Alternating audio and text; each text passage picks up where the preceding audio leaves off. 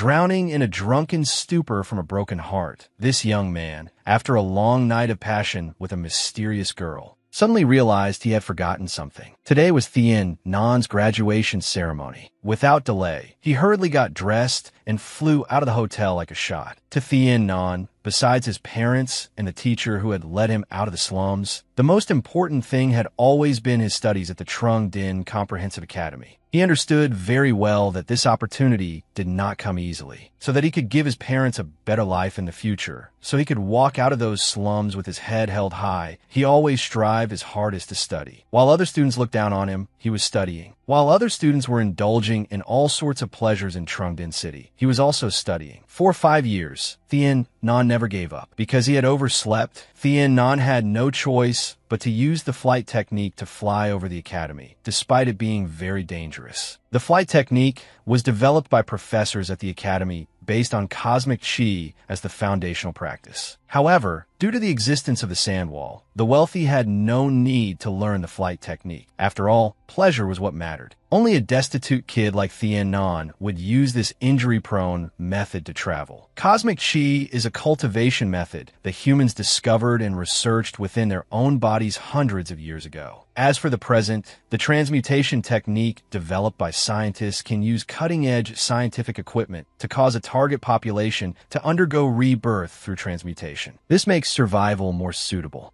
To put it simply, the upper class can undergo the transmutation technique to achieve immortality. Meanwhile, the lower class can only rely on cultivating the seemingly hopeless cosmic chi to survive. Thien Nan was born in the slums and originally didn't even have the right to cultivate cosmic chi. Perhaps his luck was good and he met his master. That day, he met a barefoot, bleary-eyed Thien Nan. His master actually spoke up and asked, "Kid, are you willing to become a powerful expert?" Even he didn't quite understand what the hell he was doing. But surprisingly, Thien Nan replied with an innocent gaze, "Sir, I want to become a powerful expert. Please teach me." This answer left Thien Nan's master stunned. "You look so naive and foolish. Do you think you can do it?" The young Thien Nan replied that he would try his best. After getting an affirmative answer, the teacher instructed Thien Nan he could not tell anyone about his existence. Before the age of 20, he could not apply cosmic chi to other aspects, only to cultivate the flight technique. Little Thien Nan could barely recognize any words, yet he agreed with his teacher,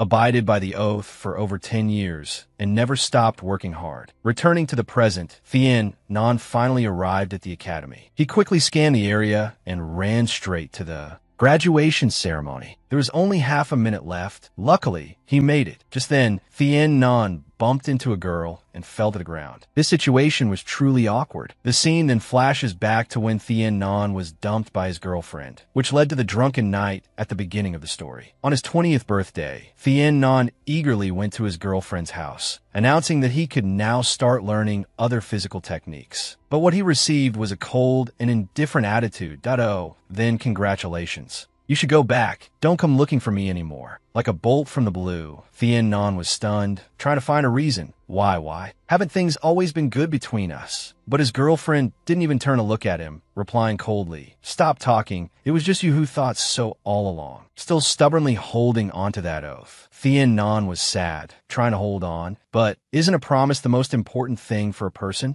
"Give me a chance, I can." Before he could finish, he was interrupted. "There's no need. We're over. Don't you feel that you can't give me anything?" Seeing this look of disgust, Thien Nan finally understood everything that in your heart. "Is there already someone else?" His girlfriend admitted frankly, "Turns out you're not that stupid after all. You should go. Wei Kang will be here to see me soon. If he sees you, I can't guarantee he won't do something." Left outside, Thien Nan seemed completely numb. Just then, a loud call pulled him back to reality. "Student Thien Nan? Is Student Thien Nan here?" Student Thien Nan of the 5-year physical arts class. It was only on the third call that Thien Nan snapped out of it and responded. Seeing this, the principal looked at him and asked, "Student Thien Nan, do you not want to graduate? Why did I have to call you 3 times before you heard me?" Thien Nan could only apologize. How could he say he was thinking about being dumped? Suddenly, the students next to him burst out laughing. "Ha! Look at his stupid face. I heard his girlfriend dumped him." Although Thien Nan was furious, he he couldn't do anything, because they were right. After the roll call, the principal invited Thien Nan onto the stage. So suddenly, a myriad of thoughts raced through his mind. Why go on stage? Besides the academy's teachers, only students being disciplined go on this stage. The other students also began to whisper among themselves. But as he stepped onto the stage, the principal suddenly placed a hand on his shoulder and reassured him, "Don't be nervous." Then he turned to the audience and announced loudly, "I hereby declare that the 5-year class, student Thien Nan, has become the graduation valedictorian of the Trung Din Comprehensive Academy. The Academy will award him a glorious Academy badge and a scholarship of 1,000 cosmic coins." Hearing this, all the students were stunned, their jaws dropping in astonishment. After the moment of shock,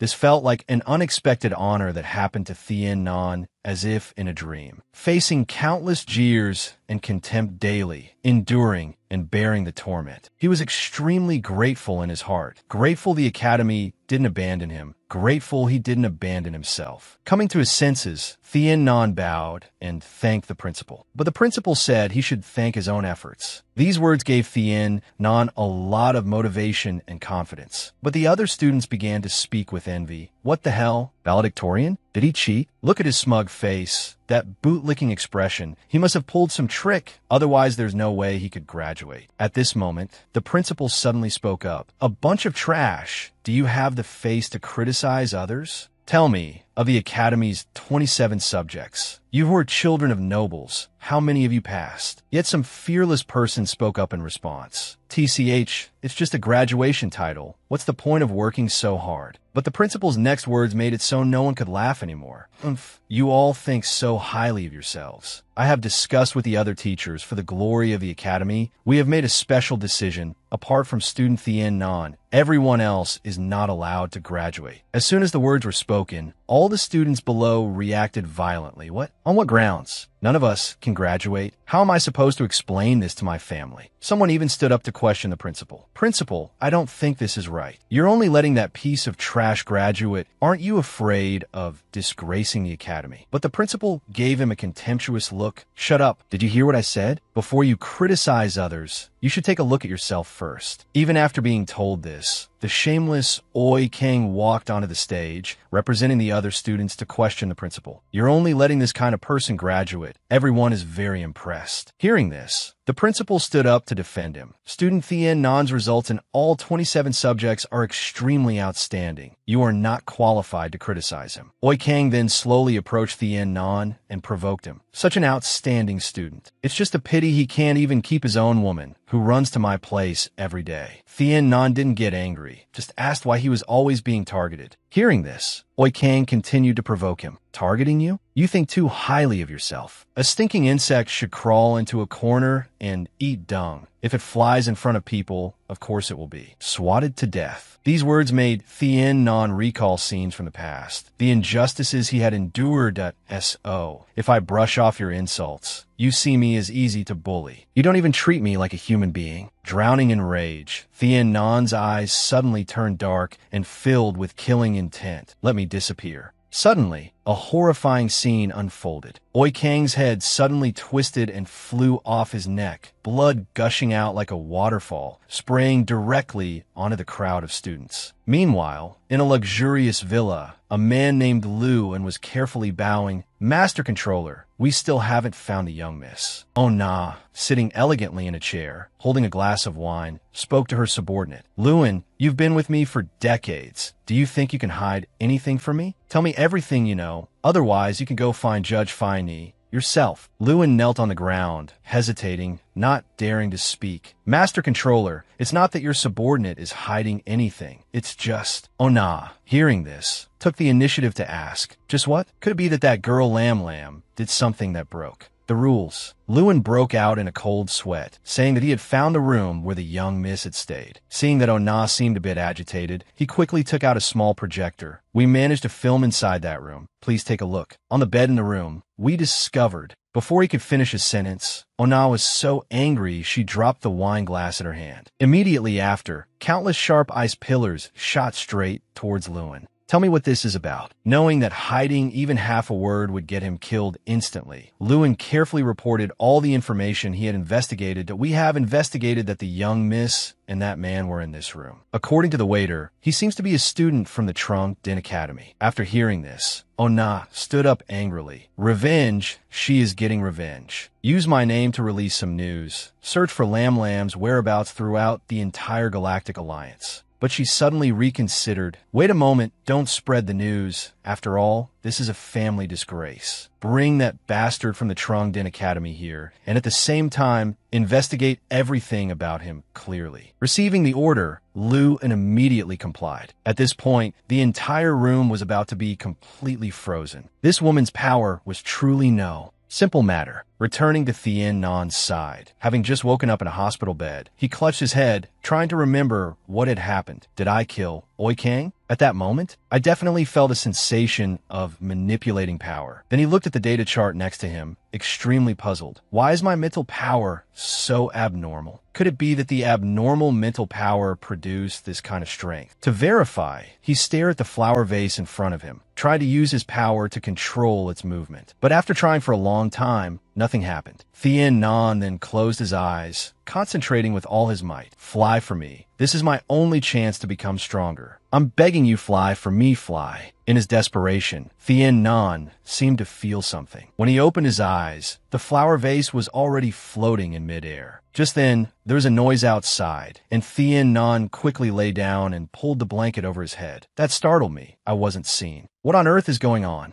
Is the mind really, as a certain scientist once said, possessing great power? No, it's not just the mind. It seems to be the ability to manipulate space. At this moment, the principal pushed the door open and entered. Thien Nan, are you awake? Thien Nan quickly sat up. Hello, principal. I just woke up. Without beating around the bush, the principal got straight to the point. Lie down. No need to sit up. I'm very sorry about what happened that day. Regarding Oi Kang's death, did you notice anything? Thien Nan immediately put on a pitiful and innocent act. When Oi Kang's neck started bleeding, I was very scared. My head spun and I fainted. I don't know anything. The principal and the person with him looked at each other and sighed. That's right. You probably wouldn't know anything. All right, don't worry about it. Thien Nan, congratulations on becoming the top graduating student. Suddenly mentioning this matter, Thien Nan smiled with satisfaction. Thank you, principal. His mind was now filled with thoughts. I've graduated. After 5 years of study, I've finally graduated. Returning to my home city, I can use this reputation to find a good job, and then I can support my parents. After finishing his questions, the principal left a card containing the prize money and said he had to leave. Left alone, Thien Nan was still a little worried about whether he would be suspected in Oi Kang's death. Suddenly, he heard a sound from far down the hallway. The teacher who was with the principal was asking him. It seems this child knows nothing. But principal, if Oi Kang's father is convinced that Oi Kang's death is related to Thien Nan, I'm afraid he won't let it go so easily. But now that he has graduated, once he leaves, I'm afraid. Mentioning this, the principal showed no fear at all. Humph. Even if Oi Kang's father is a director of the Lloyd Dong Corporation. If he dares to cause trouble, I will report it to the Tanmen. Hearing this, the accompanying teacher was somewhat relieved. Yes, no one in this entire alliance would dare to touch the dignity of the Tanmen. Besides, you are. But before he could finish, the principal cut him off. Shut up. There are some things that cannot be said casually. You should know this well. Meanwhile, thanks to his mental power, Thien Nan had heard the entire conversation. His mind was now in turmoil, with many thoughts. I can't believe Oi Kang is the son of a director of the Lloyd Dong Corporation. What is this Tanmen? After a while, Thien Nan couldn't hear anymore. It seemed that extending his mental power had reached its limit. Then he continued to think, if I leave here, I'll be in danger, but can I continue to live in this academy? No, absolutely not. Even if the academy agrees, there's nothing left for me to gain at the academy. That girl was right. If you want to become stronger, you have to work hard yourself. Everyone is laughing at my weakness. From now on, I, Thien Nan, will not show weakness in front of anyone anymore. From that moment on, the look in his eyes had completely changed. After removing the recovery tubes from his body, Thien Nan sat cross-legged to cultivate. Just like that, until morning, as soon as he opened his eyes, Master Datmon was in front of him. Thien Nan, are you feeling any better? Seeing his master, Thien Nan's eyes sparkled and he smiled brightly. Dat Mong was the one who had initially brought him to the Trung Din Academy. According to him, Thien Nan's aptitude and innate talent would only be buried in that poor place. For these 5 years, all of Thien Nan's expenses at the academy were supported by Dat Mong. Besides his parents, the person Thien Nan was most grateful for and respected the most was his master. Meeting Thien Nan, Dat Mong began to ask questions that, I heard the academy has let you graduate, and with a scholarship of 1,000 cosmic coins. Thien Nan hurriedly looked for the card with the scholarship money to give to his master that, yes, master, I want to give that 1,000 cosmic coins to you. Dat Mong immediately refused. I don't need it. I'm not short of those things. Just now, I sense that something seems to have happened to your body. Can you tell me what it is? Thien Nan then recounted the whole story from his girlfriend Thien Na to the moment Oi Kang's head flew off. Finally, when he heard that Thien Nan's mental power had undergone a strange change upon waking up, Dat Mong was so agitated that he knocked over his chair. What? Thien Nan, have you told anyone else about this? Only when Thien Nan said he hadn't did he calm down. Good that you haven't, good that you haven't. Thien Nan, you must promise me, do not tell these things to anyone. Otherwise, it will bring you great trouble. Hearing this, Thien Nan asked sadly, Master, did I really kill Oi Kang? What is that spatial power? Dat Mong sighed. I didn't expect you to have such talent. It's better for you not to know some things. Trust me, I won't harm you.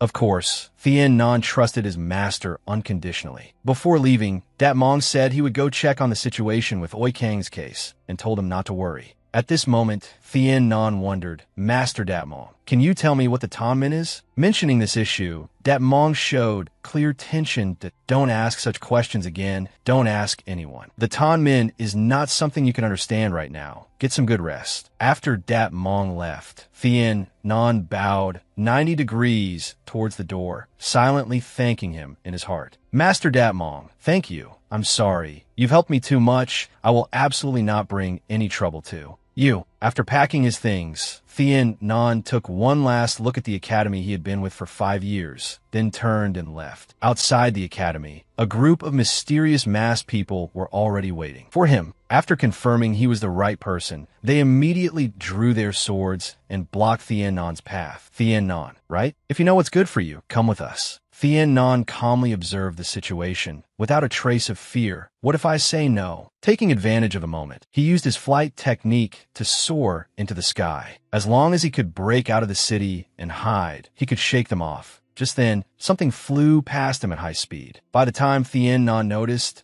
a thunder cannon was already aimed straight at his head. If he got hit by this, he would be dead for sure. But as the beam was fired, a layer of ice blocked it for him. The masked men were panicked to see someone with an ice-based ability helping the target. But they still decided to open fire again, to kill Thien Nan at all costs. But before they could do anything, the whole group was attacked by ice, left disabled on the ground. Even then, they were still determined to fire the cannon. Thien Nan stood in midair, looking straight into the cannon's muzzle, helpless to do anything that it's over. I'm dead for sure this time. Just then, a voice rang out, Don't worry, you won't die. Immediately, an ice sphere enveloped Thien Nan, protecting him from the attack. This ice sphere was so cold that its chill covered several streets below, a truly magnificent sight. At this moment, Lewin appeared behind the mysterious group. You have violated the laws of Trung Din Star. As a governor of the Tan Min, I have the right to eliminate you. Hearing this, the mysterious group immediately became as meek as puppies. So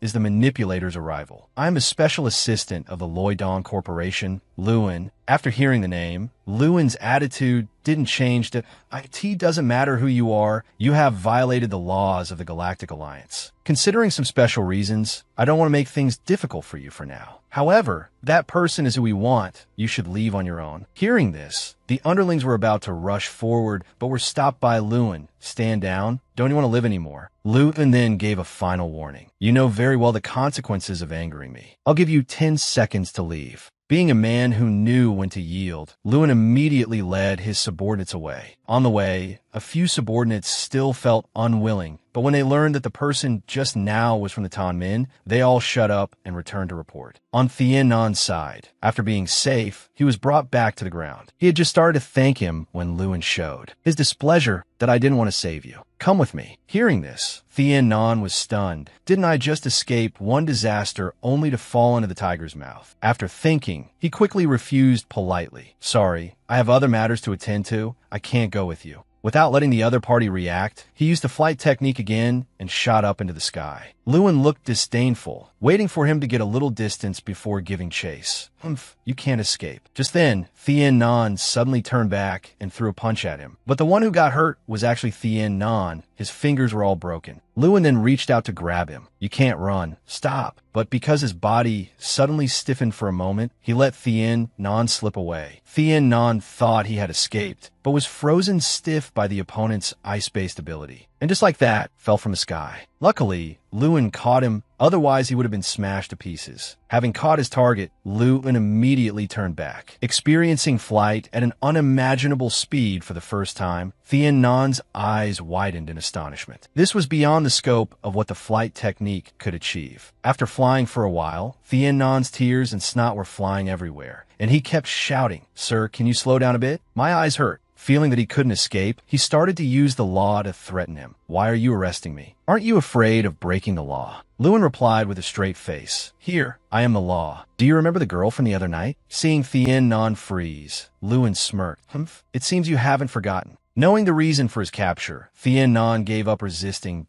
If that's the case, I can only go and face it. Otherwise, I will always feel guilty and ashamed. Upon arrival, Lewin carefully instructed, for the sake of your life, be careful what you say in a moment. Seeing the enormous house, Thien Nan started to get nervous. Meanwhile, Ona was waiting in the ice room, waiting to interrogate him. Bringing Thien Nan inside, Lewin immediately bowed and reported, Master Controller, Thien Nan has been brought here. When we found him, he was being threatened by the Lloyd Dong Corporation. Ona stood with her arms crossed, her expression cold as she gave the order to you don't need to worry about things here anymore. You may leave. Without my instructions, no one is to enter. Seeing the young woman before him, Thien Nan asked, Miss, are you the one who summoned me here? Ona slowly walked forward and began her interrogation, and oh, you should call me Madam Ona. Tell me, how did you meet Lam Lam? Thien Nan heard this and asked blankly, Huh? Lam Lam? Who is Lam Lam? This question angered Ona, who conjured sharp ice that nearly sliced off Thien Nan's head. Don't play games with me, unless you want to die. Despite this, Thien Nan showed no fear at all that of course I don't want to die. If you want to kill me, there's nothing I can do, but at the very least, you should let me know why. Oya retracted her ice and began to speak. Your name is Tian Een, a student of Zhongting Academy, Universal Calendar Class 335. Excellent academic record. The only member of this class to graduate smoothly. You once went to Dream City for a drink. A total of 5 glasses of dreamy emerald worth 600 universal currency. The person who drank with you that night was Lon Lon, and I am her biological mother. You took my daughter's most precious thing. I think you need to give me a clear explanation. Now, can you tell me how you came to know Lon Lon? What was your purpose? Tian Een then recounted everything he remembered. I'm sorry, Madam Oya. I'm afraid my answer will not satisfy you.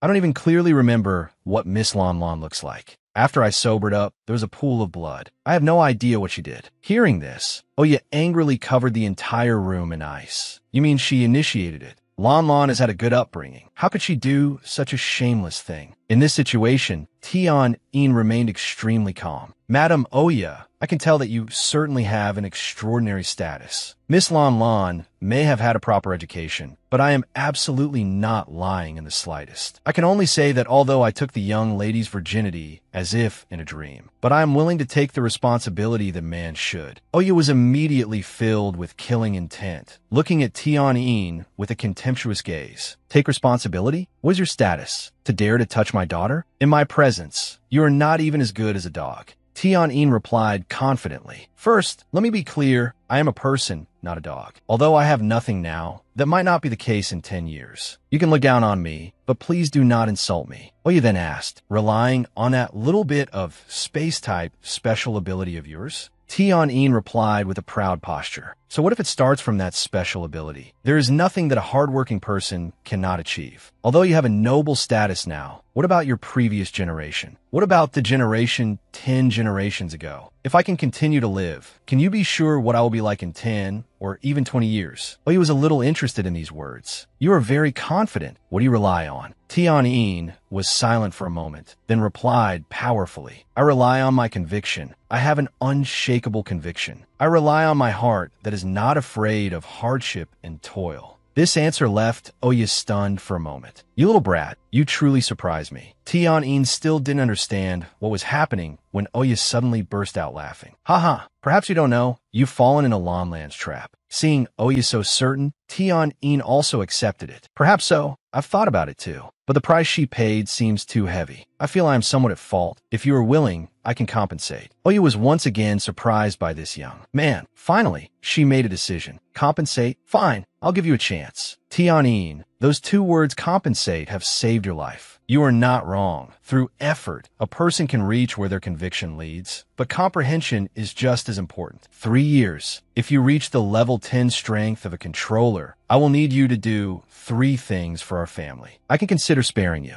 If you can't do it, no matter where you are, I will have you torn to pieces. These words made Tian a little tense. Madam, people say you're the law of Zoning Star. It seems that's true. Oya admitted without hesitation. That's right, we are the law. You only know that Zoning Star has a supreme government agency that handles all military and political events. But you don't know that I am the true holder of power on Zoning Star, with a right to decide or veto everything. Taking this opportunity, Tian asked more about the concept of a controller. This is indeed a smart question. If you don't even know the concept, how can you achieve it? But first, Oya asked him about the moment he discovered he possessed a space-type special ability. Tian then answered honestly. Space-type special ability, I'm not very clear on this concept. But if you're talking about using mental power to control objects, I just discovered it today. Hearing the whole story, Oya confirmed it once more. So you caused Wei Kang's death and were able to use your mind to scout a nearby location. Tian felt anxious and tried to justify himself a little. I was too furious at that moment. I thought it would be good if he died, and then I felt some kind of control. Understanding the situation, Oya immediately made an assessment. I see. So you're the lowest level of controller. Initial awakening. It seems you haven't even reached level 1 ability. Tian, you must remember clearly, what I am about to tell you must absolutely not be told to anyone else. This is the highest secret of the Galactic Federation. I don't think you want anything to happen to your parents, do you? His parents being threatened. Tian was immediately filled with killing intent. Madam Oya, I do not want to use the word despicable on your noble self. Oya was not angry at all. Despicable? That word does not exist in my dictionary. You should wake up and realize what strength is. Within the Galactic Federation, there is such an organization that manipulates all affairs in the Federation. This organization is called Shengming. Simply put, Shengming is an alliance of all individuals with special abilities, protecting justice and eliminating all evil. You're probably wondering what use special abilities have in this scientific society. Why is the Galactic Federation bound to Shengming? This is because a level 20 controller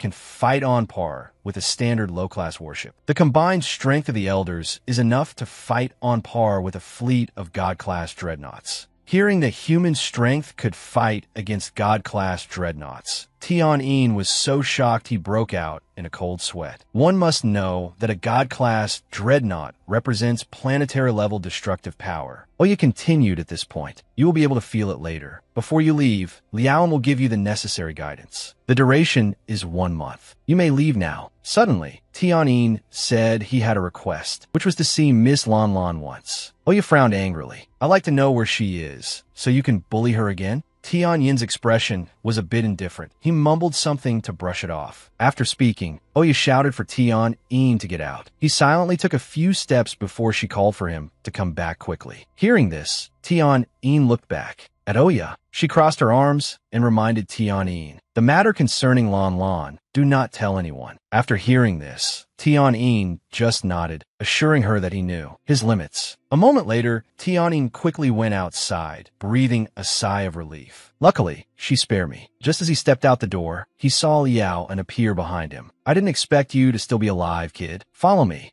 Liao, and took Tian to a building, then gave him something and told him to take it. The object sparkled like a crystal. As soon as Tian held it, it merged into him. Witnessing that scene, Tian couldn't help but be amazed, thinking to himself, "It merged into my palm." Liao and then explained, "This is the metal symbolizing a manipulator of Shengming. It allows you to understand your body's condition at any time." But Tian didn't believe it was just that. He felt it could also report all his actions back to him. But Liao seemed to correct him. "Perhaps you still don't understand the implications of the Shengming metal. Possessing it means possessing a not-so-ordinary status in the Galactic Federation. Wait until your strength reaches level 5 by the age of 30, and you can join Shengming." Clearly, Tian had not yet agreed with Madame Oya to join Shengming. Seeing this, Liao explained to him, "Before you complete the 3-year agreement, Madame Oya has the right to dispose of everything of yours. If after 3 years Tian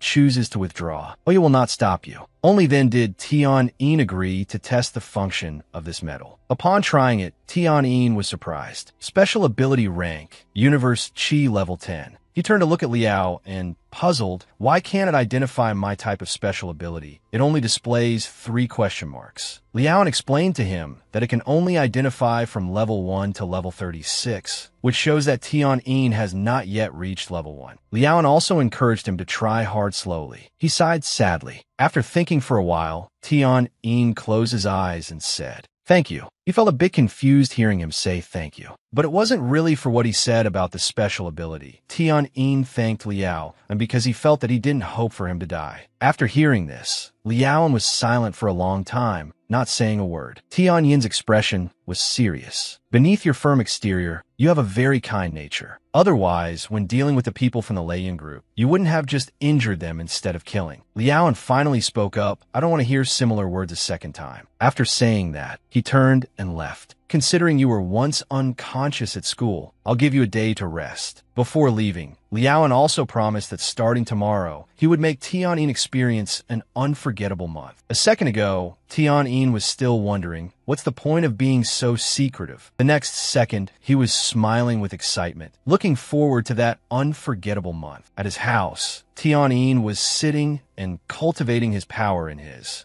room. His determined eyes were fully focused on it. Suddenly, Tian's eyes flew open as if he had discovered something. It turned out Liao had appeared in front of him at some point. Liao angrily reprimanded Tian. "As a controller, how can you have no vigilance at all? If there was danger, you would be dead already." Tian just replied calmly, "What's the use of me being vigilant now?" Hearing his answer, Liao was also helpless and fell silent. Here, anyone who wants Tian dead can do it as easily as flipping a hand. It's better to use the time to let him cultivate a little. He felt that Tian seemed to have thought things through. Instead of uselessly hiding from difficulties and fear, he had bravely faced them. Liao's face was serious as he praised Tian, not bad, and told him to come and take his hand. Tian hugged his arms to his chest and asked, "Your hand? Why do I have to hold your hand?" Liao's face went blank as he hurriedly explained, "What are you thinking? This is to let you know the function of the metal." After speaking, he quickly reached out and grabbed his hand. At this moment, he seemed to feel the function of the metal. Superior Officer Liao and subordinate Tian, not yet level 1. Tian scratched his head and gave a forced smile, so that's what it meant. "Greetings, Superior Officer." After that, Liao said no more, just told Tian to follow him to start the training. Liao went with him to the training ground and asked, "Do you know why there's no protective barrier here?" Tian answered wittily, "Because each of you controllers is a very good protective barrier." After hearing his answer, Liao decisively brought a fist down on his head. He continued, "Foolish, you're also a member of Shengming now, so you should say we. But your answer is correct." Tian held his head with tears in his eyes. "If the answer was right, why did you hit me?" Liao stood proudly with his hands on his hips. The words of a superior are never wrong. Obey all commands from a superior. This is the first rule of Shengming. Tian's eyes widened as he looked at him. "So Shengming completely applies militarized management?" Liao said that although your special ability is not yet level 1, your universe chi can enter the second stage of cultivation. So today, he will impart the second stage cultivation method to Tianyin, and this will be your training ground for the next month. Tianyin could only comply, offering his sincere thanks. Hearing this, Liao smirked. I'm afraid you won't be thanking me for long. A moment later, Tianyin appeared in a bulky suit. It's so heavy, I have to wear this to train, but it's fine, I feel I can still endure. Liao held his hand out in front of him and said, that's not all. We also have to drain all your universe chi. At this point, he still didn't understand what he meant. Tianyin's eyes widened in surprise. A strong beam of light shone through his body. A few seconds later, Tianyin felt the suit become heavier. Even from far outside, Liao's affectionate, ragged voice could be heard. Run faster. Without a strong physique, all special abilities are just nonsense. You have to wear this heavy, bulky suit and run around the entire field to train. Suddenly, Tianyin tripped and fell to his knees. His face, dotted with sweat, clearly showed his fatigue, but he still didn't give up and try to get up and run again. He persisted in his training without getting discouraged. Every step he ran was a great effort. Meanwhile, Liao watched Tianyin's every move from a distance. His eyes were still fixed on his enthusiastic training. He thought to himself, he's run more laps than expected. He's fallen so many times. Maybe that's enough for today. A moment later, Tianyin ran close to Liao and collapsed on the ground. He told him that was enough training for today. He then hesitantly called out Superior Officer Liao, and seeing Tianyin call him, he was a bit confused listening to what he had to say. He looked at him with determined eyes. If I fall, please ignore me. Tianyin said seriously that no matter how many times, let me get up on my own. At the training ground, a few hours earlier, the blue sky was mixed with a few yellow clouds. Many bottles of nutritional fluid that Liao had prepared for Tianyin were scattered outside. As he walked over and saw the pile of bottles, he was startled. No way, he drank it all. Liao held up a bottle of nutritional fluid, something so expensive, and he didn't leave a single drop for me. Returning to the present, he was still intently watching Tianyin train with all his might. Liao felt that spending so much on expensive things was somewhat worth it. Just like that, one person silently watched from a distance as the other tried relentlessly. At this moment, two opposing thoughts appeared in Liao's mind. Should he let Tianyin rest since he had exceeded the standard by many laps, or should the initial stage be brutal? Suddenly, he fell with a loud thud, causing Liao to stop his train of thought and jump in. Surprised for a moment. Now, the angel in his thoughts angrily scolded him, blaming the devil for being too brutal. Liao hurriedly ran to him and asked, Tianyin, are you okay? Suddenly, he froze as if he had discovered something strange. Liao stared at his suit and wondered to himself, why did the restraint I put on him break? Suddenly, a large explosion erupted from that spot, shaking the entire ground. Tianyin emerged from the hazy smoke with a cold expression and a powerful aura. Liao was shocked to see that the restraint had been broken, and he had started to absorb universe chi. Tianyin stood up, appearing in the hazy smoke after the large explosion. Liao was secretly bewildered. Impossible. How could he break my restraint? I've never heard of such a thing before. Is my knowledge too shallow? He frowned. We currently have a difference of about 10 levels. Liao couldn't believe that what was happening before his eyes was a miracle. The sound of footsteps approaching along with a voice, "This is a miracle," made him jump involuntarily. Seeing Oya, he immediately knelt on one knee. Controller, Oya said that this is the first miracle, but definitely not the last. 1. She smiled and said, I didn't expect Lon Lon to have such a good eye. To casually pick someone to accompany me, who could become a treasured sword. Oya continued, saying that with a month of progress like a proficient person, she hoped to see Tianyin with the strength of a level 3 manipulator by then. Liao was horrified to hear the goal she set. He thought it was impossible because even with continued hard training, it would take a year to achieve it. Oya then told him he was mistaken and to look at the amazing things Tianyin had just done, and she even wanted to give him the holy fluid. Liao secretly glanced at her. Holy fluid? The controller values this little. Brat too much. The holy fluid is researched and created by the most secretive organization, Sheng Ming, using the most advanced and powerful technology to enhance the supreme power of the divine body. Only about 100 milliliters are produced each year. to assess its value in money. The price of 1 milliliter has far exceeded 100 million universal currency. Oya told Liao and to give Tian 10 milliliters. That sentence made him feel confused. Liao then wondered, 10 milliliters? But isn't the maximum amount of holy fluid one can use only 5? Oya turned her head with a stern gaze. You're asking why a bit too much today. There are some things you don't need to know. After saying that, she went ahead and left everything here to him. At this time, Tian was still lying on the ground. Liaoan looked down at him and said, "You stinky brat, you're really lucky. Get up, let's go back." He called Tian Yin's name repeatedly, but saw him lying motionless without a response. Seeing this, Liaoan panicked. "Tian Yin, what's wrong with you? Is your body too severely damaged?" A while later, at the house, Tian Yin silently lamented the aching pain in his body. He finally woke up, remembering that he seemed to have leveled up before passing out. He touched his hand and saw the insignia light up. Tian Yin's universe, Qi, has advanced. He was overjoyed to see that he had reached level 1 special ability. His face was filled with satisfaction and pride in himself. At this moment, Tian Yin was so happy he felt like he was floating among the clouds.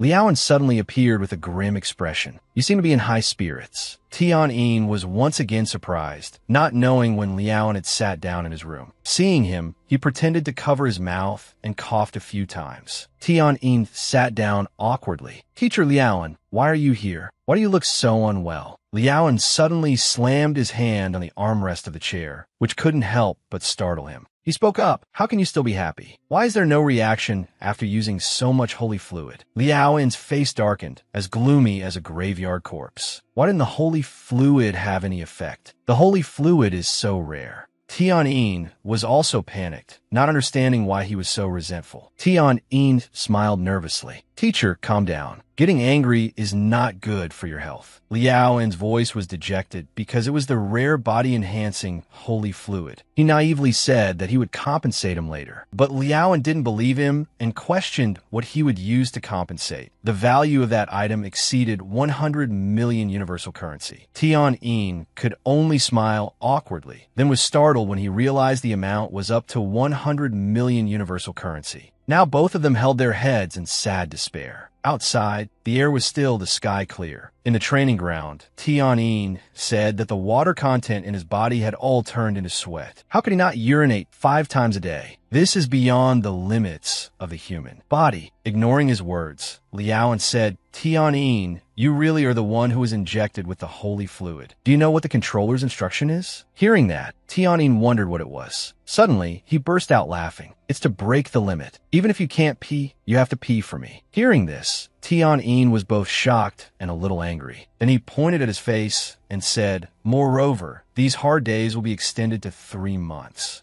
Contrary to Liao and's thoughts, Tian Yin's eyes lit up. "I get to train here for 3 months? Didn't you say it was only for 1 month before?" Liao was a bit awkward. He also admitted that Madam Oya had said so. Hearing the confirmation, he smiled with joy. Then he became happy and ran off. "That's great. I can train for 2 more months." Liaoan looked at him and thought to himself, what a little monster to be so happy with such hard training. The sound of strange footsteps along with a voice. Truly a madman. His desire for power reminds me of my father's youth. Oya walked over and instructed Liaoan, "You don't need to worry about the holy fluid. It can't help him too much right now." She continued, "Because he has such achievements, he has to pay a higher price than others. That persistent willpower of his, perhaps even I can't resist him." Later, at the training area, the moonlight shone down on the two of them as they talked. Tian Yin wondered, is Miss Lan Lan also a special ability user? As he expected, Miss Lan Lan is the heir to the entire Feier family. Liaoan felt that Tian Yin still didn't understand just how noble and powerful Miss Lan Lan was. He said that Miss Lan Lan's maternal grandfather is the greatest pride of the water-type special ability users. They are also one of the 5 judge elders. Her parents are among the top controllers. Moreover, Lan Lan herself is the most talented genius of their Shengming. Tian Yin was curious to know what level of special ability Lan Lan was at now, which Liaoan mistook as, "You want to compete with her? Although you are a madman, you still can't win." Tian Yin got angry. "I'm not a madman. I'm the one who works the hardest." Liaoan became serious again and patted his shoulder. We should first focus on the matter at hand. Don't think about those geniuses. Compared to them, there's no hope. He added, however, calling you a madman is not right. In my opinion, there's no hope in this lifetime. Liaoan thought that no matter how hard Tianyin tried, there was no way to break the 3-level bottleneck. Even if he could, it would be a matter of 100 years later. He rested his chin on his hands sadly. We are all human, but not the same. Miss Lan Lan was born at level 7. I struggled to death just to advance 1 level. Seeing this, he also comforted him. Don't be discouraged, you still have a chance. In Shengming, the vast majority of people rely on their own attributes to continuously break through from level 1 to 30. He also encouraged him that Miss Lan Lan chose him precisely because Tianyin has hidden potential. Hearing those words, his spirits lifted. Superior Officer Liaoan, this seems to be the first time you've encouraged me. Suddenly, he fell silent and stared at Tianyin for a long time. Liaoan's face turned red with embarrassment. Who's encouraging you? I'm just heartbroken over those vials of holy fluid. Tianyin then offered his blood, and Liaoan got angry. Would I want that? I'm not a dark special ability user. Until now, Tianyin never imagined there were such blood-sucking demons. Liaoan stood up and turned to leave. Yes, there are, but we should continue training. Based on your current level, it's better that you don't know about them. After talking for a while, they started training again. Liaoan shouted, speed up, faster, while Tianyin was flying in the air on the other side. Liaoan's shouts grew louder each time. If you break through the defense, you've succeeded. Hurry, hurry up. Tianyin charged forward and crashed hard into the defensive net. He was dizzy. The world seemed to spin, and his nose was bleeding. On the other side, Liaoan laughed so hard he cried. Are you really that gullible? You're killing me. That protective shield can't be broken in the first place. Tianyin collapsed on the ground. He struggled to get up. What kind of teacher is this? I'm so mad. He flew into a rage and wanted to fight him. 3 months passed by slowly. Under Liaoan's guidance, Tianyin had advanced to level 3 and was about to enter level 4. Until one day, Tianyin's face and body were covered in injuries, making him wonder if his teacher had gone mad from teaching. Liaoan was flying in the air, looking down at him resolutely. Hey kid, I will teach you one last lesson. Liaoan said that the enemy would not show mercy just because he was weak, and the final lesson was to fight and defeat him. Tianyin's face was dazed, covered with wounds and streaks of blood. He immediately ran to avoid his blows, but Liaoan felt his reaction was too slow. He relentlessly attacked, but the boy couldn't withstand it. Although Tianyin was so exhausted he was coughing up blood, he still tried to crawl towards his iron armor. But Liaoan said that Tianyin didn't have enough time to use the armor. He reached for the armor with his hand and opened something. At this moment, Liaoan seemed to realize that Tianyin had activated the thunder shotgun. He shouted, "Damn it, are you trying to take me down with you?" Liaoan stood stunned, looking at him, and panicked internally. I can't escape in time. A large block of blue ice appeared just in time to block Tianyin's blast. Both of them were surprised when the block of ice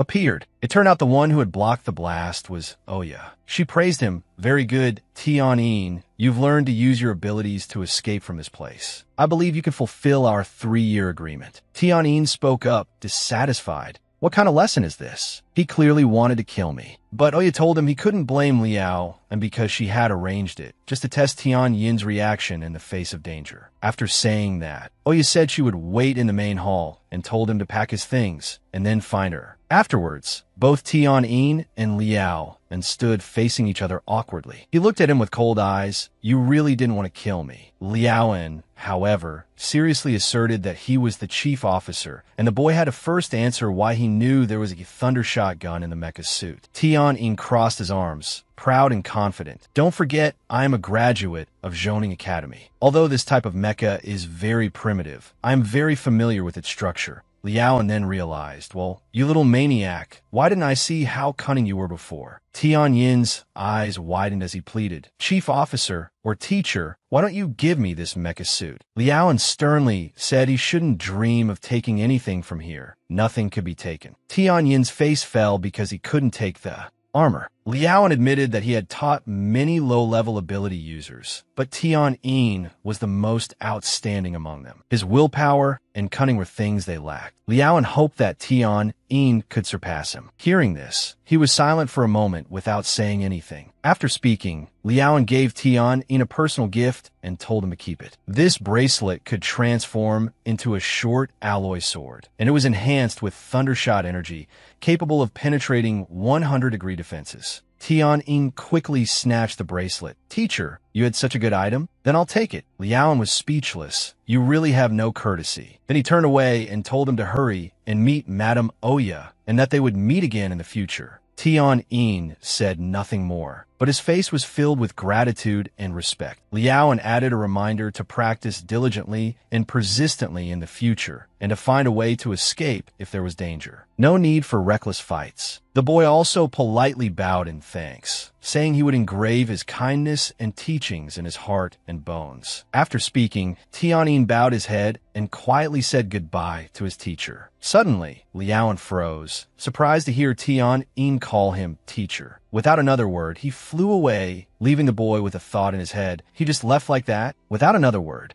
As he flew away, Liaoan thought to himself, "I'm very much looking forward to seeing how much you'll have grown in 3 years." Inside the villa where they had arranged to meet, Oya told Tian-Yin that in 3 years, he could do whatever he wanted, but he must remember their agreement. He affirmed he would not forget and promised to definitely return in 3 years. Oya also extended an invitation that if he encountered any unsolvable problems, he should just come back, and also instructed him to report to her immediately if he encountered any dark ability users. Oya suddenly mentioned Lam Lam, but then stopped, thinking that he would never meet her easily. Finally, Tian-Yin returned to the academy. He walked slowly through the school grounds, vaguely wondering where he should go to train. Since Tian-Yin had already graduated, he couldn't stay at the old academy. While deep in thought, a loud voice suddenly rang out. Well, so you're here." Tian-Yin jumped and turned to find the owner of the voice. It was Xuanmei, and she seemed quite angry. "I finally found you. Don't even think about escaping this time." Xuanmei suddenly rushed at Tian-Yin, shouting, "I've finally found you, now go die." But he calmly dodged to the side, causing Xuanmei to lose her balance and almost fall face. First, Tian-Yin was speechless but couldn't bear to let her fall, so he reached out to catch her. Then Tian-Yin frowned. "What are you doing, you pest?" And he gently asked if she was. "All right." Xuanmei felt embarrassed, as if she had been taken advantage of, and pushed Tian-Yin hard. She fell to the ground, angry, and scolded Tian-Yin for daring to call her miss. He said that if they didn't know each other, what else should he call her but miss? As soon as he finished speaking, Xuanmei raised her leg to kick him, but he caught it in time.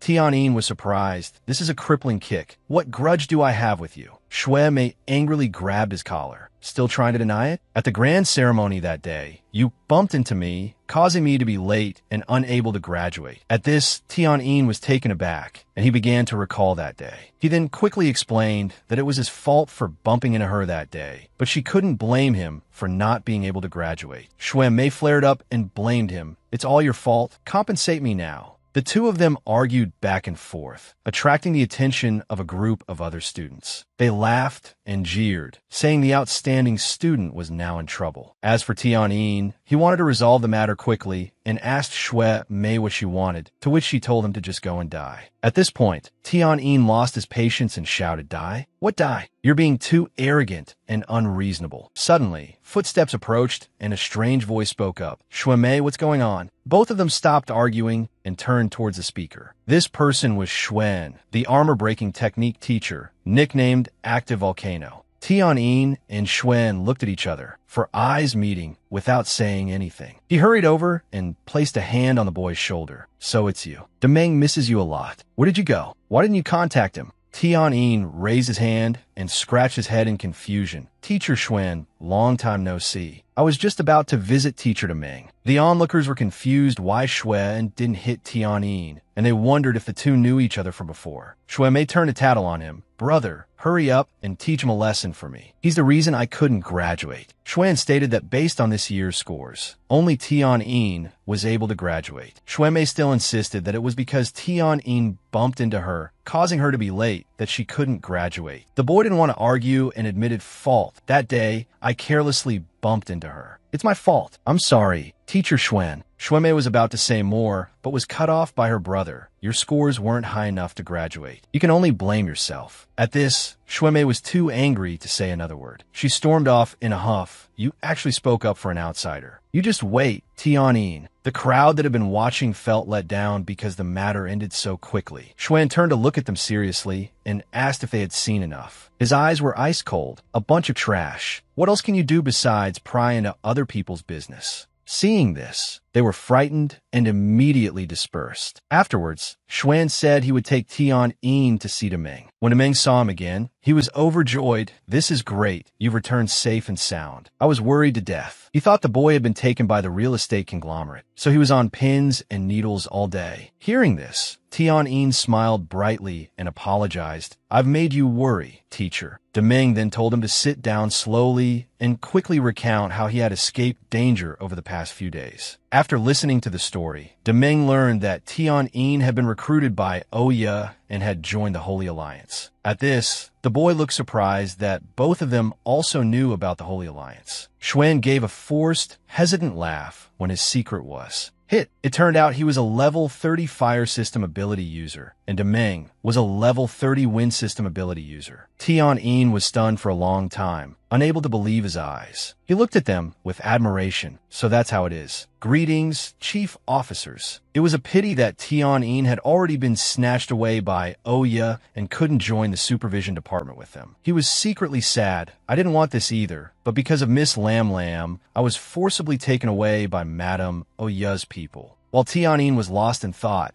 Demeng spoke up. Right, what are your plans now? He received the answer that the boy first wanted to go home for a trip, and then he would go to temper his own abilities. Demeng felt this was very good, but teachers of space system abilities were very rare, so training in space system abilities would be a bit difficult. Xuan immediately cut in. Isn't there one in the Holy Alliance? Though his temperament is a bit eccentric. At that, he also remembered there was someone who could teach. However, Xuan didn't know if Tianyin would have to suffer immensely. Before he could finish, Demeng said to let Tianyin try because he believed in him. Hearing that he was about to have a space system teacher, Tianyin's heart bloomed with joy. Demeng instructed Tianyin, we want to find a teacher for you within the Holy Alliance. But there are a few things you need to know first. His name is Mo, and he is the controller of the Underworld Emperor Star. He doesn't belong to any faction within the Holy Alliance, but he holds a certain influential position there. The key point is that his temperament is extremely eccentric, and it's even rumored that he is very terrifying. While Demeng was very worried for Tianyin, the boy said it was no problem. He didn't seem to quite understand what the boy had just said. Tianyin's face was determined. I will definitely try my best to have him accept me and train diligently. With such a powerful teacher, I won't need 3 years to reach level 10. Demeng praised Tianyin, saying that with such a fighting spirit, he was very relieved. So he and Xuan could proceed to the illusory demon star with peace of mind. Hearing that, Tianyin became curious. Is this illusory demon star like a planet? Demeng said that once he reached level 10, he would also go to the illusory demon star, then handed him something. This is the central device for Holy Alliance members. It can accurately track your position in the universe and will be very useful for going to the Underworld Emperor Star. The boy immediately waved his hands, determined to refuse, because Demeng had already helped him so much that he couldn't take any more of his things. But Demeng said Tianyin was his disciple and told him to take it quickly, also reminding him to go do what he should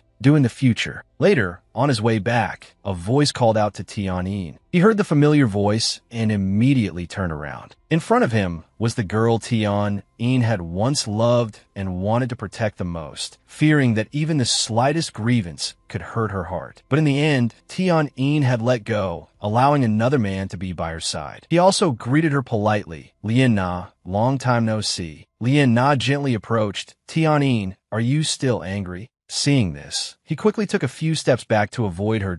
No, I'm not angry at all. I had my own problems. Tianyin also told Lian Na not to worry because he was now planning to leave Zhoning City and would no longer be involved with her. Lian Na's face was downcast. I'm sorry, I know I hurt you a lot. Contrary to her self-reproach, Tian-in even thanked her for awakening him. He looked at Lien Na with cold eyes. One day, you will know whether I am a real man or not. Goodbye. Tian-in said goodbye to Lien Na and was about to leave, but she shouted from behind, wait. Her expression turned serious. I want to know if William's death had anything to do with you. After all, you also disappeared that day, which made everyone suspicious. So it turned out that in Lien Na's heart, there was only William. To that question, Tian-in didn't deny it, but just said, what if I was the killer? Hearing those words, she couldn't believe her ears. Was it really you? Impossible. Lien Na thought that William's abilities were so good. How could it be possible with just him? Before she could finish her sentence, Tian-in reached out his hand. He used the power of his ability to choke and lift the woman up. With Tian-yin's tight grip on her neck, Lien Na couldn't breathe or say anything more. At that moment, he shot a look as sharp as a knife at her. You don't believe me? But then Tian-in let Lien Na go and left, leaving her to struggle to catch her breath. He also added a reminder, it was indeed a weak person like me who killed that young master. If you want revenge, I'm always ready to welcome it. Lien Na watched in a daze as Tian-in left. Just as he stepped out of the deserted school gate, he ran into Shui Mei and her gang. Tian-in was already in a bad mood and glared at them with an annoyed expression. One of the group asked Shui Mei if this was the piece of trash who had offended her, and she confirmed it was. Tian-in warned them, I'm not in a good mood right now. He said in a cold voice, if you want to live, then get lost. The whole group was too scared to step forward and cause trouble, but they were enticed by Shui Mei's words. Don't you guys want to date me? Whoever can beat him up, I'm willing to be with that person. Then she shouted for them to charge. The boys believed Shui Mei's words and charged forward together. As soon as she finished speaking, the whole group simultaneously rushed at Tian-in with weapons. One of them rushed forward but was easily blocked by the boy before he could do anything, which also startled Shui Mei's group when they witnessed it. Tian-in angrily punched one of them far away, while another in front wanted to rush forward to hit him. Tian-in grabbed the opponent's head with his hand and kneed him hard in the face, causing his nose to bleed profusely in pain from the divine move. The person in front didn't hesitate and rushed forward. He pulled out a knife, wanting to stab Tian-in, but the boy quickly dodged it. From behind, another person switched to using an electric gun for a sneak attack. Tian-in showed a look of panic when he saw it was a stun gun. One jolt sent a searing pain through his body, making him scream loudly. The man smirked, just die for me. He was out of energy because the enemy was too numerous and attacked simultaneously, and he fell down in pain. Tian-in gasped, tried to regulate his state to endure the pain.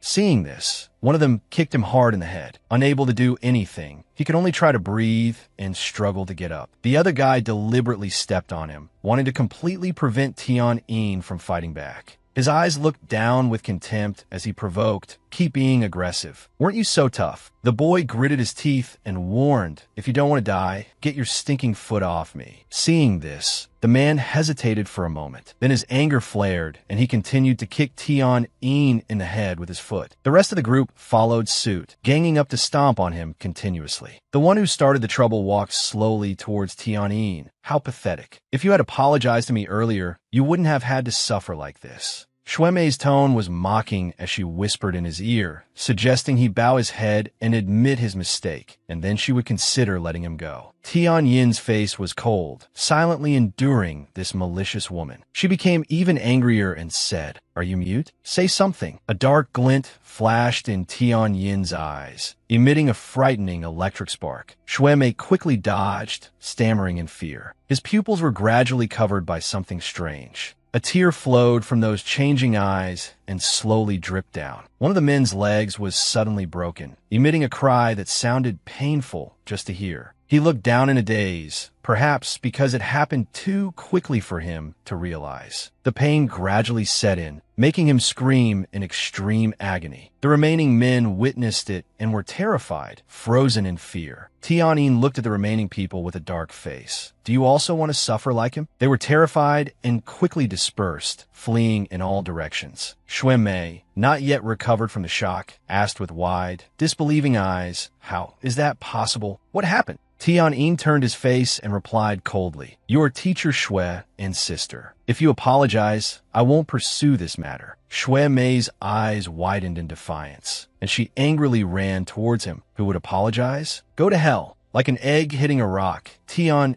chopped her neck with one hand. His eyes darkened to a chilling degree. You're not going to beg for your life. Xue Mei's legs went weak, and she felt her knees on the ground. Then she felt the overwhelming pressure radiating from him, making it hard for her to breathe. Tion turned his back and left, leaving her with a few words. We probably won't see each other again. Take care of yourself. The village below was Tianyin's hometown. This was Wooding Planet, which could also be called the City of the Poor. The galaxy restricted the people in the slums from any advanced scientific knowledge. The space here was strangely quiet, from the sky down to the simple houses. The poor people lacked knowledge, lacked all the resources they could use to resist. Tianyin called out softly in his heart, "Father, Mother, I'm home." In the small house, Mengyu was sitting in deep thought, knitting a scarf. Her eyes were lifeless, her face expressionless, just listless and uneasy. Suddenly, Molly ran in from outside in a panic. "Mengya, I'm back." He joyfully informed her that the Saintess had agreed to help them find their son. Hearing this, Mengya was overjoyed. Is that true? That's wonderful. She couldn't hold back her emotions and covered her face, sobbing. Our son should have graduated 3 months ago. If he hasn't come back yet, something must have happened, right? Molly gently comforted her not to worry. The Saintess has a communication tool that can reach Zhongding City. If everything goes smoothly, we might have news of our son tomorrow. She was secretly grateful. That's wonderful. The Saintess is truly a god sent by the heavens to us poor people. I will definitely go thank her tomorrow. Suddenly, a voice from the door called out, "Who is the Saintess?" The two of them glanced at the door. Tianyin walked in, calling for his parents, saying that he was home. Mengya rushed over in surprise. "Ain." She quickly grabbed his hand and asked, "Are you really back? Why did you only come back now? We were so worried about you." Mengya said with a bit of anger, "Didn't you graduate 3 months ago? Did you want to worry your parents to death?" Molly also added, "Your mother and I were very worried. We thought you had run into some danger." Tianyin scratched his head and chuckled, apologizing to his parents. Something came up, so it took longer than expected. However, he had graduated smoothly and was even an outstanding student. She patted his shoulder and urged Tianyin to rest early. "It's good that you're back. Did you take the public sky car back? How many stops are there to our place?" He was confused when his mother asked that. "Mother, you know about sky cars?" Tianyin guessed that Teacher Deming must have told his parents. She shook her head in denial. "Our benefactor didn't mention this. The person who taught us these things is the Saintess." He curiously asked her which Saintess. Mengya began to recount what happened after he left. Not long after, the Saintess came here. She taught everyone a lot of knowledge and even became a teacher for the poor. After that girl came to Anding City, the place was as if renewed, giving everyone hope and reducing sorrow. She praised her endlessly. "Why don't you go see the Saintess tomorrow? She's outside the city. Maybe you two will have something in common." He curiously asked his mother, "How old is she?" Her eyes lit up. "Very young." "Our Tianyin is so outstanding. Maybe the Saintess will take a liking to you." He sighed helplessly. "I'm just going to thank her for helping our family." "Mother, please don't play matchmaker." In another quiet place, Tianyin was concentrating on his persistent training in his room. Very quickly, he had advanced to Cosmic Chi, second-level ability. A look of joy appeared on his face. His efforts were not in vain. Stepping off the bed, Tianyin thought he should rest a bit and take a shower first. Suddenly, his heart stirred, contracting abruptly. Tianyin clutched his chest, feeling a strange energy radiating. Thoughts appeared in his head. Isn't this a space system ability? Why is there another type of ability in my body? He suddenly remembered the conversation with Teacher Liao, and people with 2 abilities exist in this world, but their endings are very tragic. Tianyin curiously asked the reason. Shouldn't they be stronger? Liao slowly explained. Possessing 2 abilities causes them to reject each other. Records of dual ability users all state that they die from their bodies exploding, an extremely tragic end. His body was now in so much pain that he spat out blood. The next day, Molly knocked on Tianyin's door. "Ain, are you awake? Get ready for breakfast." He gradually woke up from the nightmare, breathing heavily in panic. Tianyin called out from his room, "I'll be back after I wash my face." Hearing this, Molly told him to take his time and not to rush. Tion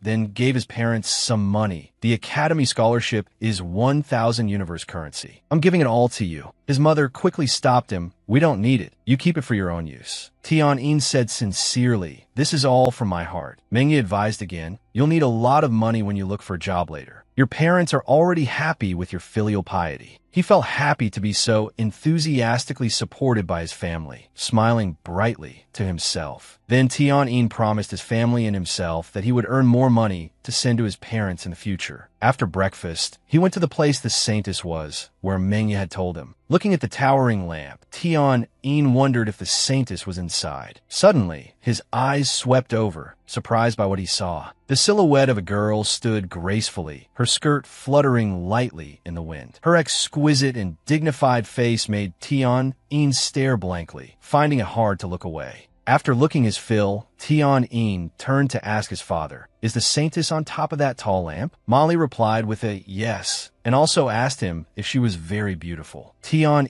didn't answer but silently assessed, she doesn't look like a living person. But before he could finish his assessment, a sharp pain shot through his heart. Tion was in so much pain he broke out in a sweat, clutching his left chest and crying out. He knelt on the ground, and his father immediately called out, what's wrong, Ian? He wanted to touch Tion to check his condition. Unfortunately, before he could touch him, Molly was thrown back by his own son's power. He couldn't touch him. Seeing that there was a problem on their side, people looked over and whispered inquiries. But absolutely no one came forward to help. They left Tion and Ma Lee standing there in confusion. Bai saw the situation below and also jumped. Came down to check. Before her feet touched the ground, she asked, Uncle Malai, what's wrong with him? Seeing her arrive, he also became anxious. I don't know what's happening. Please, I beg you to save my son. Bok Hop agreed to the request without hesitation. Let me see. Then, she placed her hand on Tien Nan's forehead. From where her fingers touched, a gentle stream of power flowed. His face was no longer as pained as before and gradually relaxed. Tien Nan's whole body felt as if it were floating in a warm current, a very soothing sensation, as if he felt no pain at all. He was enjoying the comfort, but Bok Hop was startled by his power. What a terrifying Esper ability. The two of them were surrounded by two streams of power, a sight that overwhelmed her. Moreover, there were two types of Esper abilities coexisting, and she felt as if she was about to suffocate. The two streams of power in Tien Nan's body were clashing with each other, all of which Bok Hop could see. The dark Esper ability was conflicting with the light Esper ability. After a long while, Malai anxiously asked, Saintess, how is my son? She turned around and replied, neither quickly nor slowly. He is indeed gravely ill. Uncle, please take him to my residence. Hearing this, he was so surprised he was stunned and hurriedly refused. How could we dirty the Saintess's residence? The people around also sided with Malai, all feeling that Tien Nan should not go to Bok Hop's place. She frowned, displeased. We can't delay any longer. My place is quite quiet, convenient for his treatment. Seeing Bok Hop's somewhat resolute attitude, he broke into a sweat and had to comply. Thank you, Saintess. Everyone saw her attitude at that moment, praising Bok Hop for her kindness, but some were also jealous of him. Arriving at Bok Hop's house, she let Tien Nan lie on the bed. Then her actions suddenly became a bit strange. She turned her back and locked the door from the inside. As soon as the door was closed, Bok Hop spoke. I know you're awake. Can we talk for a bit? At this, Tien Nan sat up from the bed and hesitantly thanked her. Her face expressionless, she asked, thank me for what? I haven't done anything for you yet. Tien Nan just lifted his head and explained faintly, it was your weapon that integrated with and pacified me, allowing me to suppress the abnormalities in my body. Hearing the explanation, Bok Hop snorted,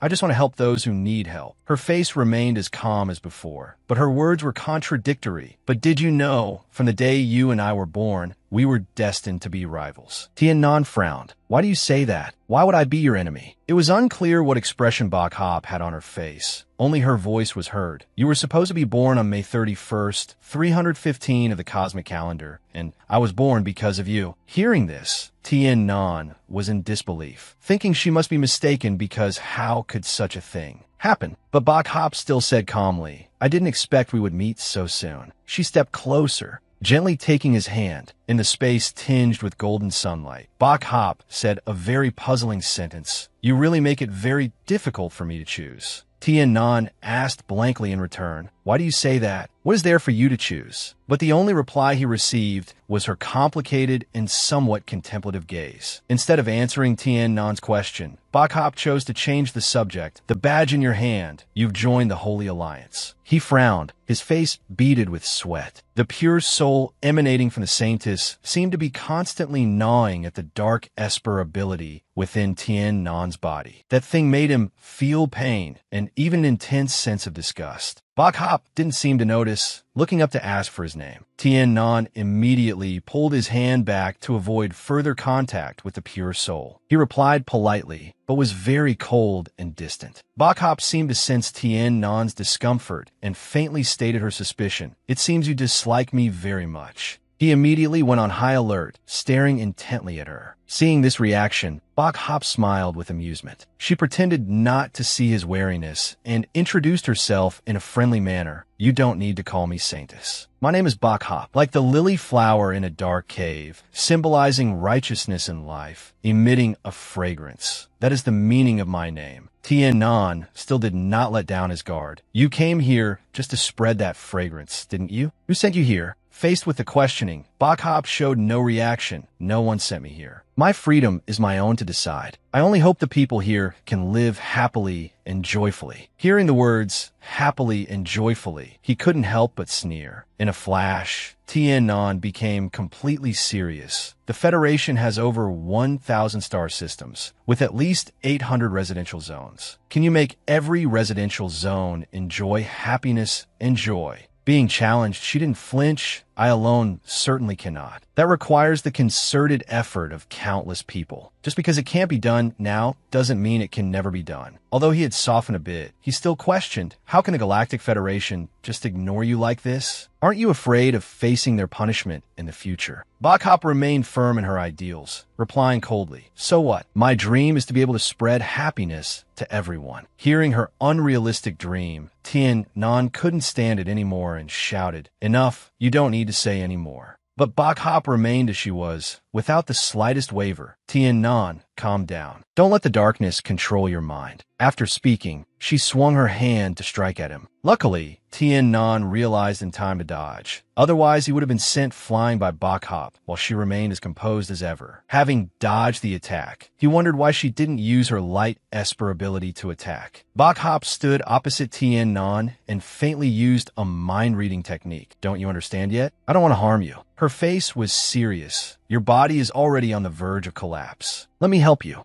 But Tien Nan didn't believe her. He instantly appeared behind her, raising his blade to strike. Are you sleep-talking? Seeing that her clear explanation and offer to help were met with Tien Nan's intent to kill her, Bok Hop couldn't help but feel displeased. He slashed down without hesitation, a guaranteed hit that couldn't be missed. Unfortunately, Tien Nan's calculation was wrong. He looked on in disbelief and let out a huh. Strands of her hair quickly wrapped tightly around Tien Nan's hand. She took the opportunity to leap up, launching a palm strike while he was still stunned. Faced with Bok Hop's unexpected move, Tien Nan could only stare wide-eyed, unable to block because he couldn't react in time. Time passed, and outside, Malai was still anxiously waiting for his son to recover. Meanwhile, in the room, after being hit, he had fainted and was placed on the bed by her. While watching Tien Nan sleep, Bok Hop also recalled old memories. Bok Hop remembered her master's words. When you meet that person, you must destroy him before he gains immense power. Bok Hop didn't understand, looking up to ask her master, didn't you teach me that every life has the right to exist? Her master sighed wearily. You don't understand. My body has experienced that terrifying power. If killing one person can save 10,000, then what's wrong with that? However, by the time you meet him, he will already be strong enough. Use your kindness to guide him onto the path of righteousness, to lead him on the vast, hazy road. Bok Hop replied very seriously, I will do my best. However, I hope you will not interfere with my decision. Is that all right? Her master squinted and said, Bok Hop, you are too perfect. Perfection is also your only flaw. Hearing the comment, Bok Hop said she didn't understand, but her master didn't explain further, only saying she would understand in the future. Returning to the present, Bok Hop bit her finger to draw blood, silently apologizing to her master. Although he is still weak now, I really can't do it. I am willing to bet my life. Then she drew a blood symbol on Tien Nan's forehead that if one day he truly becomes the ruler of darkness, I am willing to use myself to end it all. Tien Nan, don't let me down, okay? The sigil Bok Hop drew on Tien Nan's forehead suddenly shone with a brilliant light. It lifted both of them into the air, as if forming a special magic circle. She gathered a small orb of energy, bringing it close to his body. But unexpectedly, an anomaly occurred. Seeing the situation was not very optimistic and somewhat difficult. Even a sanist like Bok Hop had to frown. She tried to use her power to suppress the darkness within Tien Nan's body. Of course, the process was not simple. Although he was unconscious, he still cried out in pain. Bok Hop immediately hugged Tien Nan, comforting and patting him. "You're all right now." After some more time, everything finally went smoothly again. The magic circle also slowly faded. The fusion is complete. As long as he rests well, there won't be any major problems. Just as she finished her thoughts, the clothes on his body suddenly made a few tearing sounds. Several rips appeared. Bok Hop, still unaware of what was happening, stood there looking at the scene before her in confusion. Then suddenly, the clothes on Tien Nan's body disintegrated into pieces. Torn to shreds, his body completely exposed. She was startled. Bok Hop, ignoring that he was unconscious, turned around, covered her eyes, and fled for her life. She didn't look back even once, rushing headlong to push open the door and run outside. But at least Bok Hop still had some decency. She fled but still closed the door for Tien Nan. After running for a while, she finally calmed down a bit, panting to catch her breath. Her eyes were welling with tears. It's no wonder, as Bok Hop at her age was still a virgin, having never experienced the ways of the world. At this moment, Malai ran over to ask about the situation inside. "Saintus, are you all right? Did something unexpected happen?" She couldn't possibly tell the truth, so she avoided his gaze and said evasively, "It's nothing. Tien Nan is better now. Can you help bring him a set of clothes?" Hearing this, he didn't know the full story, but was still alarmed. Bring clothes? Did Tien Nan vomit that much blood? Bok Hop blushed, thinking about what just happened, not knowing what to say. Finally, she came up with what she thought was the most perfect excuse. A lie. "It's better if you just bring them. He sweated too much and needs to change his clothes." Seeing Bok Hop's strong reaction, Malai also broke into a sweat and agreed. All right, I have a similar set at home. I'll go get it right away." Then he turned and ran home, leaving Bok Hop standing there. A while later, she was back inside the house, but didn't dare to turn around because behind her, a naked Tien Nan was still lying there. After a long sleep, he finally woke up, scratching his head and asking with an embarrassed smile where his clothes were. A normal question, but asked to the wrong person, so he deserved to have clothes thrown in his face. Bok Hop was so flustered she forgot to control her volume. "Hurry up and put them on." Then she frowned and pouted slightly. "If someone else saw this, how would I explain?"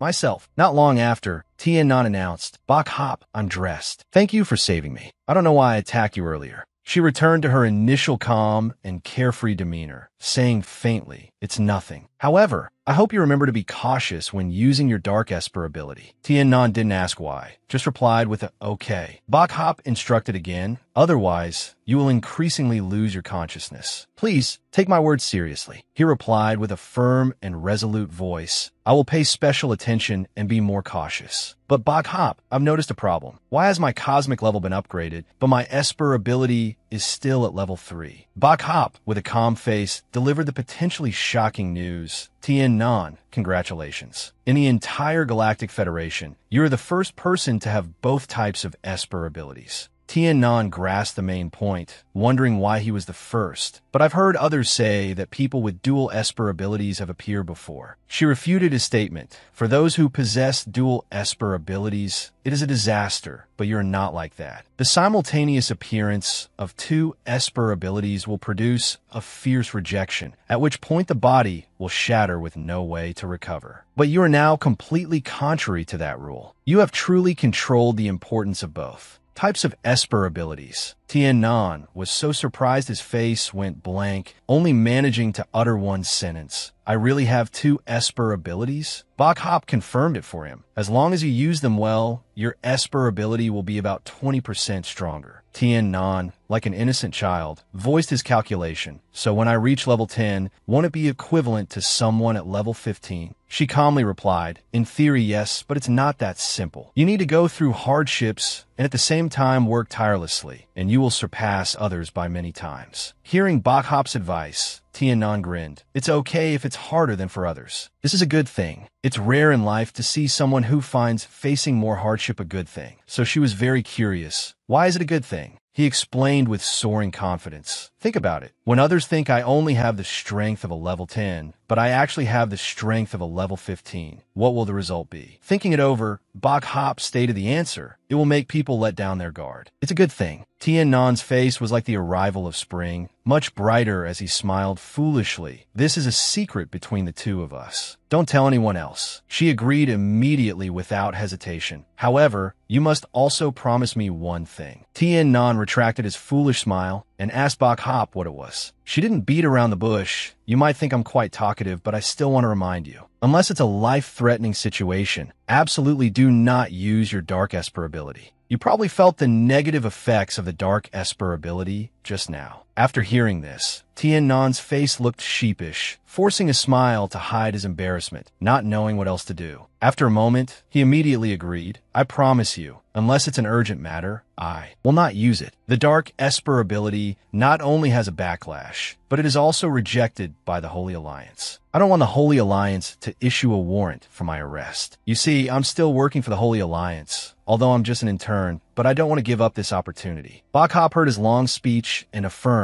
that's for the best. Cultivating Esper abilities is inherently a difficult and arduous process. You must have a firm grasp on your own heart. The Dark Esper ability can also become a useful tool for you. I hope to never become your enemy. Is that possible? Hearing this, Tien Nan gave a gentle smile. He placed his hands on her shoulders. My mother was right. You are truly beautiful, the most beautiful woman I have ever met. Thank you for helping me. Trust me, I will absolutely not become your enemy. I understand your wish. If I have the chance, I will definitely help you. Then, gently taking his hand, Bok Hop said, it seems my decision was not wrong. Looking up, her eyes were calm, yet held a touch of gentleness. At least for now, it is still right. 1 second she was serious, but the next, Bok Hop blushed and looked away. You should go back now. Uncle Ma Lai must be very worried. Hearing this, he just gave a faint, handsome smile. He placed a kiss on her forehead, leaving Bok Hop momentarily stunned. Standing up straight again, Tien Nan affirmed, I will never forget what happened today. In this world, only you are worthy of the title Saintess. The incident concluded, and they went downstairs together. Seeing him, Malai immediately asked anxiously, Anan, how are you? Tien Nan smiled until his eyes crinkled. Dad, don't worry. I'm fine now. Thanks to the Saintess's help, let's go home quickly. He then turned back to thank Bok Hop and bid her farewell. Thank you, Saintess. I'll take Anan home first. Bok Hop gave a slight smile without saying anything, but that smile was a farewell in itself. 1 month later, after many experiments, Tien Nan discovered that his spatial Esper ability had the power of object control and paralysis, while his Dark Esper ability had strong corrosive properties. At Tien Nan's house, he scratched his head and informed his mother that he had to leave the next day. Manhwa was surprised. You're leaving so soon? She asked with a hint of sadness. Can't you stay a few more days? But in the end, Manhwa didn't keep her son, reminding him to thank the Saintess before he left. After all, you owe her such a great debt. The next day, in front of Bok Hop's house, a man saw Tien Nan approaching and greeted him. Isn't this Tien Nan? Are you here to see the Saintess? He also greeted him politely. At that moment, she happened to open the door and step out. Seeing Bok Hop come out, the uncle didn't keep Tien Nan any longer. The Saintess is out. You two young people can talk. Standing by the door, she called out to him, Tien Nan, come in. Let's talk inside. Inside a warm wooden house, Tien Nan's voice was heard calling Bok Hop's name. I won't come in. She smiled faintly, wondering why he had suddenly come to see her today. Aren't you very afraid of meeting me? Hearing this, Tien Nan awkwardly scratched his head, denying it and stammering as if he wanted to explain something. Bok Hop immediately understood. No need to explain. I just hope you can see me as a friend. You're not planning to leave, are you? Tien Nan looked up and confirmed. Training outside will help me improve more. These words made her mood sink a little, and she lowered her eyes slightly to hide the trace of sadness within. After a moment, Bok Hop slowly spoke. Everyone has different goals. If you want to go, then go. Suddenly, Tien Non wondered, you're always here protecting this place. Don't you get lonely? You don't even have any other hobbies. Hearing this, Bok Hop laughed teasingly. If the people here heard what you just said, what would happen? Tien Non immediately became fearful, scratching his head and hesitating. In that case, I'd probably be torn to pieces by them. At this moment, she suddenly became serious. You have your goals to pursue, and I have my own goals here. Besides, everyone here is my friend. You don't need to worry about me. Tien Non didn't pursue the issue further and asked something else he had been wondering for a long time. Your cultivation level isn't low, right? Why didn't you join the Holy Alliance? And what exactly are you cultivating? Bok Hop laughed again. The question you're asking is so silly. At this point, her expression suddenly darkened slightly. After joining the Holy Alliance, could I still do the things I do now? As for my cultivation level, that's a secret. Suddenly, Bok Hop looked up at Tien Non with clear eyes. I believe that in the near future, you will also achieve the same level of strength as me. The shadows of the two of them stretched across the floor in the hazy sunset. He promised that he would definitely become a very strong Esper user, then hesitantly said his goodbyes. After speaking, Tien Non turned and walked away under Bok Hop's attentive gaze. He whispered in his heart the words he didn't dare to express. Goodbye, the most beautiful Bok Hop in the world. Behind him, the girl was also reaching her hand towards Tien Non's back, silently calling his name in her heart. But then, as if afraid of something, she gently pulled it back. In the end, Bok Hop just gently placed her hand on her chest, watching as his figure gradually disappeared into the distance. The next day, Tien Non returned to Apex Star, where the largest transit station was located. He sipped the drink in his hand while indifferently observing his surroundings. From here, he could get to the planet that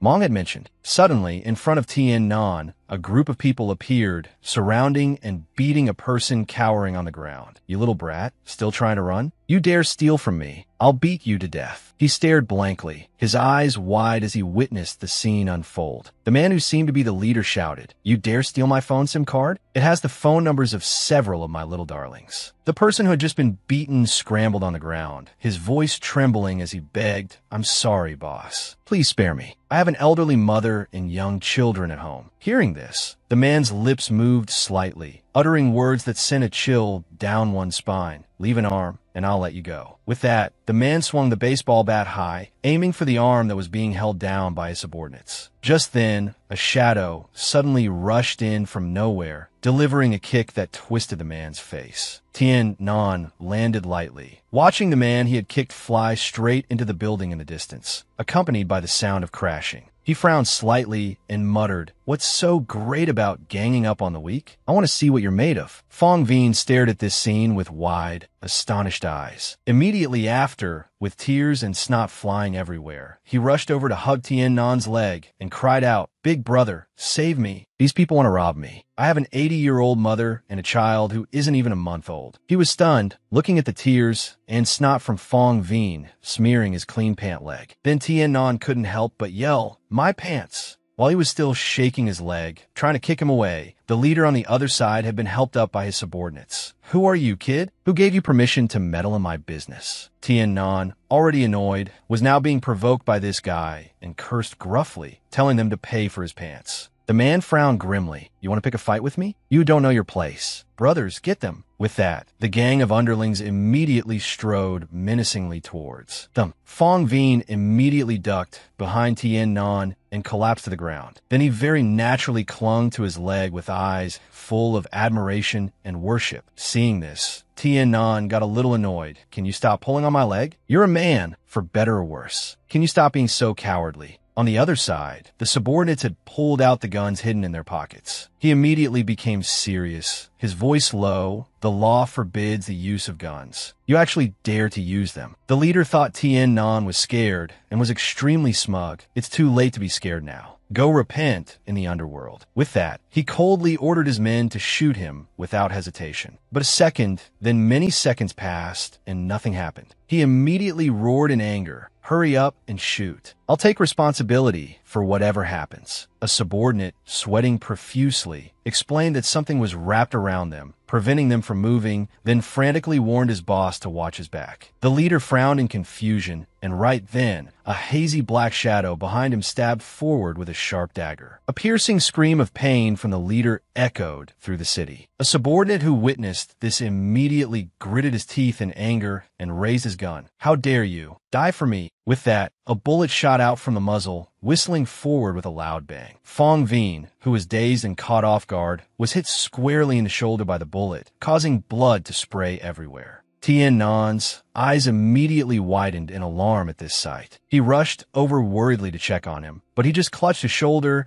and faintly reassured Tien Nan that the bodyguard's shooting skills were too poor. Another subordinate roared, "Both of you will die today. How dare you injure our boss?" Hearing this, he just glanced grimly at him and slowly growled, word by word, "The ones who will die are you." The next second, a shadow as fast as lightning streaked through the group of subordinates, creating a path of blood, and the sounds of fighting rang out continuously. Tien Nan's eyes became empty, like a soulless corpse. Suddenly, Bok Hop's voice echoed in his head, "You must also promise me one condition." Immediately after, Tien Nan seemed to awaken from a dream, his eyes wide in a daze. He recalled how she had warned him that unless it was a life-threatening situation, he must absolutely not use his dark Esper ability. With that thought, Tien Nan immediately sobered up and became serious. He turned his head and kindly asked if Fong Veen could still move and received a nod from him. Hearing that, Tien Nan no longer held back, grabbing Fong Veen by the collar and shooting straight up into the air amidst his yelps. A moment later, in a place quite far from the city center with lush green trees, Fong Veen respectfully clasped his hands to thank him for saving his life and said his goodbyes. But Tien Nan spoke up, stopping him from leaving. He smirked with interest. "For better or worse, I did save you, right? Tell me, how did you get that wind-type ability?" Hearing the words wind-type ability, Fong Veen looked bewildered and confused. "If you want me to pay you a reward, I don't have any money." Tien Nan immediately replied that he wasn't interested in his money, but in something else. As soon as Fong Veen heard that, he immediately acted like an innocent boy being bullied, covering his chest with a pained expression. "Could it be that you have that kind of interest?" No, I'm not an option. Please don't butcher me." Tien Nan was so angered by him that he couldn't help but kick Fong Veen, sending him flying. "That's not what I meant." Then he sat down again, trying to coax him into telling him. Fong Veen still stubbornly said he didn't know. "Big brother, please let me go." Finally, Tien Nan relented. "I'll tell you about it slowly later. What's your name?" He broke out in a sweat and said his name, which means to always have ambition, and that he is a local orphan. Suddenly, Fong Veen seemed to realize something and jumped. "What do you mean? You'll tell me later?" Tien Nan gently put his arm over his shoulder. He cheerfully suggested, "Seeing that you have some decent potential, why don't you come with me from now on?" At his words, Fong Veen immediately froze, not understanding what was happening. A moment later, a terrified scream echoed from within the forest. "Big brother, I'm not dreaming, am I? I'm not going anywhere. Let me go." Then, he frantically ran to two nearby police officers, repeatedly crying for help. Fong Veen hid behind the police officer and angrily pointed at Tien Nan, accusing him of trying to rob him. Tien Nan, however, didn't seem scared at all, just smirking slightly as he looked at them. The two police officers immediately approached, asking for his identity and warning him not to move. Suddenly, a brightly shining stone appeared out of nowhere. Tien Nan held it in his hand and gently reassured them, "You two must know what this is." As soon as the two police officers saw the crystal, they immediately exclaimed in astonishment as if they had seen a holy edict. Then they bowed respectfully. "So, it is a controller. It is an honor to be graced by your presence. Your subordinate has been disrespectful." Seeing this scene, Fong Veen was instantly petrified. Although he didn't know what a controller was, even the police were Tien Nan subordinates. On the other side, he calmly pointed at him, "I have some business with this guy. You two don't need to worry about it." Hearing that, they immediately agreed and asked for permission to slip away. Only then did Tien Nan turn to smile at the petrified person beside him. "You're pretty smart, even trying to get the police to arrest me." After a moment of silence, Fong Veen spoke with determination. "No matter what, I will not go with you." With that, he suddenly bristled and shot out like a cannon. "What right do you have to restrict another person's freedom? I'm used to living alone. Don't even think about forcing me to be your underling." Tien Non calmly assessed, so you do have a lot of spirit. Fong Vien, as if he had just punched cotton, immediately deflated and fell silent with a scowl. Seeing this, he took a step back and suggested being friends. I have a space-type ability. I can help you level up your strength. We can search for a new world together. He asked in surprise, "You're willing to be friends with a thief like me?" Tien Non affirmed that what happened earlier proved his power was very special. Now you can freely choose to stay or leave. I absolutely won't stop you. Hearing that, Fong Vien suddenly became thoughtful for a moment. In the end, he still decisively closed his eyes and refused. I still can't leave this place. A while later, in another seemingly peaceful corner of the vast city, Tien Non was again holding his familiar cup, sipping and pondering. Looks like I chose the wrong person. Forcing someone to come with me won't do any good. Suddenly, a shout from behind telling him to wait made Tien Non pause. He glanced back indifferently to see what was happening. Before Tien Non's eyes was the image of Fong Vien being chased by a mob. He was out of breath, running towards him while screaming for help and saying he would go with him. Tien Non smiled gently. "If I save you, will you follow me?" Fong Vien was so scared he was in tears, hastily raising his hand to swear an oath and beg, still accompanied by a blood-curdling scream. As he finished speaking, two earth-shattering explosions immediately occurred, flinging the entire mob chasing him into the air.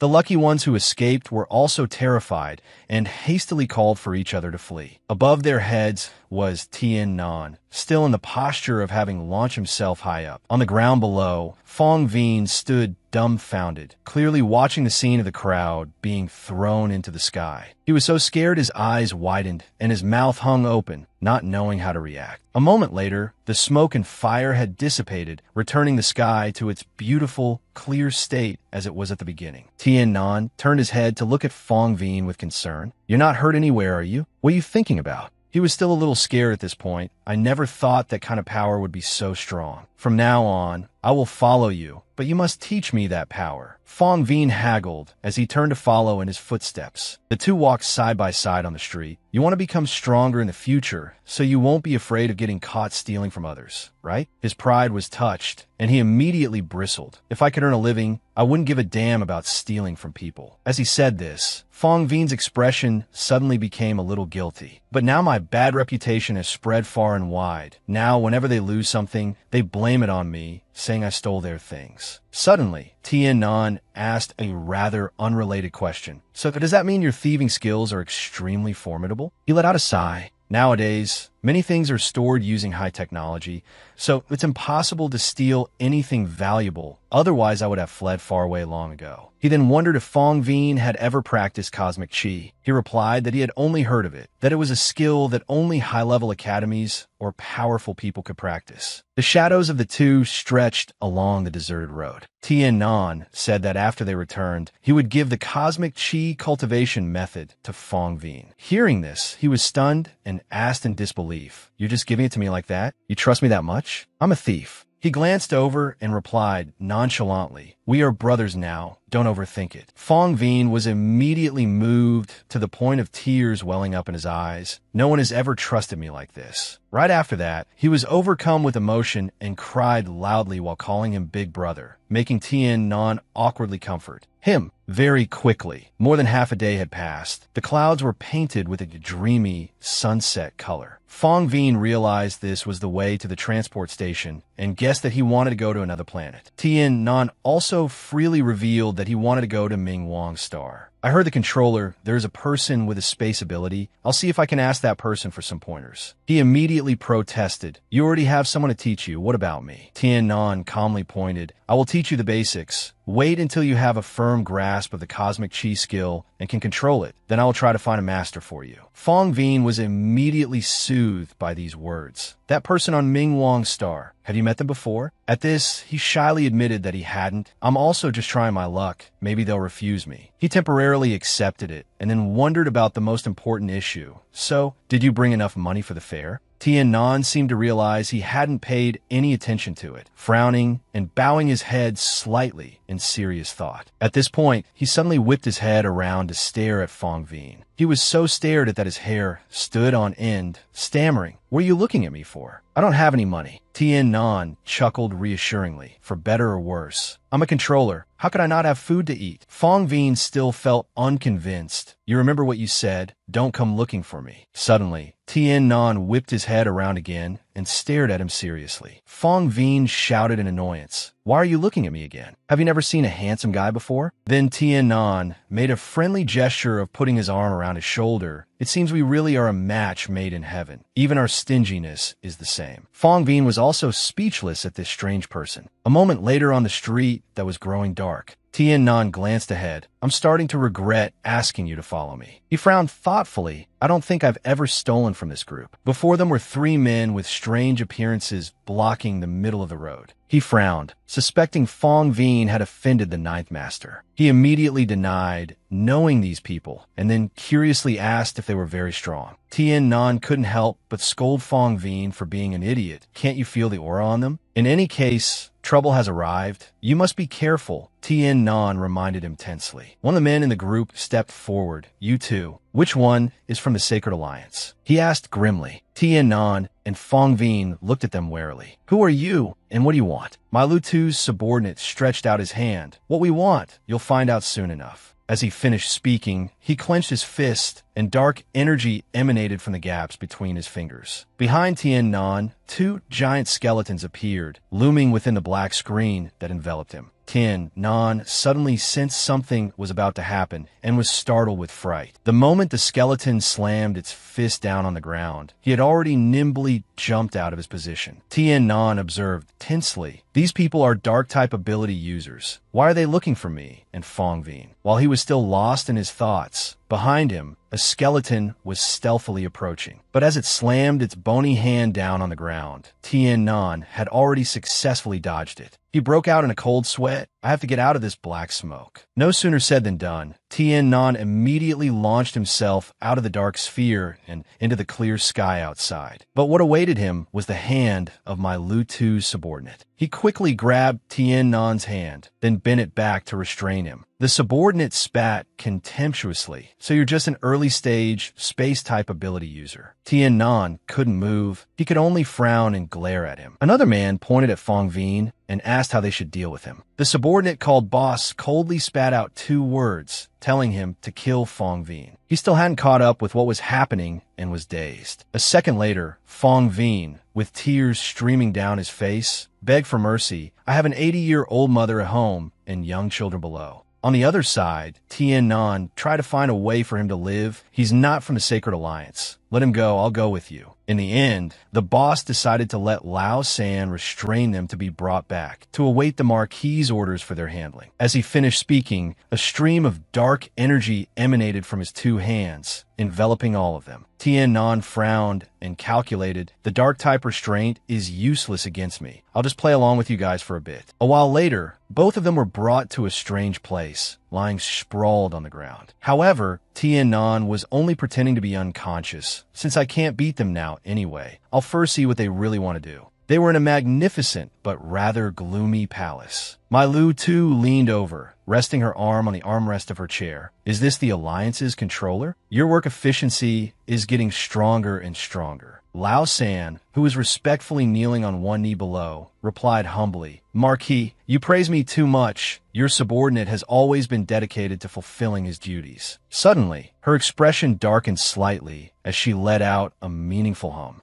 After that, my Lutu cast her gaze into the distance and told Tian Nan he could open his eyes. "You might be able to fool them, but can you fool me?" The 2 people on the ground remained motionless as if they had really passed out. Hearing these words, he couldn't help but break out in a sweat and open his eyes wide. On the other side, Lao San was immediately kicked several meters away by his brother. He was kicked so hard that he vomited blood. The subordinate angrily cursed, "You couldn't even knock him out. This place has been exposed. What do we do now?" Lao San fearfully stammered and knelt down to beg for mercy. Your subordinate was careless for a moment. My Latu didn't speak, but just gave him a cold glance. Then she closed her eyes slightly and passed judgment. Get out and reflect on your actions. 1 month of confinement. The 3 subordinates immediately knelt down respectfully in thanks. Your subordinate will go to receive his punishment at once. As for my Lutu, she slowly walked over to Tien Nan and sat down. Little brother, why don't you lift your head to look at me? She sat right down on the floor and put her arm around his neck. Your will is very strong. If it were anyone else, they would have probably pounced on me by now. Suddenly, Tien Nan pulled out a sharp dagger from somewhere. My Lutu frowned slightly, thinking he was about to resist. What answered her was Tien Nan's decisive action of stabbing himself hard in his own thigh. My Lutu was stunned, her brows furrowed, not understanding what he was trying to do. Tien Nan struggled to lift his head. If I don't do this, there's no way to resist the Marquis's charm ability. I hope to be able to speak with you normally. She seemed interested and asked what he wanted to say. Tien Nan struggled to his feet.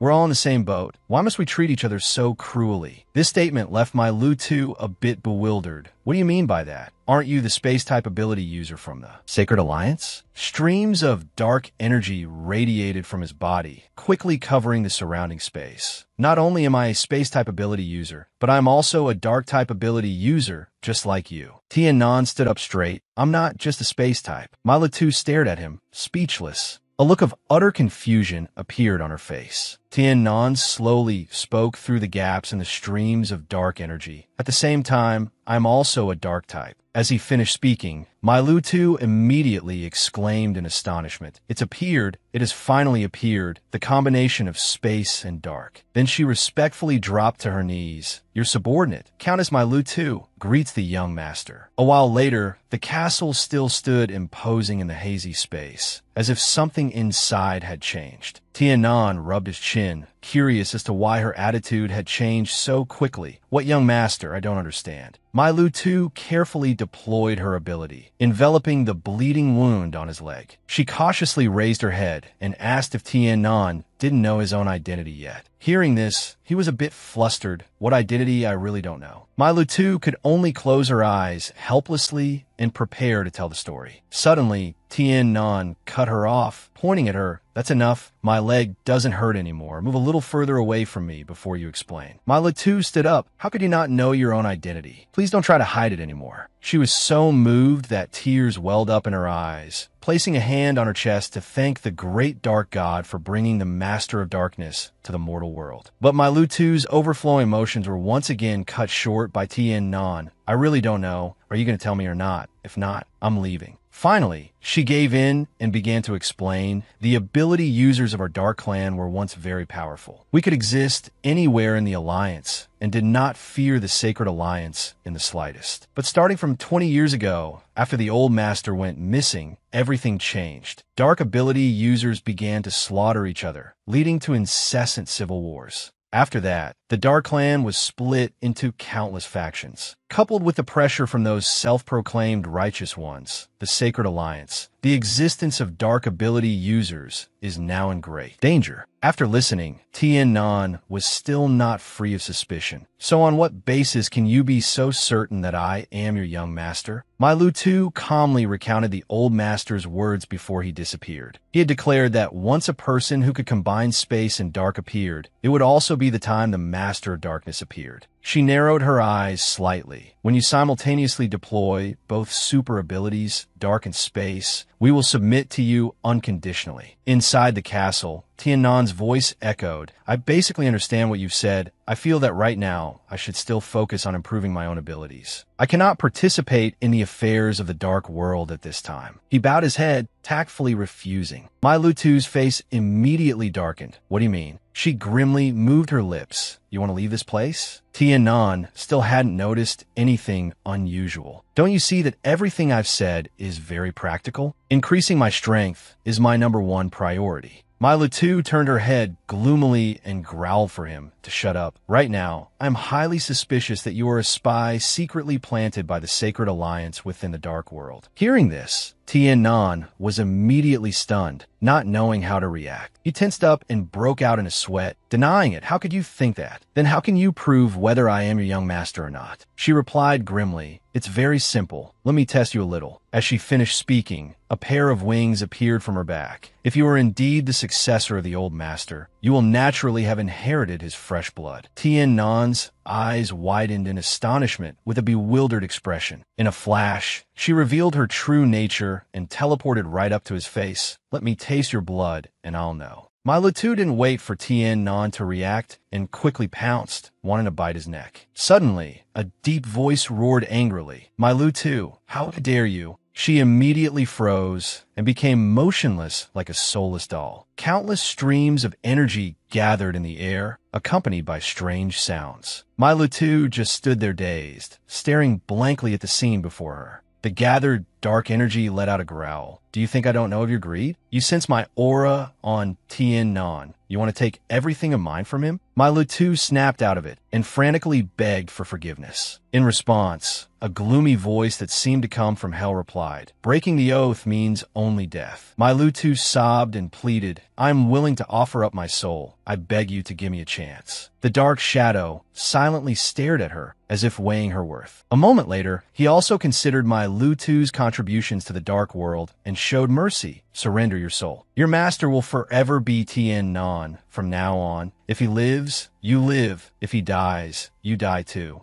A long time later, he woke up in a bed inside the castle, rubbing his head and trying to remember, how did I fall asleep? I remember it seemed someone wanted to bite me. Suddenly, my Lutu appeared and bowed respectfully. "I have a few gifts I want to give you. Please wait for me to bring them out." Hearing Tien Nan, he scratched his head and asked with a puzzled look. With the gift in her hand, she just turned her head and asked him to accept it. My Lutu secretly closed her eyes, pursed her lips, and broke out in a sweat. She introduced the artificial skin that had defensive capabilities on par with the highest technology and the ring that symbolized the status of a Grand Duke. Tien Nan rested his chin on his hand, contemplating, "This clothing seems a bit uncomfortable." My Lutu was very understanding and introduced, "There's zippers below and also in the front and back, so the master can easily go to the bathroom." He was a bit flustered hearing that and stammered, "Let me see for myself. You don't need to say any more." Suddenly, she became grim and said she would teach Tien Nan how to summon his dark ability, which confused him. Tien Nan asked curiously, "Summon what?" My Lutu obediently bowed her head in submission. "I am your most loyal servant. I will teach you how to summon me." A moment later, back on the familiar deserted street, Fong Vien suspected Tien Nan had tricked him while he was unconscious. He indifferently denied it and urged Fong Vien to buy tickets to Ming Wang's star. He pointed at the advertisement sign. "My requirements aren't high. Buying a business class ticket will do." Hearing that, he pointed and told Fong Vien to go buy it himself, causing him to exclaim in horror. A while later, the two of them had boarded the spaceship, joining the countless spaceships moving through the vast universe. Fong Vien snorted coldly. "You just wait. One day, I will rise like a kite in the wind. After I marry a rich wife, I'll cut ties with you." He said it so clearly that Tien Nan could only manage a few forced laughs. 2 hours later, he was sitting back in a comfortable chair. Tien Nan was wondering why Fong Vien was taking so long in the bathroom when he immediately heard him shouting his name. Fong Vien rushed over like a speeding bullet, causing Tien Nan to lean back a little in fear. He was as happy as if flowers were blooming in spring as he excitedly recounted, "Boss, you have no idea how lucky I am. I think I've met the girl of my dreams." He was speechless, glancing at Fong Vien, who was immersed in sweet happiness. A moment later, Tien Nan calmly listened to his whole story. He asked for more details. "You two exchanged IDs? Something so important, did she just take it out herself?" Fong Vien casually confirmed, "She definitely wanted to get to know a handsome guy like me." Tien Nan seemed to have some difficulty speaking, sweating, and hesitating for a moment before deciding to bring it up. On the system screen, Fong Vien's savings were displayed, and surprisingly, the balance was a dazzling, bright red zero. He couldn't believe his eyes and screamed, "I've been scammed."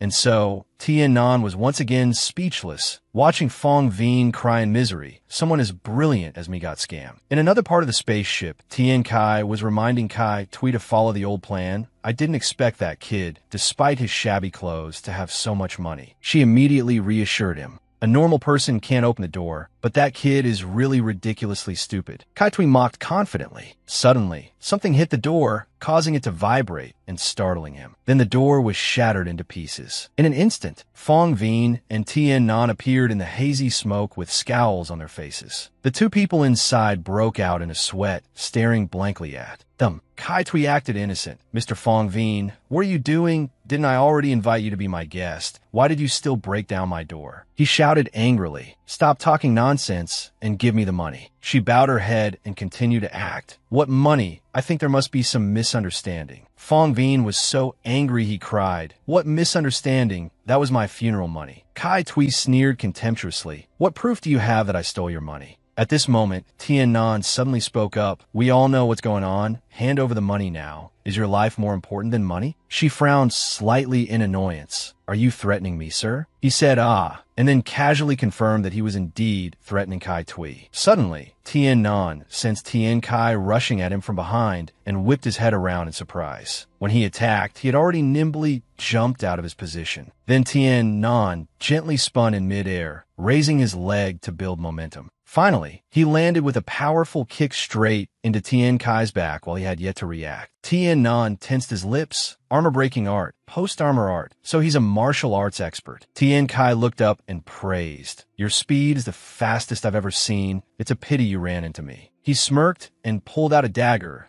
Is that what you think? He immediately exclaimed in surprise. How can you bring a forbidden weapon onto the transport ship? Tien Kai snorted coldly, provoking him. What's the point of fighting with weapons? If you can beat me barehanded, I'll pay you. Suddenly, Kai Tui stepped forward and spoke in a sweet voice. This gentleman, why must you resort to violence? If there's anything that angered you, I can compensate you, right? She gracefully leaned against Tien Nan. He coldly told Kai Tui to get lost, using cosmic energy to bewitch others. You truly are a scoundrel. She was immediately stunned, speechless by these words. Then, Tien Nan turned his head and accepted Tien Kai's challenge. He said that if he fought him barehanded and won, he would have to return the money to Fong Veen. Tien Kai was immediately stunned, his eyes wide and jaw dropped. But very quickly, Tien Kai composed himself and looked at Tien Nan seriously. He bowed his head, introduced himself, and gave a formal greeting. Then, as if gathering all his strength, Tien Kai let out a resounding roar. In less than a second, he closed the distance and threw a punch with all his might at him. Tien Nan just calmly stared at all of Tien Kai's movements.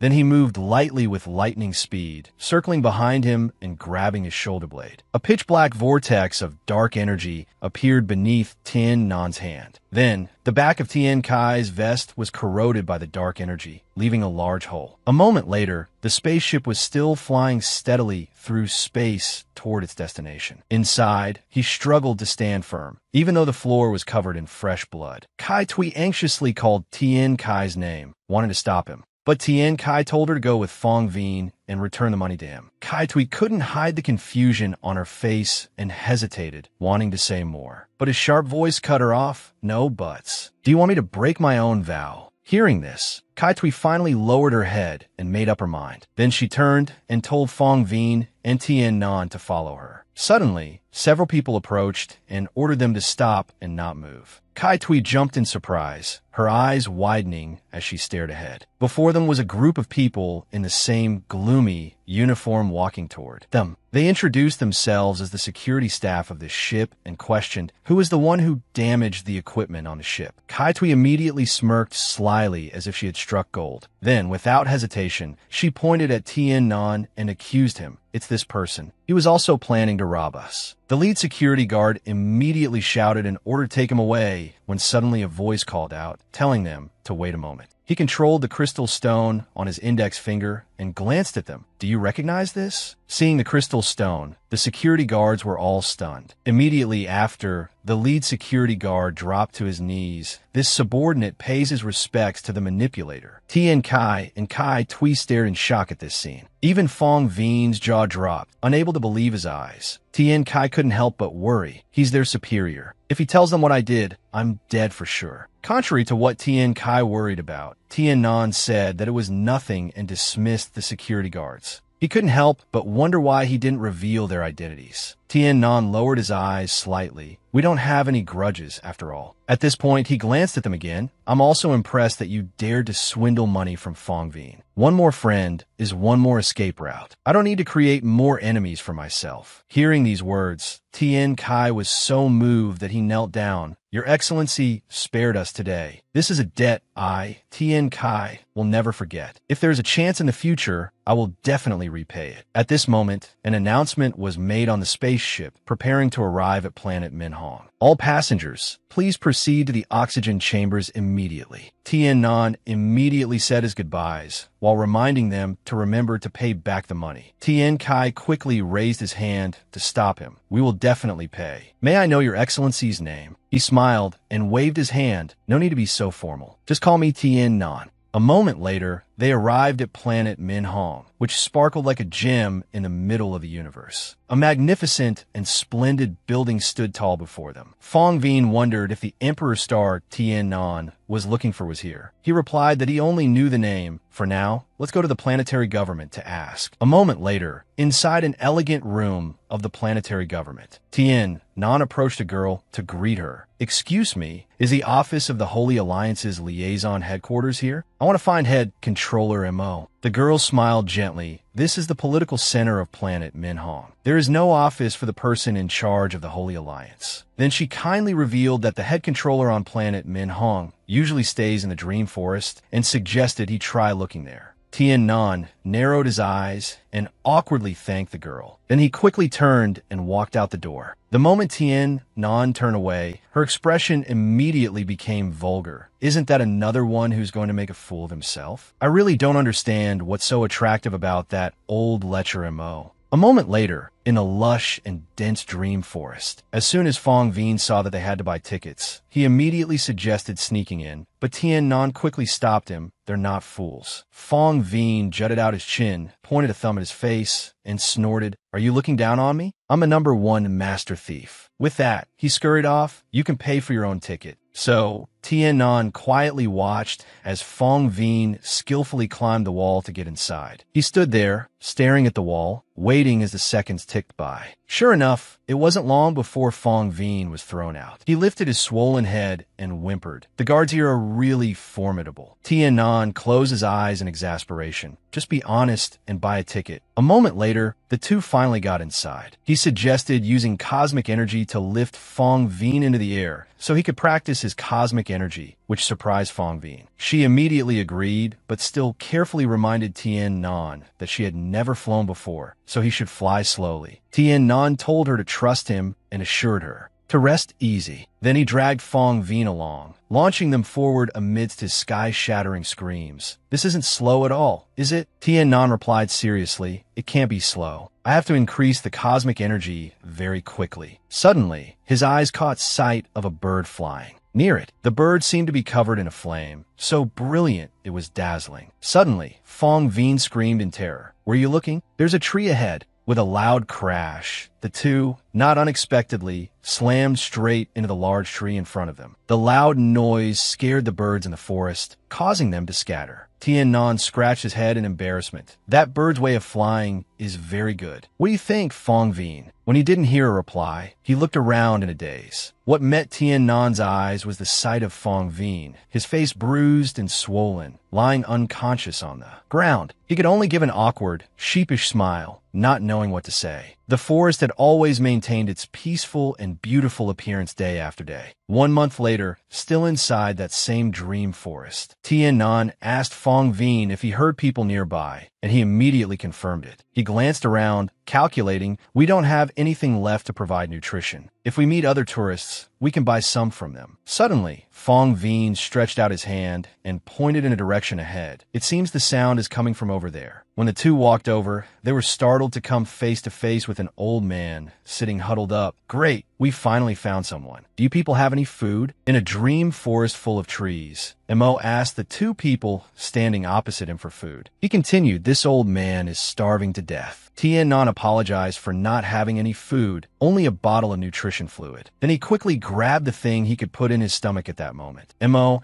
immediately popped the cap off the bottle without hesitation. He began to drink greedily, continuously pouring it all into his mouth. When he was done, he casually smashed the bottle to pieces. He shouted angrily, this tastes awful. Is this even something for people to drink? Fong Veen looked at Mo with a displeased expression and chided him for being too wasteful. He glanced at him and said, you stink. Did you fall into a cesspit? Fong Veen placed a hand on his chest, confusedly replying that he hadn't. He continued angrily, so you were scolding me, huh? You're the one who fell into a cesspit. Fong Veen complained that he had helped Mo, only to be scolded in return. Tian-nan calmly told Fong Veen to let it go and that they should get going. The two turned to leave, with Fong Veen's taunt, just starve to death there then. The old man cried out loudly, making them turn their heads in alarm. You see someone dying and don't save them. This old man is about to starve to death here. This is murder. Tian-nan said that he really wanted to help him, but couldn't do anything. Then he continued, I already gave you the last bottle of fluid. Besides, this dream forest must have managers, right? Didn't they give you a communication device? The old man cried even louder and answered Tian-nan. That toy is ridiculously expensive, and besides, I come from the slums. How could I have that much money? Fong Veen urged Tian-nan to hurry up and go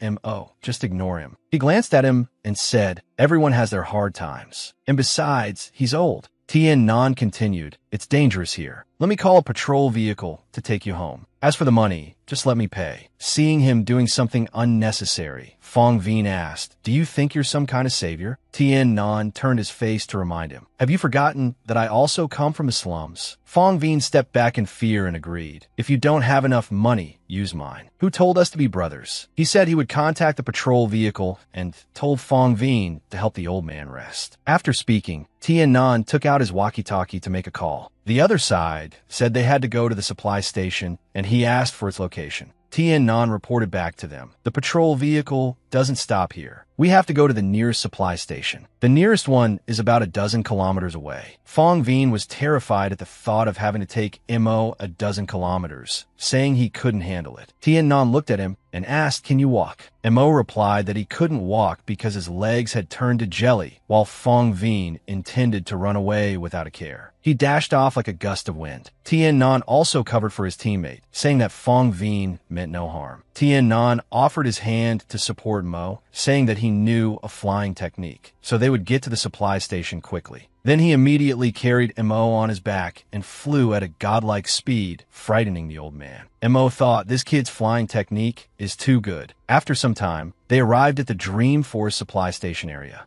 Mo said that no one would stop him from eating a full meal. On the table were many sparkling, sumptuous dishes. Everyone cheered that they could finally eat for real. Mo had a conflict with Fong Veen, and the two fought over food. Tian-nan calmly told him to give in since there were still many other dishes. The three of them blushed as they enjoyed being full, still accompanied by the old man's mix of harsh and gentle words. I didn't expect Fong Veen's skills to be nothing special, but in return, he eats quite a lot. Mo glanced at Fong Veen and said, stop bragging. You're as thin as a toothpick. He teased him to the point that Fong Veen was too angry to speak. The two of them clashed, neither willing to back down. The forest was dense with trees, but very quiet in return. Suddenly, Fong Veen noticed something and shouted that the patrol vehicle had arrived, calling out repeatedly. He dashed over, shouting for them to quickly take Mo away. When they arrived at the Dream Forest, the patrol staff asked if they needed any help. Tian-nan spoke up. That gentleman needs your help. The staff member asked where he was. He looked left and right, searching because he had just been there but had now disappeared. Then Tian-nan looked into the distance and pointed. He was just over there. Suddenly, Mo stepped out and replied, no need to look anymore. The staff member also noticed his presence and bowed respectfully. His identity was the Holy Alliance's head controller. Mo. He walked with a proud air, making Tien Nan overjoyed, but in contrast, Fong Vien was very surprised by this identity. The staff member smiled and also reintroduced him to the two of them. Tien Nan smiled smugly, thinking, so the gentleman is the person I was looking for. Fong Vien was terrified, thinking about how he had foolishly treated him earlier, and now he could only use his ultimate move. After thinking, he immediately knelt down and kowtowed to apologize and show his respect for him. After apologizing, Fong Vien ran over to massage his shoulders and flatter Mo. Actually, I figured out your identity a long time ago. Seeing your full forehead and radiant face, you must be a person of high status. Tien Nan was annoyed, wondering why this kid wasn't getting to the point. After thinking, he introduced himself as a level 4 manipulator from Trungden 10. Mo said that he had known this for a long time and asked why they knew his second ability was the wind system. Tien Nan said that he didn't know, he just wanted to become his disciple. He said seriously, do you think I would easily accept a disciple? Besides, that wind system brat is not a member of the Holy Alliance. Fong Vien raised his hand, wanting to join the Holy Alliance without a second thought. Mo casually refused to let him join because his character was too poor. He continued, however, considering you gave me a full meal, I will give you a chance. He was so overjoyed and emotional that he cried, thanking him for being accepted. Tien Nan was also very happy, his cheeks flushing. Mo said to wait until after they passed the trial. The disciples I accept are all at least level 15. Fong Vien happily continued, with your strength, the disciples under you are surely masters as well. That's why I want to become your disciple. He told them not to get happy too soon and told them to get in the vehicle. Over here, Tien Nan stood in deep thought. It seems it's not that simple. No matter what, I have to pass. Dream Patrol Station. Taina raised her hand to greet Mo and the others. The staff member gave a forced smile, only inviting him onto the vehicle without paying attention to the two people behind, which made both of them visibly annoyed. As the patrol vehicle sped off like the wind, Tien Nan suddenly thought, I can't believe a dignified controller has such a personality. Well, I won't think about these things anymore. Then he asked with curiosity, Mr. Mo, how did you get lost in the forest? Fong Vien agreed with the question and then wondered why he didn't use regression to make himself younger. Mo leaned back in his chair and laughed with delight. I was just teasing you in the forest. As for my appearance, I prefer this mature and worldly feeling. I am the man of many people's dreams, right, Miss Taina? She placed a hand on her chest and replied, yes, making Tien Nan and Fong Vien want to throw up. As the patrol vehicle was still flying, he asked, what kind of training will we receive next? He replied that they would know when they arrived. Suddenly, Tien Nan's expression turned serious. There was a fluctuation of spiritual energy,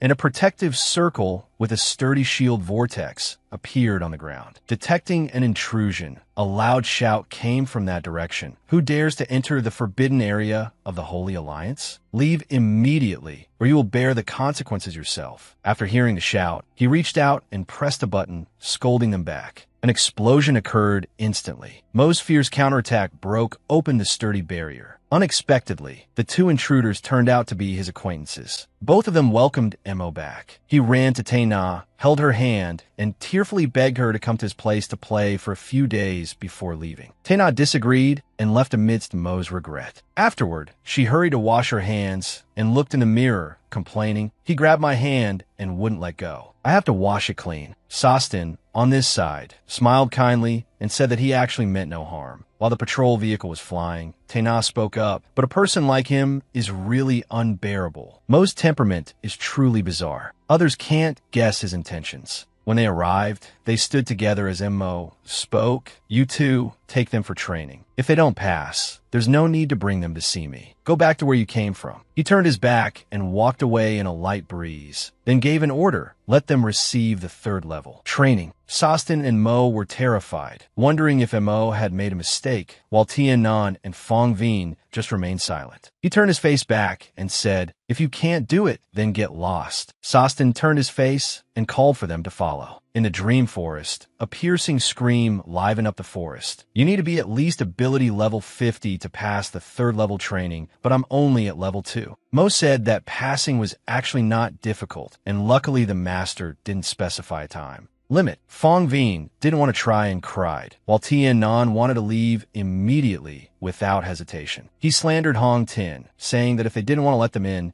they should have just said so instead of making things so difficult. Sostin's face was displeased, not wanting to hear bad things about his master from the two boys, because the master was revered by ability users. Fong Veen closed his eyes and replied, "Why can't I see a single thing about him that's worthy of respect?" Then Mo continued, "Actually, the master wasn't like this before. He used to be very gentle and was loved by many ability users." He continued, "There's a reason why the master's temperament became what it is now." Then Mo recounted that 18 years ago, his master's only son was Mu. Mu had a bright future in the Holy Alliance, originally the strongest space system ability user who could succeed his master. Mu's cultivation at that time could be said to be on the verge of reaching the realm of a controller. In just a few more years, Mu would definitely have become a new judge of the Holy Alliance, and he was also his master's pride. Everyone admired his master for having such a talented son. But one day, Mu fell in love with a girl. Mu was determined to marry that girl, so the father and son argued. But for his son's sake, he could only accept it silently. And because of that, his master even endured suspicion from others in the Holy Alliance. But just 1 year later, Mu and his wife died not long after giving birth. His master's heart has been broken ever since. Mo's piercing scream revealed his despair, showing how heartbroken he was. His master's heart was filled with hatred for dark ability users. From then on, his temperament changed, and he began to frantically think of ways to get revenge. That's also why our planet Minhong became the only planet without the existence of dark ability users. Tien Nan then asked, "The girl with the dark ability died right after giving birth. So where's her child?" Mo replied that he didn't know. He continued, "Now that you understand the truth of the matter, I hope you won't be dissatisfied with Master Mo anymore. Please understand him. He sympathized because his master truly had his own suffering." After hearing this, Tien Nan understood and empathized with him. Fong Veen didn't expect Mo to have such a sad story. "I have wrongly blamed him." Mo asked if the two still wanted to participate in the training, and Tien Nan agreed. Fong Veen next to him was still a bit hesitant, wondering if he could do it. Tien Nan believed that miracles can only happen with persistence. As everyone was standing together, Sostin spoke up with praise,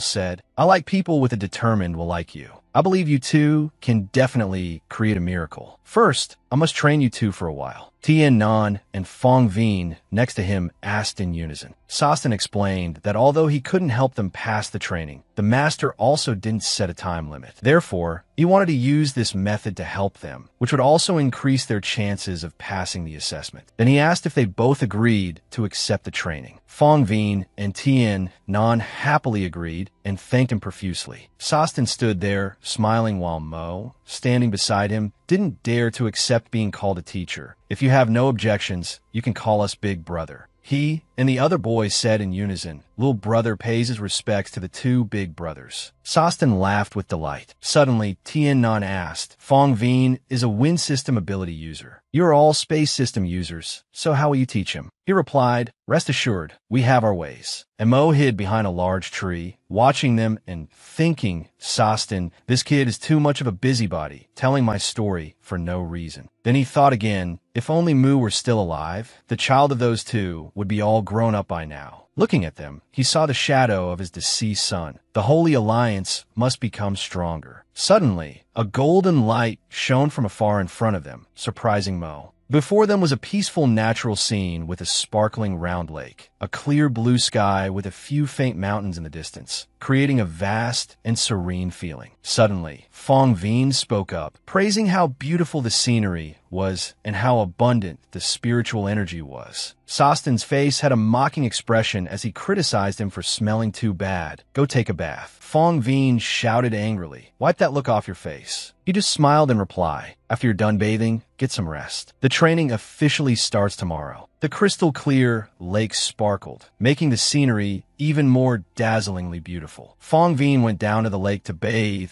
and shouted with delight. Tien Nan appeared naked, revealing a six-pack and firm muscles. Fong Veen wanted to help him scrub his back, but Tien Nan refused, wanting to do it himself. The night sky fell silent, surrounded by darkness and peace. Then a new morning began with a warm dawn. Suddenly, Sostin's voice called for Fong Veen and Tien Nan to wake up and change clothes for training. From today on, I will be training you too, so there will be no going easy. The two boys happily followed. When they reached a forest, Fong Veen joyfully asked, "Are we going to face an even stronger storm, right?" Mo then told Fong Veen to follow him, while Tian Nan would be Sosten's responsibility. Now that it was just the two of them, Sosten said, "Today, you will train alone, and that is combat. Only in combat can you deeply comprehend your ability." Tian Nan asked in surprise, "Will I be fighting with you?" Sosten continued that he wouldn't be the one fighting with him, then shouted for the sacred beast to come out. A sacred beast appeared, beat its chest, and let out a huge roar. Tian Nan was surprised, thinking, "So that's a sacred beast. Its aura is so strong." He introduced it as Xiao Bai and said that he must be careful when fighting. Tian Nan thought, "I absolutely cannot use my dark ability. Its body is large, so its speed will probably be slow. I can use the advantage of my agility in the air to defeat it." While lost in thought, he discovered Xiao Bai, with its bulging muscles, gathering strength to launch an extremely fast and powerful strike from above. The swirling movements, speed, and force of the attack startled Sosten. The strike created a huge explosion on the ground, and Tian Nan's figure could be seen soaring. Up high to dodge, he stood watching in a panic, thinking, how can he take such a heavy punch from Xiao Bai and still get up immediately? Over here, Tian Nan had already used an extremely powerful strike to attack Xiao Bai from behind. He realized that when he used a full power strike, he was sent flying far away. Tian Nan assessed that it was too strong, whether in offense or defense. There was no way to counter it, but he didn't want to lose. Right after that, its loud roar echoed. Xiao Bai charged forward, so he had no choice but to risk it all. Tian Nan shouted loudly and gathered his strength to launch a powerful punch. Instantly, his entire arm emitted a blazing light of energy and collided head-on with Xiao Bai. The fierce impact created a flash of light all around, making the scene chaotic. Sosten was quite surprised that he could injure Xiao Bai. Unwilling to lose, it clenched its fist and punched Tian Nan, sending him flying far away. Xiao Bai roared as its giant hand tried to grab Tian Yin, who in a desperate situation couldn't dodge in time. Feng Yuan was slapped in the face by a spirit beast, leaving him dazed. It continuously growled menacingly. The spirit beast continued to chase him, causing Feng Yuan to cry out for his mother and just want to run home. Then he accidentally fell and lamented that the training was too hard, and then he was punched so hard that blood spurted out before collapsing to the ground again. Sosten saw Feng Yuan and took him back for treatment. At the same time, where Tian Yin was, he was also undergoing training. Xiao Bai was using its giant hand to grab Tian Yin, but he just stood there, staring calmly. Then he reached out and touched the ground. He dodged with a flip and escaped Xiao Bai's attack in an instant. This directly astonished Sosten. Xiao Bai was thoroughly enraged, so it activated its spatial binding ability. Tian Yin was controlled by the binding ability, unable to move. The difference in strength was too great. Bound, Tian Yin could only take a punch from Xiao Bai before passing out. After the battle, thanks to the support of the sacred fluid, his body recovered quickly. Everyone was curious about how he could be unharmed after Xiao Bai's punch, but he said nothing about it, letting everyone speculate. If he had a protective item, the training would continue in.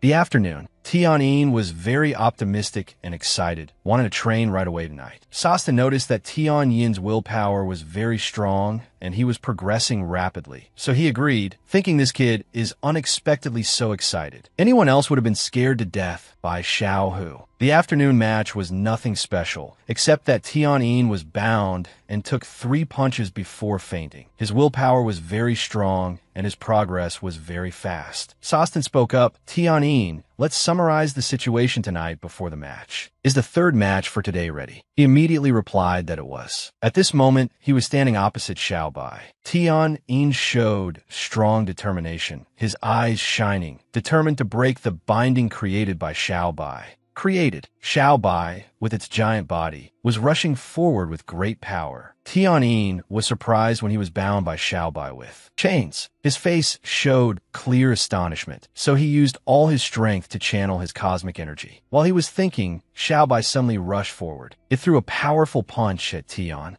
Yin, directly sending him flying high and spitting out a mouthful of blood. Suddenly, his face became extremely panicked. Something was echoing up from the ground. An enraged Xiaobai created an explosion, causing smoke to rise from the ground. He flew high in the air, calculating. This is spiritual perception. Every corner of the space was clearly depicted in his mind. After careful calculation, Tianyin grasped Xiaobai's weakness. It tensed its bulging muscles, preparing to launch an extremely powerful attack, making Sastin and Mei, who were watching the fight from a distance, worry that Tianyin would be in danger. Without hesitation, Xiaobai threw a powerful punch down at Tianyin's location. Then its face contorted, its nostrils flaring as if breathing heavily from exhaustion. Strange, glowing blue characters suddenly appeared around it, floating in the air, surprising it. Xiaobai looked around in bewilderment, searching for its prey. But at this moment, Tianyin had already teleported to another place. His face showed a serious expression. That was close. I escaped Xiaobai's spatial binding. Mei and Sastin continuously discussed the fight with indescribable amazement. On the other side, Xiaobai roared, beat its chest, and shouted loudly. Sastin was surprised as Xiaobai charged forward. He continued, I know you still want to fight, but that's enough for today. Suddenly, Tianyin slipped and fell from the cliff, making Sastin worry about him. He came to catch him and thought to himself, was what he just used the shape-shifting phantom? This is a high-level special ability of a space-type special ability. User, you kid, I didn't expect you to comprehend it so quickly. Sastin laid Tianyin down, full of hope for his future.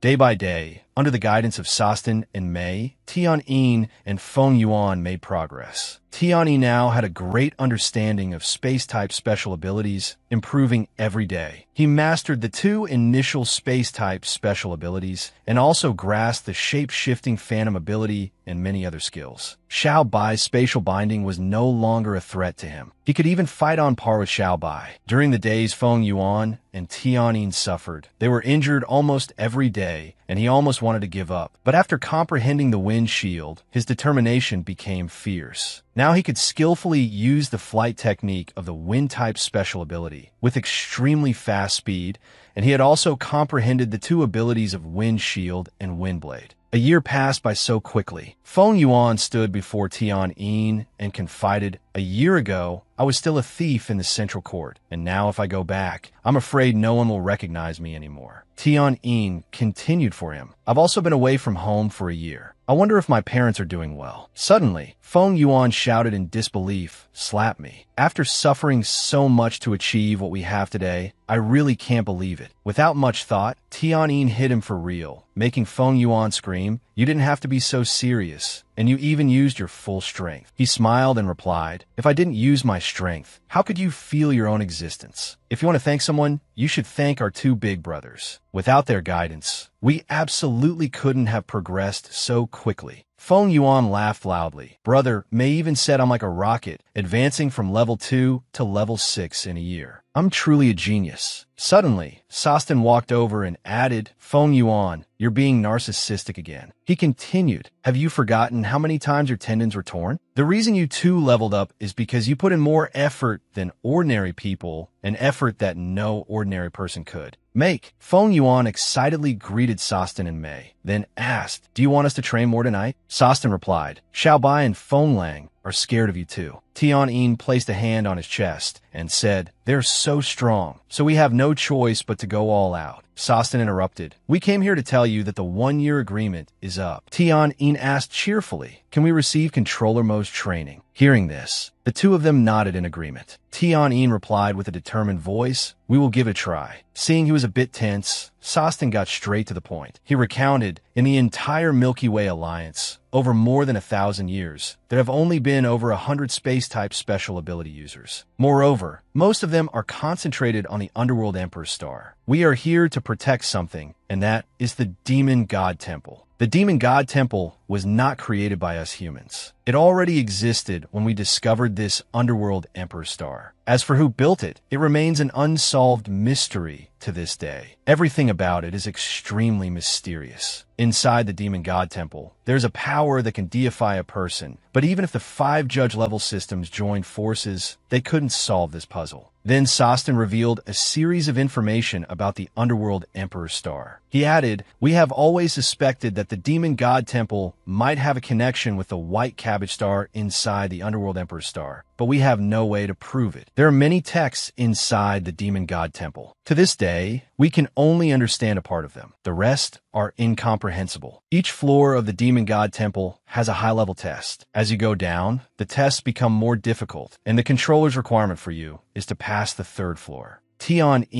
then wondered, what kind of test is on the third floor? Sostin didn't know either and said, you can only find out for yourselves. He reassured the two, but you can rest assured, although the mechanisms of the demon god temple are extremely formidable, it will absolutely not kill anyone who breaks in. When your strength is insufficient to pass the demon god temple's challenge, you will be teleported out by a mysterious power. Tion and Feng Yuan shouted with joy, it's good that we won't die. Sostin turned and interrupted, we will take you to the demon god temple. If we don't go in, how can there be success? Mei added, I really admire you too, so full of energy. With this momentum, you might just be able to pass the test. Sostin looked at the two of them and said, I didn't expect you to be so excited. In that case, I'll grant your wish. Feng Yuan smiled and asked, are you taking us there now? Mei smiled and replied, no, we're testing the results of your past few days of training. After speaking, he stood in a space filled with brilliant blue light. Around him, powerful streams of energy radiated, creating a majestic and mystical scene. With a calm posture and a confident call, Mei summoned Feng Lang. Feng Lang appeared with bright golden eyes, which made Tion and Feng Yuan a little scared. In the darkness, Mei's voice spoke, let's go straight to the training area. From a distance, the other person spoke, you two be careful, this is Feng Lang's true form. Feng Yuan used the wind shield technique and exclaimed, big brother, get back first. He tried to block its attack. Suddenly, Feng Yuan noticed cracks on the shield. The wind shield is about to break. Hearing Feng Yuan say that, Tion immediately glared at Feng Lang and exclaimed, let me. He quickly used the cosmic bow prime. It shot rapidly toward that source of power from Tion. After observing for a moment, seeing the right time, Tion seized the opportunity. Boom! The orb he had thrown earlier immediately stopped right in front of Feng Lang's face. Then it exploded in an instant. Tion exclaimed, shape-shifting phantom. He suddenly appeared behind it from his original spot. It's space separation. It then vanished before Tion Yin's eyes. He glanced back and was surprised. In a flash, it had run to Feng Yuan's position. He said calmly, old friend, it seems you really like me. Feng Yuan immediately used Rending Wind Slash and shouted, take this. Continuous wind blades were launched. Feng Lang's pupils lit up, and it used space distortion to counter. He was surprised. The wind blades were neutralized. A level 16 holy beast is indeed formidable. Feng Yuan's hand was immediately enveloped in electricity. It seems I have no choice but to use that move. Tion agreed without hesitation. Tion threw an orb, and Feng Yuan shot a bolt of electricity into it. The combined power of the two created a rending wind blade aimed straight at Feng Lang while it was preparing to use space separation. Just as the stream of power arrived, Feng Lang stomped its foot, creating a huge explosion. Both of them were quickly thrown back by the blast. It saw their opening and immediately created a spherical stream of power. Feng Lang shot it toward the two of them. Tion was on guard. If we get hit by that, we're done for. He quickly flew into the sky, and the orb followed closely. Tion thought to himself, first, I should increase the distance from it. Initially, Feng Lang was controlling the power of this orb, sticking to him like a leech. Feng Yuan snuck up behind it, intending a surprise attack. He shot magical energy at Feng Lang's head while it was off guard. It immediately noticed and turned around to stare at Feng Yuan. Feng Lang quickly rushed over and punched Feng Yuan hard in the face, sending him flying into the sky. Feng Yuan took that blow for Tion. He was almost caught. Tion immediately used the shape-shifting phantom again. In a flash, he appeared next to Feng Yuan, catching him in midair. Tion teleported to a nearby hill to stop temporarily. Then he looked worriedly at the wounds all over Feng Yuan's face, shaking him to wake up. Tears welled up in Tion Yin's eyes, more and more, as he continuously called his name. In the quiet night, with the faint moonlight appearing and disappearing behind the lazily drifting clouds in the sky, he silently looked at the motionless Feng Yuan.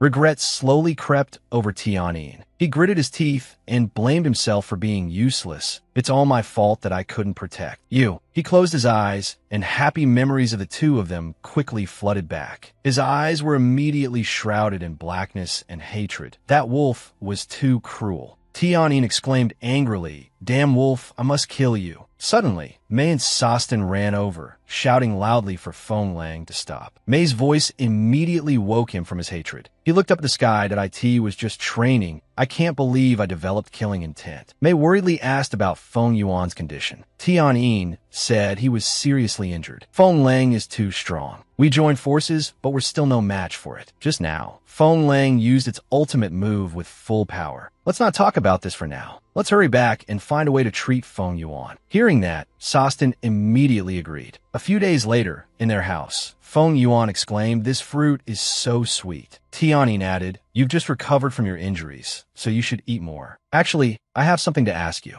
That time we trained with Feng Lang, why did you save me? You almost lost your life." He suddenly stopped holding the apple, saying nothing. Tianyin continued, "I know that even if I wasn't being chased by Feng Lang at that time, you'd still have saved me, right?" Feng Yuan stood up. "What's the point of talking about this? I'm not as great as you think. The rest are all yours." He stood by the window, then looked back at Tianyin. "It's time for us to set off." He took an apple, while Feng Yuan continued to urge, "Hurry up." Then Sostin's voice was heard. "Are you two ready to go to the demon god temple?" Feng Yuan added, "What's there to prepare for? At worst, we'll just get beaten and thrown out." He said, "You're so naive." They were walking for a while when Sostin exclaimed, "There are guards ahead." He told everyone to get down, and they all quickly landed as Sostin said. A moment later, everyone approached the gate. He spoke up to greet controller Dylan. He smiled. "Do we two brothers still need to be so formal with each other? Who are these two kids?" Sostin introduced them. "They're the ones controller Mo told to come to the demon god temple for the test." Tianyin and Feng Yuan greeted Dylan. He laughed and told them not to be so formal. Dylan introduced himself. "I'm a level 39 space controller. What about you two?" He quickly introduced himself. "My name is Tianyin,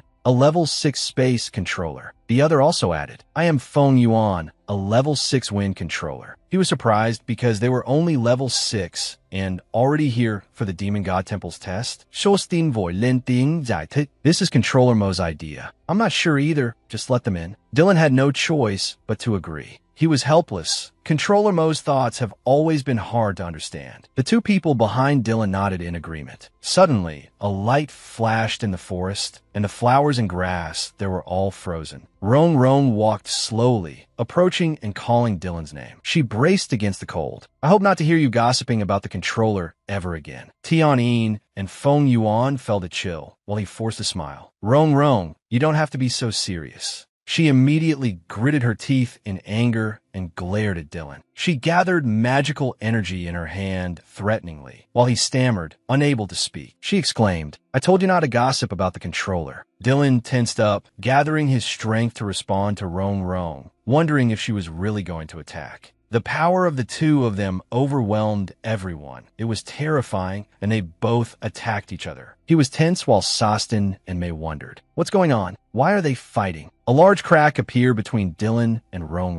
Her figure calmly stepped out from the thick dust cloud. Rong glared threateningly. "No one is allowed to gossip about the controller." He asked worriedly, "Are you guys okay?" Sostin replied, "We're fine." Meanwhile, Dylan wondered in his heart, what a bad temper. Feng Yuan and Tianyin hid behind a bush, lucky to have dodged in time. Dylan quickly raised his hands in surrender. Rong said annoyedly, "Why are you so nosy?" She turned her head sharply and crossed her arms. "You know, I hate it when people gossip about the controller." The two who had been hiding behind the bush all this time decided to step forward. Tianyin and Feng Yuan were flustered and greeted her. She didn't pay them much mind and told them to continue on their way. As they walked, Dylan explained, Rong is a level 42 space controller. There are 3 space-type controllers here, including Mei, Rong, and me. Only the 3 of us are space-type special ability controllers, and our mission is to guard the Demon God Temple. We're almost there. This path is the entrance to the Demon God Temple. At the end of the path, a mystical scene appeared. Tianyin and Feng Yuan were stunned by the sight before them. He thought to himself, the gravitational pull is so strong, it's pressing on all my internal organs. What is this feeling? Tian-in clutched one side of his chest in discomfort. He realized that if he wasn't mistaken, there seemed to be the sound of breathing. Tian-in was tense, wondering, is this the demon god temple? A while later, everyone arrived at the center of the demon god temple. Rong Rong spoke. This is the entrance to the demon god temple. You go in by yourselves. No one can help you. You can only rely on your own strength. Tian-in and Feng Yuan were filled with anxiety as they looked down into the pit. He exclaimed, "It's a bottomless pit. How are we supposed to go?" Rong Rong calmly continued, "It's simple. Just jump down." Then she immediately pushed both of them down. They couldn't react in time and fell, shouting loudly. "We weren't mentally prepared yet." Dylan wondered, "Rong Rong, what are you doing? Shouldn't you have told them before pushing them?" She replied nonchalantly, "What's the point of explaining? They'll fail anyway." Suddenly, a voice echoed from behind Rong Rong, making her turn around immediately. "My lovely Rong Rong, still as special as ever. Truly the disciple I am most proud of." May continued, "And Sostin and May, you two smart ones." The two brothers bowed. "Controller Mo, we just wanted to help them." He continued, "I don't mean to blame you. You did well. I also want to see how long they can last." Rong Rong, don't wear that cold face. It will make you age faster. And Mo left. "I don't want Rong Rong to get old." Hearing that, her cheeks turned red. Looking at his retreating back,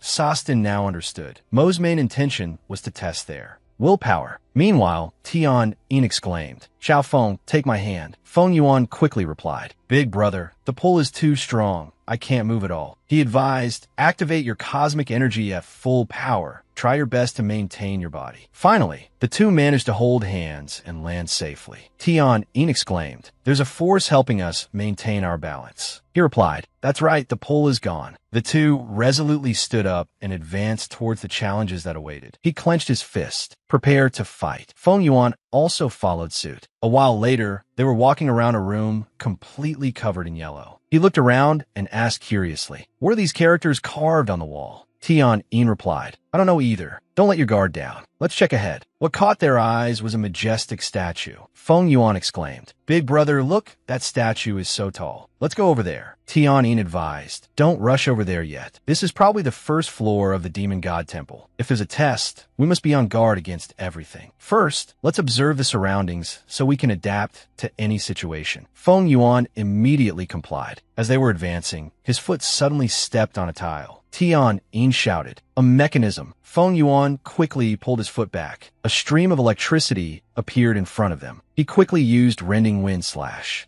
towards it. When Feng Yuan's slash touched the stream of electricity, it vanished. He watched the scene, unable to believe his eyes. Feng Yuan was stunned that his wind blade had been broken. Looking ahead, he saw that in a flash, spirits had appeared. Weren't they in front of the statue? He used space separation while shouting powerfully, "Strike decisively." Tian-yin's stream of power shot out and passed through the statue. He was stunned to realize they were energy bodies. It immediately rushed towards them at lightning speed. Seeing it, Tian-in shouted loudly, "Be careful," to warn Feng Yuan. He also quickly used the lightning ray attack on the statue. Feng Yuan's attack passed through it, and he realized they had both completely failed. The other statues also rushed forward to attack them. Both were unfortunately hit and fell backward. Feng Yuan lay on the ground while blood flowed from his mouth. After that blow, Tian-yin's head ached. It was a spiritual attack. His head felt like it was about to explode. He gritted his teeth, his eyes slowly being covered by blackness, his cosmic energy rapidly disappearing. The black aura enveloping Tian-yin was becoming unbearable for him. Suddenly, the aura slowly subsided. He thought to himself, "The painful feeling is gone." Tian-yin was shocked. At that moment, a ray of light flashed and landed on the ground, attracting his attention. The rays of light continuously swept past the statues. Immediately after, they all exploded. Tian-in looked at the back of a figure that was appearing and disappearing, wondering who this person was. As he helped Feng Yuan up, he said thanks and asked for their name. As Tian-in got closer, a shiver ran down his spine. He could feel an incredibly strong, killing intent. Mo slowly turned his head before Tian-yin's eyes. His face, filled with killing intent, was revealed before him. Tian-in was startled when he realized that the person standing before him was Controller. Mo Tian-in worriedly wondered in his heart, "Why is Controller Mo here? Did he come to save us? Why after fixing those statues?" He didn't understand Mo's murderous gaze. Tian spoke up to explain. Did controller Mo come to supervise the test? Because this test is too difficult for us. He calmly said, the test is difficult, but you have successfully passed the first round. The figures of the 3 energy sources were impossible to resist. The first test was a test of spirit and willpower. Feng Yuan has failed. You are still conscious, so you passed the first round. He disappeared from Tian Yin's arms. And Mo then said, don't worry, he has been teleported out by a mysterious power. Tianyin staggered to his feet, on guard against him. Then what is your ultimate purpose for appearing here? He took step after step towards him. An extremely strong, killing intent could be felt emanating from him, forcing him to retreat. Mo used his power on Tianyin. He suddenly panicked. Such a strong, shape-shifting phantom. He quickly closed in on Tianyin, grabbing him tightly by the neck, leaving him no room to escape. Mo was angry because at first he thought he would become an outstanding space-type special ability user very quickly. So he gave them quite a few opportunities. Said, a dark creature will only ever have one fate before me, and that is death. In Tian Yin's mind, images of his parents smiling at him began to appear. The Lily Saintess and a special person he couldn't forget. That was Lam Lam with a bright smile on her lips. Tian Nan's eyes grew dim as he gradually lost consciousness, his hands no longer struggling but falling limp. Mo saw that he was about to pass out and became even more frantic. It's time to end this. Deliver the final attack. A terrifying purple flame appeared on Tian Nan's neck, forcing him to pull his hand back. Mo stammered, unable to speak. The air around him suddenly darkened. The flame enveloped Tian Nan's body, allowing him to stand firm. Unexpectedly, this is the hellish demon fire. My Lu Tu's voice rang out. It seems you still lose your cool quickly. How long has it been? And you already want to step in and help him.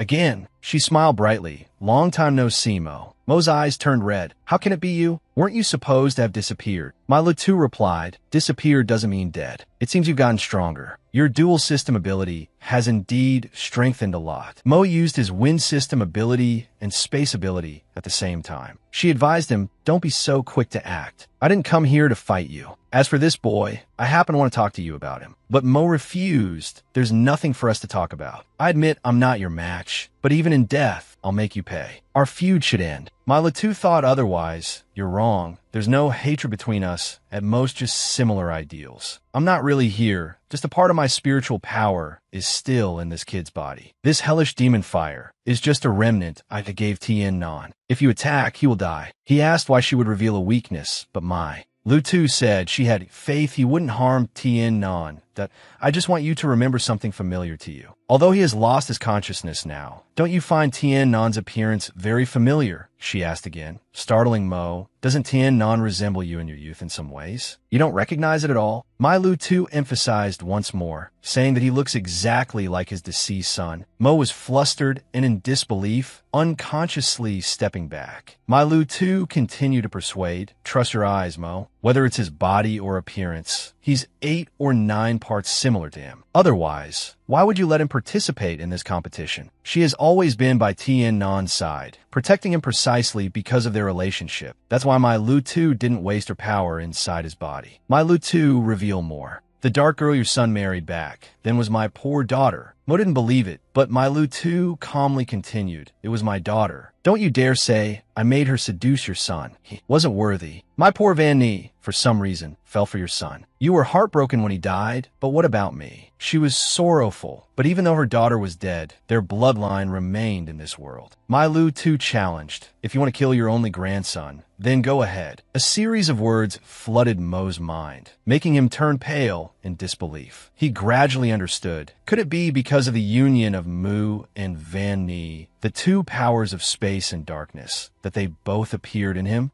Mo looked at Tian Nan standing dazed right before him, an answer forming in his heart. Tian Nan is Mu's son. My Lu Tu explained in one go, you can verify Tian Nan's identity yourself. Although I am an evil demon in your eyes, I have never known how to lie. Many secrets from that year were never revealed. You can find the truth, but your son was not assassinated by someone with dark abilities. I would not kill the man my daughter loved, and I have even less reason to harm Van Nee. I also never stopped searching for the culprit who killed my daughter and son-in-law. It's just that I'm old now, and I can only rely on Tien Nan to hold on to this last ember of life." Mo didn't answer her. He stood in silent contemplation, looking closely at Tien Nan before him, his heart wavering. Is he really Mu's son? My grandson. My Lu too realized Tien Nan's body couldn't hold on any longer. Why spirit has to return. Lastly, I want to remind you not to tell Tien Nan his identity, or the hidden forces will appear to harm him. The boy must resolve everything himself. After saying those last words, my Lu too disappeared, releasing Tien Nan. Before regaining consciousness, he fell to the ground with a thud. Mo stood there, muttering his name, looking at every feature on Tien Nan's face, but with no intention of helping him up yet. Tien Nan remained unconscious on the cold ground, breathing steadily under Mo's hesitant gaze. At this time, in the forest, Fong Vien, who was sent out earlier, gradually woke up. Dylan was beside him, treating him. Fong Vien touched his head, dazed, and asked, "Isn't this the demon god temple?" Dylan looked at him and explained, "After you fainted, you were teleported here." Fong Vien realized he had failed. His heart ached a little. He finally understood why some controllers have to leave after just 2 days. The mental pain is truly not easy to bear. Fong Vien looked around for Tien Nan. Dylan handed him tea to drink, and Mo reassured him, "Don't worry. The fact that he hasn't come out proves he's still training. Since the Demon God Temple was discovered, no one has ever died in it." Fong Vien sat and sighed. "That place is terrifying. Our attacks had no effect at all. It didn't feel like we were landing any blows." Mo consoled him, "Don't be discouraged. Even a level 15 controller couldn't hold on. Next time you're fully prepared, you'll definitely pass." But Dung Dung scoffed. "Will he have the guts to go in there again next time?" Fong Vien stood up, brushed off his clothes, and said briskly, "What's there to be afraid of? In fact, pain is also a kind of enjoyment. Have you all never experienced it?" Dung Dung was stunned. Pain is a kind of enjoyment. She thought to herself, this is the first time someone has dared to say such a thing in front of her. Mo praised him for being quite perceptive. Fong Vien casually replied that he understood it while dealing with the wind wolves. Suddenly, a figure appeared before them, a light of teleportation. The light disappeared. The person was Tien Nan, who was completely unconscious. Fong Vien worriedly kept calling out, "Boss." Mo immediately ran to Tien Nan, placing his hand out to transfer chi to wake him up quickly. But after transferring chi for a while, Mo suddenly froze, looking at Tien Nan in astonishment. He seems to have stopped breathing. Tien Nan's physical condition at this moment was extremely dangerous. His body was empty, not only lacking cosmic chi and abilities, but like someone in a vegetative state. Dung Dung and Dylan saw that Tien Nan's situation was not good and ran over, sitting down to help transfer chi. Fong Vien could only stand by anxiously, unable to help. Suddenly, a powerful murderous aura radiated from behind them, startling everyone. Dung Dung turned her head to look with some hesitation. Seeing the figure emitting the murderous aura, she knew it was Teacher Mo. Everyone broke into a sweat, surprised by Mo's appearance. Dung Dung wondered to herself why the teacher was here. As she observed, she sensed something unspoken in his eyes. Without a word, Mo extended his hand, using his power to lift Tien Nan's body, making him float in mid-air in front of everyone. In the forest, leaves rustled. Everyone was silent, not making a sound. Mo controlled Tien Nan, bringing him to his side and carrying him in his arms before everyone's eyes. Fong Vien, bewildered, hurriedly asked him, "How is Tien Nan now?" Mo just said quietly, "He will be fine." He instructed Fong Vien to continue training here, while he would temporarily take him away. He told Mo, Sostin, and Dung Dung to continue standing guard. Although he heard the instruction, Fong Vien was still worried about Tien Nan. Mo advised him, "You should rest a bit. Your spirit was quite damaged when it was attacked." Fong Vien's face was sorrowful. "I have to enter the Demon God Temple. My ability is too low compared to the boss. I have to try harder. I want to see what turned the boss into this." Dung Dung intended to dissuade him. "The pain the second time won't be weaker than the first. You should think it over carefully." Fong Vien understood that what Dung Dung said was out of concern for him, but he just looked at her and smiled lightly. Then he walked to the entrance of the Demon God Temple. Dung Dung wanted to stop him, but couldn't, seeing Fong Vien's prior determination. At Mo's residence, a peaceful and rather fresh place, he had brought Tien Nan back to rest. After a period of unconsciousness, Tien Nan's eyes moved, and he woke up, groggily wondering where this was. He sat up and looked around. What hit his eyes first was sparkling wallpaper. Heaven? It's all posters of beautiful women. Suddenly, Mo opened the door and walked in, asking, "You're awake?" Nan was startled and turned to see him. Mo coughed lightly a few times, then used his power to make all the wallpaper posters store themselves away elsewhere. He pretended not to know anything and told Nan, "Just pretend you didn't see the model posters," leaving him speechless. Nan anxiously asked, "If you already know my secret, why didn't you kill me? Don't you hate people with dark abilities?" Mo didn't know what to say, remaining silent for a long time as if to organize his thoughts. He closed his eyes and remembered, "Thinking back now, I can really see Mu's shadow in the boy. I don't know since when I've wanted to help him more." Mo hung his head low. It's all in the past. Nan was surprised and asked, "You want to spare me?" Mo replied, "There's no such thing as sparing or not. You're still a controller of the Holy Alliance, and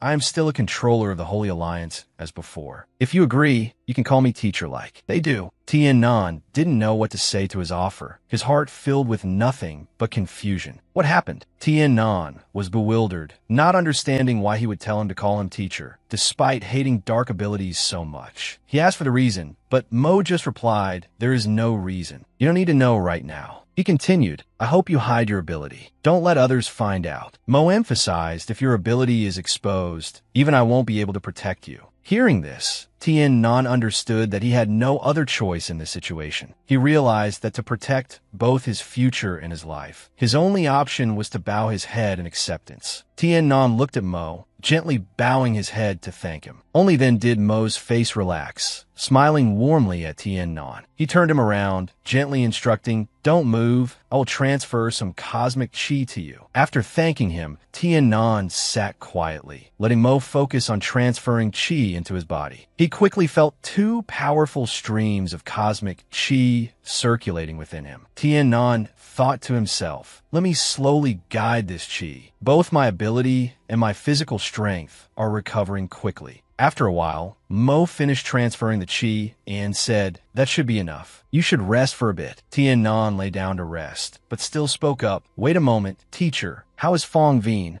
Nan said worriedly, "He doesn't know. I have a dark ability. Please don't make things difficult for him." Mo reassured him, "Don't worry. He's still undergoing training as usual. There's no problem." After speaking, he left the room, telling Nan to rest, then stood outside the door with a thoughtful expression. He sighed, his heart filled with joy as he lam-bam. "Nan, my grandson. I have a grandson." Mo looked up at the sky and laughed loudly, feeling for the first time that the angels were on his side. He recalled the past, how he once hated the woman who took away his beloved son, but now he had his grandson by his side. Earlier, while Nan was unconscious, Mo had taken a strand of his hair for testing, proving they truly had a blood relationship. He gradually felt the true meaning of life, even without revealing Nan's identity. Yet, deep down, he already saw Nan as the only family he had left. Mo silently promised to protect and nurture his grandson. For Nan, he even set aside his hatred, eliminating all the dangers lurking around him.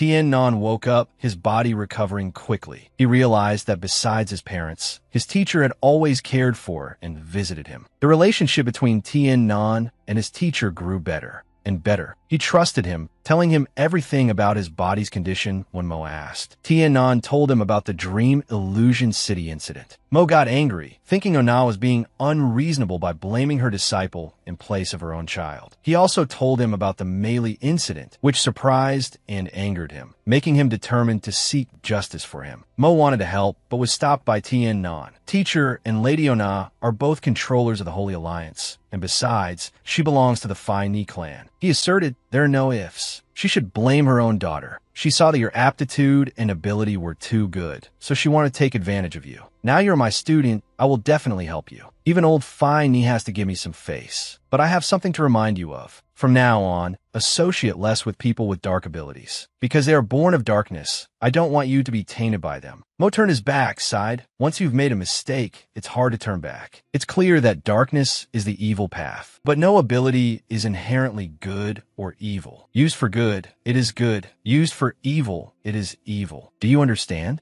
Nan pondered for a moment, murmuring his words. Used for good, it is good. Used for evil, it is evil. Mo looked at Tien Nan with satisfaction. I believe in your ability to comprehend. Tomorrow, I will take you somewhere. Tien Nan was curious. Where are we going? It's not more training, is it? In my current state, I can barely pass one trial. He shook his head. It doesn't have to be in the demon god temple. Today, I will teach you a lesson about your understanding of space. Tien Nan explained. Space is formless, ever-changing, and endless. It changes every moment. Even a vacuum has its differences. Mo nodded. I admit you have a deep understanding, not just rote learning. It's true that we manifest space with different transformations and ability intensities. He said, if you understand the rules of its movement, you can reach the peak of your ability. The power changes when you act. To cultivate an ability, you must feel it with your heart. Everything is related to life and death. If you focus, you will comprehend. Mo walked out, still talking, using space well as your homework. After he left, Tien Nan gradually understood and began to close his eyes to concentrate. Tien Nan remained calm, breathing evenly. He focused all his spiritual power, controlling every part of the space. Under the effect of his spiritual power, it was just as Mo said,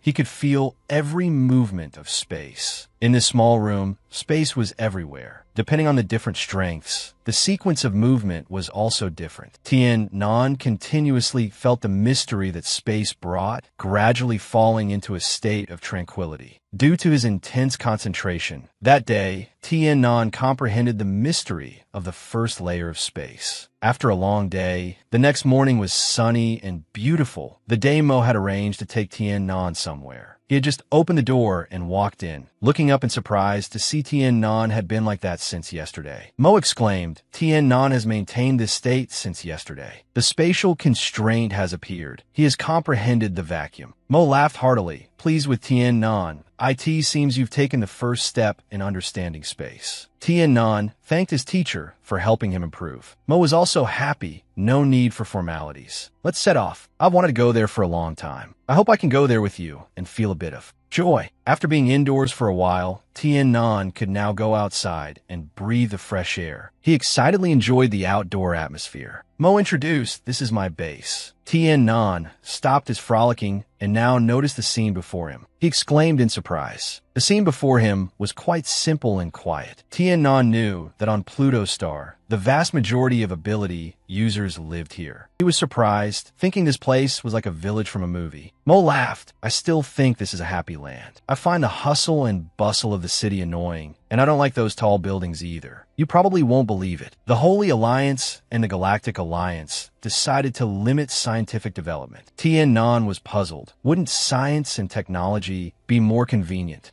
Mo sighed. You only see one side of it. In this world, nothing can go against the rule of pros and cons. If science and technology reach their peak, what follows is not a beautiful vision, but a catastrophe. Everything has its limits. Reducing scientific development now is for the best. The destruction of humanity is hard to predict. Mo created a green light that enveloped them. Tien Nan was surprised. He said cheerfully, let's go. He teleported them outside to a city with skyscrapers. Tien Nan exclaimed, is this outside the dream illusion forest? He was excited. We've come so far in the blink of an eye. Mo humbly replied, this is the speed of light. When your level is like mine, you'll be able to do it. Tien Nan asked in amazement. The speed of light is something humans can achieve. Mo looked at him. Nothing is impossible. Human potential is limitless. You must comprehend the mysteries yourself. Then he handed Tien Nan a tube. Drink this nutrition flask for now. We're going to the Pluto region. He drank the medicine while pondering, what are we actually doing? Mo hummed, actually, I want to take you to see a place. He said he wanted to take Tien Nan to a grand concert with a shy expression, causing him to spit out all the medicine he just drank. Mo said proudly, Melissa is my favorite singer. Today she's performing in the Pluto region. This ticket was very hard to get. Tien Nan broke into a sweat, seeing him beaming like 1,000 flowers. He laughed and said, I'm extremely excited today. We'll take the train.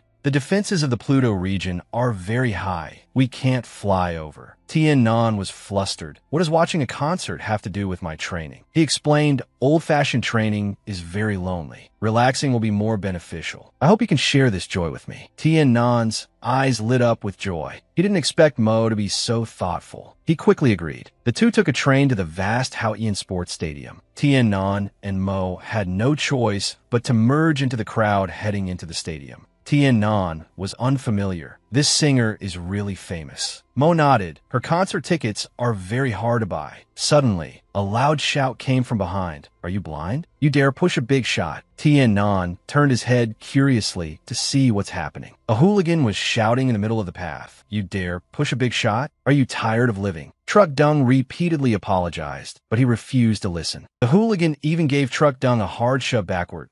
I see you're itching for a beating. He silently listened to him grumble. Luckily, I'm in a good mood today. Otherwise, you'd be on the ground already. Tien Non witnessed this and couldn't stand the anger. This is really bullying someone too much. I can't just stand by and watch. Mo was in a hurry and advised him to stop. When Tien Non didn't understand why, he just said, this person doesn't need our help. Truck Dung stood up, adjusted his hat, and smirked, which angered the hooligan even more. What are you laughing at, kid? He had just finished his sentence when he was stunned, his eyes wide. The lower part of the hooligan suddenly caught fire, making him panic, not knowing what to do. The onlookers were also bewildered. After a short time, everyone fell silent. The fire had gone out, and his pants had burned to ash. Before the hooligan could react, his lower half was suddenly exposed, shocking everyone around. Some quickly covered their eyes. The hooligan hastily fled from the crowd. Everyone laughed loudly. Tien Non was also speechless. Where did he run off to now? Mo led him away. See? That person didn't need us to intervene. No need to bother with them. He led Tien Non to a pre-booked room, which made him gasp in admiration. Tien Non continuously praised, as expected of you, teacher, to be able to get a VIP ticket in a situation where so many people are buying tickets. Suddenly, on the soft bed, there was a figure lying there, waiting. Someone had already arrived. Tien Non was surprised. It was the person from just now, the one who used fire to retaliate against the hooligan. Mo frowned. Why do I always have to share a room with you? Tien Non knew the two were acquainted and intended to go over and greet him. He bowed politely. Senior, I am Tien Non. I hope for your guidance. He snapped. No need to be polite with him. Truck Dung smiled and extended his hand. As Tien Non shook it, he felt a jolt of electricity run through his heart. He was stunned, not believing the sensation he just felt. What level of ability is this? Cosmic Chi? He stammered as he recognized the fire system ability. Could it be that you were one of the 5 judges of the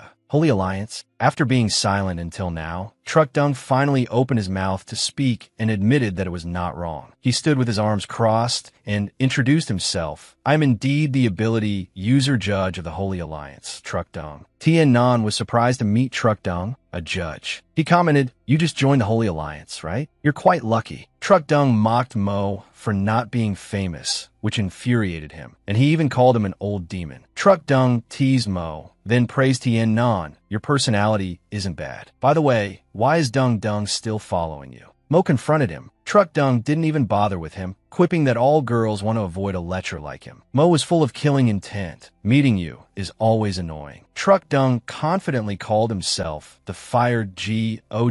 In 01 in the galaxy controls fire better than me. The two clashed non-stop, arguing about who was stronger, even calling the other a loud-mouthed duck and a lecherous old man. Tien Non stood there trembling, wanting to intervene, but having no way to. How did this turn into a fight? Is the stadium about to be leveled? The two continued to curse at each other non-stop. Tien Non realized the close relationship between them. As if pleased with this realization, he burst out laughing. It seems you two have very good feelings for each other. The two of them turned at the same time and shouted in unison, we have bad feelings, if anything. Not good at all. They started arguing noisily again, each one shouting over the other. Tien Non helplessly realized their similar tastes. They really are close. Suddenly, the stadium went dark, confusing him. Mo and Truck Dung also stopped arguing. Outside their room, people were buzzing with excitement. The show is about to start. It's finally about to begin. Tien Non looked out the window in surprise, and oh wonder, it's a VIP room. This position is really good.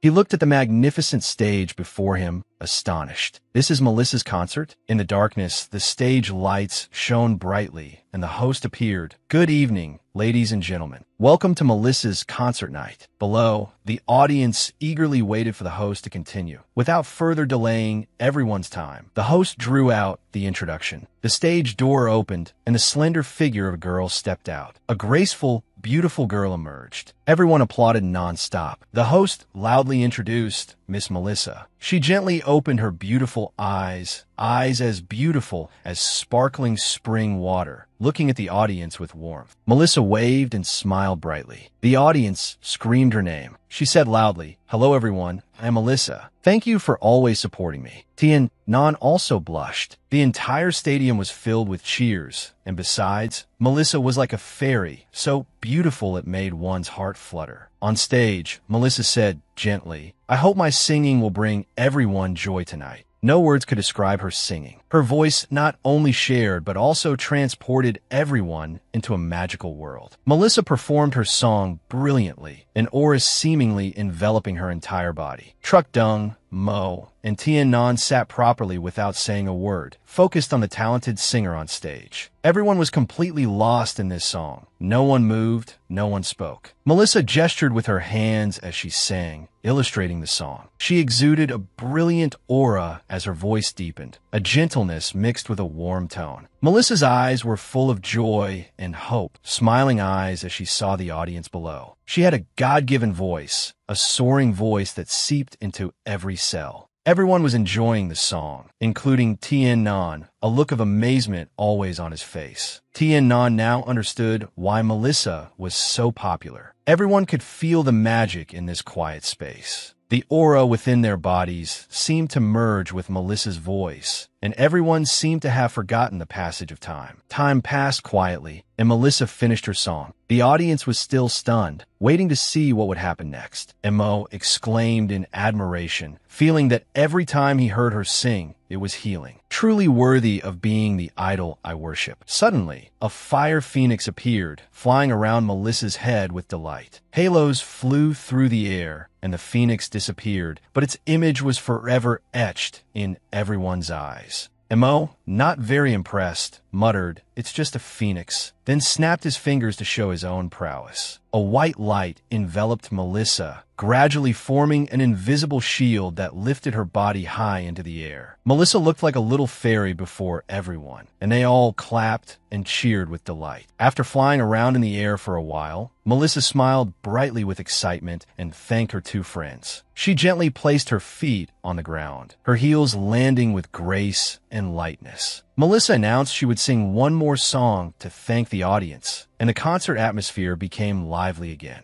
While Melissa sang her final song, snowflakes began to fall, as if dancing endlessly to the music. In this setting, Melissa's voice gradually merged with her beautiful form, moving the hearts of the viewers. The song she was performing was titled Snow in a Fairy Tale. The audience members below couldn't help but feel moved upon hearing this song. Mo and Jerome were no exception. Everyone seemed to forget everything, falling into a silent, contemplative state. But at this moment, Tien Nan's attention was drawn to someone else. His eyes locked onto a figure in the audience below. Then, without a second thought, and without asking Mo for permission, he immediately shot outside like an arrow, his eyes filled with a mix of bewilderment and urgency. 2 rows of guards saw Tien Nan rushing towards the stands and moved to stop him. "Who are you? This area inside the arena is restricted." He ignored the guards' attempts to stop him and rushed forward, thinking, "I must meet her." At the same time, there was only a little time left in the concert. A pair of beautiful hands reached out to catch the white snowflakes that were slowly falling. Lam Lam stood nearby, looking up at the stage and marveling to herself, unable to resist using her water ability to turn them into snowflakes as a way to praise Melissa's singing. She admired Melissa more and more. Her clear voice was worthy of the title Fairy. Since being with Melissa, Lam Lam had avoided a lot of trouble and also helped her hide from her mother's henchmen. However, she had to pay attention to the Fire Phoenix and the spatial ability from just now. It seemed the power came from that VIP room. She looked into the distance as if deep in thought, wanting to say something. Lam Lam's body suddenly felt very strange. What on earth was happening? It seems I feel a burning light shining on me. Her eyes widened in great surprise. Moreover, a very strong spiritual force was locking her body in place. Lam Lam's body stiffened, making her feel increasingly scared. "I have to get out of here, but I can't move," Suddenly, as if sensing someone approaching, she turned around in confusion. Just as Lam Lam turned around, Tien Nan arrived, panting heavily. He realized it. He had finally found that girl. Lam Lam's face showed complete astonishment at Tien Nan's appearance. Hearing that, he was also extremely surprised and stared at her. Miss Lam Lam, so you still remember me? She was extremely surprised and confused, staring at him warily, speechless. Suddenly, the guard behind them pointed their guns at Tien Nan warily. Don't move. The guard behind him, panting, ordered him, leave with us immediately, or we won't hesitate to use force to make you go. Seeing the guards become so tense, Lam Lam immediately spoke up to defuse the situation for Tien Nan. Leave it, I'll handle this. I know this person. Then he came forward, grabbed her hand, and urgently requested, come with me. Inside was a very wide corridor. Lam Lam pulled Tien Nan to a corner and finally felt a bit at ease. There's probably no one here. Then she and Tien Nan silently leaned against the wall behind them.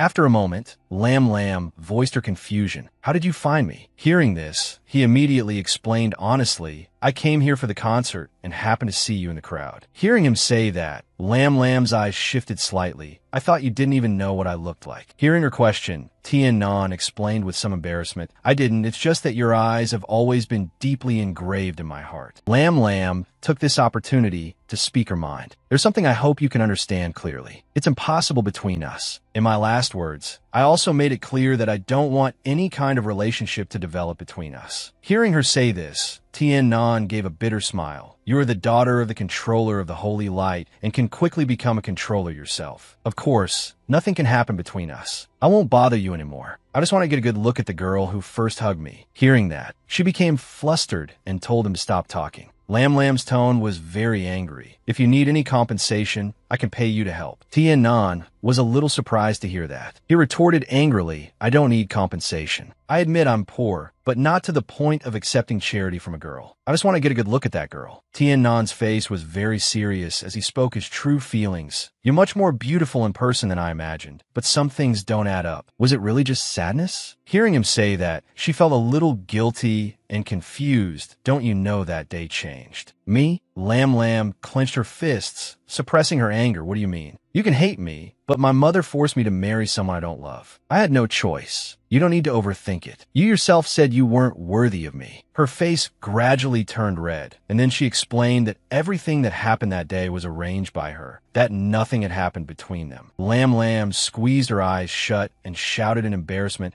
I found the things on the bed, and I intentionally said those last words. Do you understand now? Tien Nan's eyes widened in utter astonishment upon hearing this explanation. Hearing her say that, Tien Nan burst out laughing. What a mind-blowing truth. Tien Nan lowered his head and whispered, so that means I'm innocent, right? I really don't know whether to be happy or sad. Immediately after, he turned to leave. From your perspective, you're not wrong, for the sake of taking control of your own destiny. You schemed against your own mother, and you schemed against me, but do you think that's fair to me? He walked forward, chuckling softly. Although you brought me a lot of trouble, it's also because of that I have a different life. I've stepped into a land I never thought I'd set foot in, but don't you feel you're very selfish? Lam Lam's face went blank upon hearing Tien Nan's words. I almost lost my life at your mother's hands. I want to know if I had died because of that. Would you have felt any remorse? She immediately retorted, Is my mother that scary? She has always been very cold. Tien Nan gently rubbed his head and continued. The one who was truly sad was her. For something like that to happen to her own daughter, how could she remain calm? Perhaps I'm just feeling lucky that I actually survived. Then he looked at Lam Lam and whispered, just thinking about it. I don't know why, but I seem to hate you a little now. Her eyes narrowed unconsciously as she looked at him with great suspicion. Lam Lam glanced to the side. It's all happened already. Saying anything is useless. Besides, you've already joined the holy light. Tien Nan was a bit pensive hearing her words. Immediately after, he felt a little embarrassed. It's all in the past. Perhaps our fate was just this brief. Rest assured, for your happiness, I won't tell your mother about your affairs. I'm just very curious why you chose me at the beginning. There's so many people in the city of joyful dreams. Why did it have to be me? Hearing Tien Nan's question, she fell into contemplation and explained, I'm truly sorry about this. Wait until my engagement is called off by my mother. At that time, I will definitely explain it clearly to my mother. I just found it a bit interesting and chose you in a moment of excitement. Immediately after, she blushed. I really want to compensate for the harm I've caused you, but I don't know how. At this moment, Tien Nan understood. He had always wanted to meet Lam Lam before, and she truly was very beautiful. Much more beautiful than Bok Hop. But Bok Hop's heart is much more beautiful than hers. Bok Hop's kindness is the most beautiful thing. Tien Nan stood there silently for a moment, then spoke again. I understand. I'm sorry, Miss Lam Lam. Perhaps my appearance has made you uncomfortable, but I promise you, from now on, we will be people walking our own paths. Tien Nan stood next to her for a long stretch of the corridor, staring intently. Everything that happened between us is not important. I will continue to walk my own way. Lam Lam was extremely surprised to hear him say that. Tien Nan thanked her for telling him the truth and then said his goodbyes.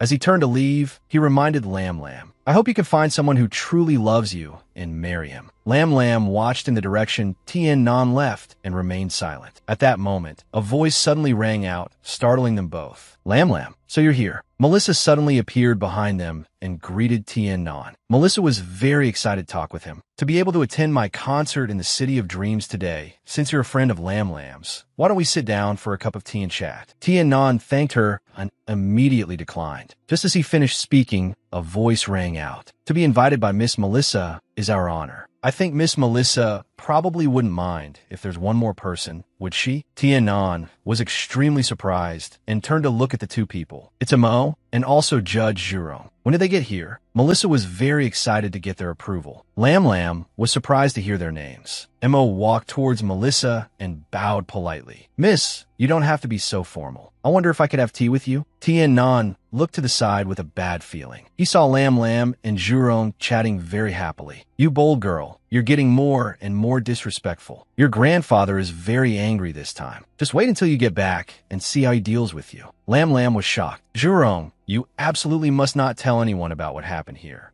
At this moment, he walked over to Mo and sighed. I don't want to go. I'll wait for you outside, master. In return, he got a look of confusion from him. Lam Lam was a little surprised when she heard them talking. Your Uncle Mo's disciple? Then Tien Nan replied respectfully. Very well, I will listen to you, master. At the coffee shop in the lobby of the Hao-Yin Arena, everyone sat together relaxing. Tien Nan looked at Melissa and marveled to himself. To avoid everyone's attention, Miss Melissa could only wear a hat that covered most of her face. At this time, Lam Lam, sitting next to him, was constantly observing Tien Nan. She had heard her mother say it before. Mo's true strength was definitely not inferior to the judge's, and could even be considered equivalent to the Judge of Light. At this moment, Lam Lam was a little worried about what had just happened. Tien Nan had been hurt by my words just now. I didn't expect him to be his disciple, and from the looks of it, Mo cares a lot about this disciple. Melissa also chuckled and spoke up. Controller, is this your disciple? This is the first time you've brought your disciple to one of my concerts. Hearing this, Mo immediately explained. Tien Nan is a disciple I took in not long ago. He is also a special ability user. Although he's not strong enough yet, this kid has great potential. Immediately after, he beamed and looked at her. Melissa's singing is truly too beautiful. It's a pity you only hold a grand concert once a year. However, for you to choose to hold it on planet Mingwang this time is truly an honor for the Hao-Yin Arena. Melissa shyly said they were both too kind. She looked towards Tien Nan. You don't need to be so formal. We're just having coffee and chatting. He replied that he wasn't being formal, but since they were his elders, he naturally couldn't speak rudely. Tien Nan took a sip of tea and couldn't help but think to himself, I really want to get out of here. I don't want to continue this back and forth with Lam Lam. It's so troublesome. But Melissa, as if reading his thoughts, said enthusiastically, however, I really want to know how you got to know our Lam Lam. This made Lam Lam even more shy. Hearing this, Tien Nan felt a bit awkward and thought, how do we meet? I didn't want to bring this up again. Just then, Mo spoke up to help him out. Let me answer for Tien Nan. He immediately looked at Lam Lam, making her feel confused. Immediately after, Mo began to explain. This disciple of mine is really too kind-hearted, which is why he gets bullied by others. He met Lam Lam on planet Joning, but they're not that close. However, Miss Melissa shouldn't let Lam Lam stay by her side. Hearing this, Lam Lam looked at him in disbelief and worry. Uncle Mo, you don't want to take me back yet, do you? Could you bear to see your own niece's happiness destroyed by others? After hearing her words, Mo immediately retorted, I don't have the free time to worry about your affairs. However, you should leave planet Minghuang as soon as possible. I can't guarantee that Oyu won't find her way here.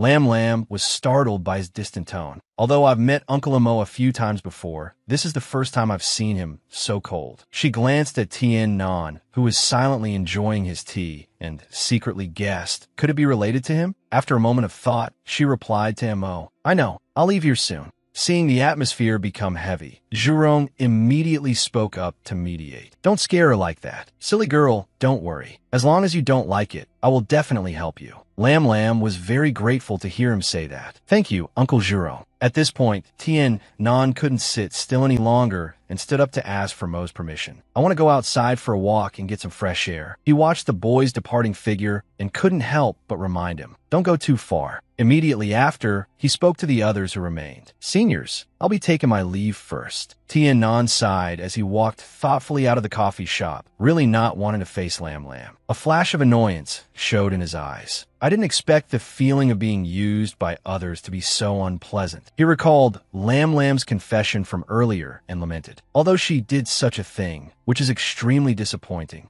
At this moment, a clamor of discussion arose from outside. A group of people immediately surrounded Tien Nan and advanced menacingly. Tien Nan was very confused. You must have the wrong person. I haven't offended anyone here. The leader of the group of guards immediately explained. You haven't offended anyone here, but what about on planet Zhongding? Since you've admitted to harming young Master Oi Kim, then this is the day you die. Tien Nan was a bit confused to hear that. Why are they so sure I killed Oi Kim? Immediately, he seemed to think of something and had a realization. It must be Lena who told him something. She really doesn't have any regard for our past relationship as master and disciple. Because of the previous incident with Lam Lam that had been weighing on his mind, receiving this blow now made Tien Nan's sorrow even deeper. The blood devourer within him grew stronger and stronger, causing his eyes to gradually turn ice cold. You are assassins from the Thunder Tribulation Corporation, right? They didn't answer him right away, but quickly rushed forward, shouting, surrender your life. Hundreds of sword tips were all pointed straight at Tien Nan. Suddenly, Mo's voice rang out, greatly surprising Tien Nan. Make your move. They struck first. The dignity of the Holy Light does not permit being offended. Use your ability to activate the World Core.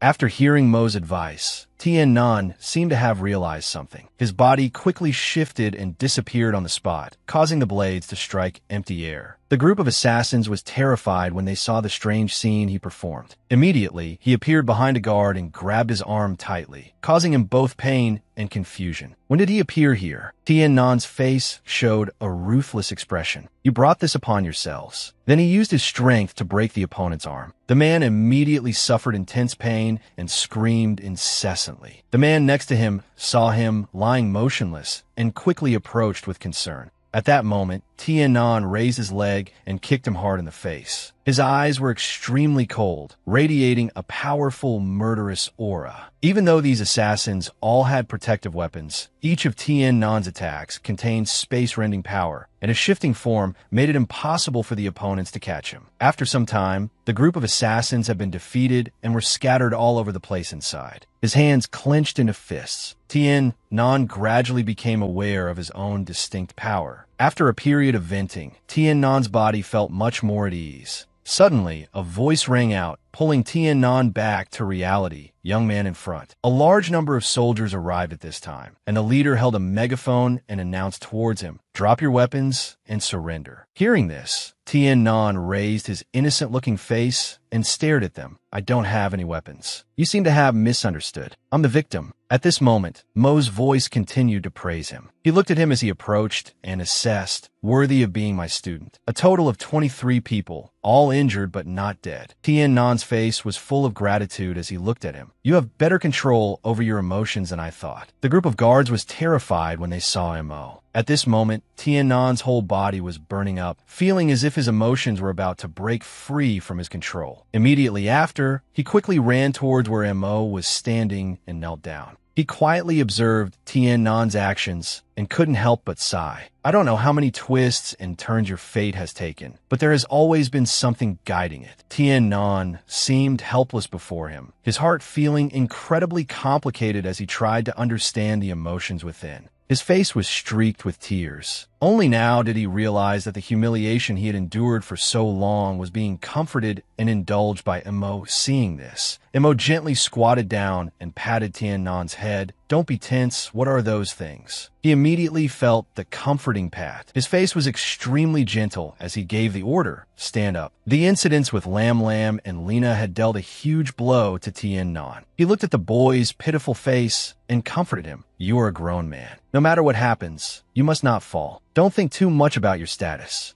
Under Mo's encouragement, the humiliation in his heart subsided somewhat. At this time, the group of security personnel respectfully greeted Mo in unison. As he led Tiannan away, he glanced at them, then briefly explained the incident. "This is my disciple. The group of people on the ground are assassins. Take them for treatment and interrogate them for the culprit behind this." They were all terrified when faced with his coldness. "The Holy Light's specialty in ambushes. I'm sure I don't need to teach you that." Although Tiannan didn't use too much force in his attacks, their lives were probably only half left. After returning to the coffee shop, everyone became silent. They were sitting inside the shop with transparent glass walls. So when Tiannan had acted with cold ruthlessness, it had been deeply etched into their impression of him. At this moment, Melissa glanced at him and gently advised, "Young man, sometimes you should leave a way out for others." Hearing her, Tiannan retorted with confusion. "If I had left them a way out, I'm afraid I would be the one lying on the ground." His face was extremely serious. "Not killing them is already me being very merciful." Zhurong and Melissa just remained silent upon hearing his reply. Tiannan's eyes stared intently at Lam Lam as he explained, "I can give anyone a way to live, but who will give me a way out?" Seeing him like this, she felt a little guilty and was startled. Immediately after, Mo stood up and spoke to Melissa. "Miss Melissa, I'm so sorry. Tiannan and I have something to do." After saying their goodbyes, the two immediately stood up to leave. "We'll be going first, sorry." Zhurong sighed with some frustration at this point. It seems this kid is quite an important person. It seems Tiannan must have a very special identity. Lam Lam sat beside them, still not speaking and immersed in a feeling of guilt. She immediately remembered the words she had said that had made him sad. Lam Lam was a bit pensive, realizing she had offended Tiannan. She could no longer be friends with him, and what surprised her was his identity as Mo's student. Melissa saw that Lam Lam's mood was a bit unstable and just observed her silently. Seeing this, Zhurong spoke up to say goodbye to them. "Well then, I'll take my leave here as well, so as not to waste any more duress time." Before leaving, he reminded Lam Lam, "Silly girl, you have to be careful on your own." Lam Lam lowered her head and listened silently. After all, this time she had caused him to lose a lot of face. "Thank you, uncle. I will explain to my mother soon." Not long after Zhurong left, Melissa finally spoke up. She gently took Lam Lam's hand and inquired, "Tell me, what is the relationship between you and Tiannan?" Then she immediately got to the main point and asked, "Mo's aura was a bit strange today. This is the first time I've seen it." Lam Lam looked away evasively and didn't answer. "Annie, don't ask. What happened with Tiannan was my fault." Immediately after, Melissa became serious and assessed. "I can sense the aura he was hiding." Lam Lam was a bit sad hearing Melissa's analysis. Becoming his enemy is definitely not a wise choice. She began to recount what had happened to Melissa. "I used it before. Actually, I don't know how to handle this now." After hearing the story, Melissa had a bit of a headache. "You really made a mess. I was still wondering why your mother would call off the engagement." Her words made Lam Lam feel even more defeated. "You shouldn't have dragged an outsider into your troubles. And you didn't even apologize, but spoke to him like that." Melissa advised Lam Lam, "This is your fault. I guess Mo overheard what happened between you two, which is why he had that attitude. You understand spatial abilities better than I do. What happened at the arena probably didn't escape Mo's ears." Immediately after, Melissa stood up and took Lam Lam's hand. "While they haven't gone far, I'll take you to apologize and resolve everything." Lam Lam immediately pulled her hand away and cried out, "I'm not going." Seeing this, Melissa immediately scolded her. saying that now was not the time to be spoiled, that Truck Dung was right, and Mo valued Tin Non very much. Lam Lam's face was filled with worry as she listened to Melissa's added threats. This time, it might affect the relationship between Mo and your maternal grandfather. The internal affairs of the Saint Alliance are already very complicated. Seeing that she was still being stubborn, Melissa continued to explain in more detail. The person you hurt is a man with pride. If you had given him your first time, he would surely have cherished you, but you used him. You were wrong. You shouldn't play with someone's feelings like that. But even so, the young Lam Lam was extremely stubborn and shouted, "I don't understand. Don't force me. Let's leave this place. I don't want to think about this anymore." Melissa watched helplessly as Lam Lam hurriedly left. She then thought very seriously about Tien Non. "I'm not a member of the Saint Alliance, but my specialty is observing people. Although we've only interacted for a short time, I've seen Tien Non's excellence." Melissa looked at Lam Lam's hastily departing figure and couldn't help but sigh. This course of action will make that girl lose the one thing in her life she should never lose. Mo walked shoulder to shoulder with Tien Non through the crowded street, his hands clasped behind his back. The boy hung his head dejectedly and sighed, "I'm sorry, teacher. I embarrassed you earlier." Contrary to Tien Non's gloominess, he smiled brightly and comforted him. "I'm very happy to see a young man who can pick himself back up. You are much stronger than I am." Tien Non raised his head, his eyes red. "I've thought it through. Knowing the truth is only beneficial for me. At least I don't feel indebted to the Fey Air Clan, nor do I need to complete some 3 tasks for Lady Ona." At this moment, the expression on Mo's face suddenly turned serious. No wonder you could think it through so clearly. Don't blame Lam Lam, either. That child has been spoiled since she was young. He said that she was spoiled by both her mother and her maternal grandfather, Fei Air, but was not suitable for Tien Non. Feelings should never have developed between the two of you in the first place. I'm very happy that you were able to recover. I believe that in the near future, you will definitely find a girl who is right for you. Tien Non stared at Mo, his eyes wide in a daze. Hearing his words, the face of Bok Hop and the sweet memories they had shared suddenly appeared in his mind. Thinking of this, Tien Non suddenly closed his eyes and shook his head. "I don't want to think about these feelings. Right now, becoming powerful is more important than anything else to me. Before I came into contact with the Saint Alliance, I didn't have any ambitions. I just hoped to find a stable job." He wanted to be able to rely on his own income to repay his parents' kindness and have a warm family. That was enough. Tien Non's gaze became resolute, but now it's different. If the heavens have given me 2 types of innate talents, I can't just stay where I am. I must become a powerhouse of the Galactic Federation. Upon hearing these words, Mo's eyes lit up, unable to hide the satisfaction deep within them. Feeling the powerful aura of his late son and his grandson moved him deeply. The Tien Non of today was like him when he was young. Mo observed his face. The boy now shared the same ambition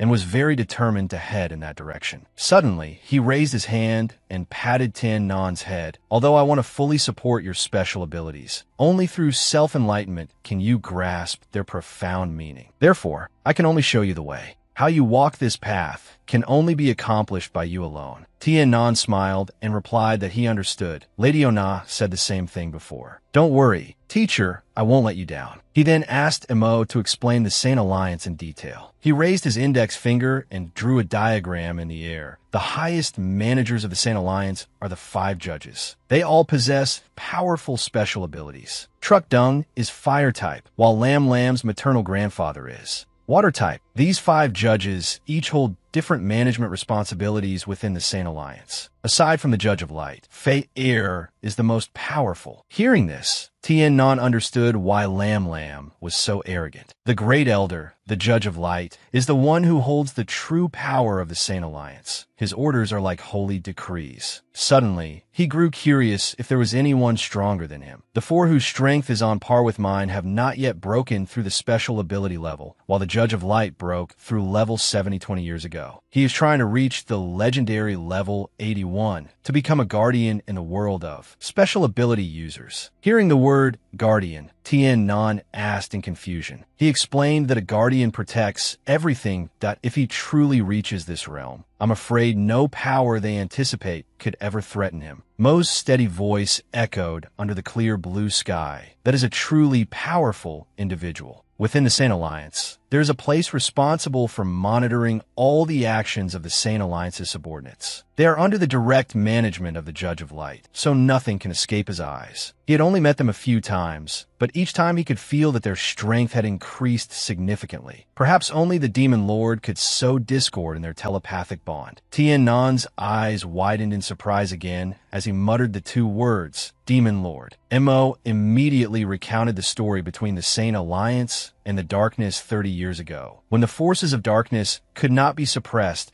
because of the appearance of a genius, the Demon Lord. He was originally just an ordinary dark-type special ability user, but through arduous training and outstanding comprehension ability, after more than 10 years, he unified the forces of darkness, including all the forces belonging to the three great dark powers of the past. To stop the growth of the darkness, the Sane Alliance constantly attacked them, and the two sides were always in a fierce stalemate. After long battles, the forces of darkness grew weaker. Although the Demon Lord was powerful, without the support of a holy beast, he could not lead the darkness to victory against the Saint Alliance. In the end, the Demon Lord agreed to make a pact with the Sane Alliance and signed a treaty with the Galactic Federation to protect the safety of the darkness. Tien Non frowned tensely and asked what he did. The Demon Lord found a fixed star, gathered the full strength of the darkness, and controlled several nearby planets. Mo couldn't hide the fearful look on his face as he recalled. If the Galactic Federation and the Sane Alliance didn't agree, he would have triggered the star to become a black hole and destroy everything. Hearing these words, he was stunned in disbelief, and at the same time guessed that the Demon Lord might be the Master Melissa had mentioned. The condition the Demon Lord proposed was to organize a match between special ability users, with each side sending 5 people. The side that won 3 out of 5 matches would be the victor, and furthermore, the Demon Joy Planet had to be released to the Dark-type special ability users. Tien Non couldn't help but be surprised that the Demon Lord had proposed such a simple condition. Mo analyzed that perhaps he also didn't want the entire Galactic Federation to be destroyed. After all, the Demon Lord was still a human.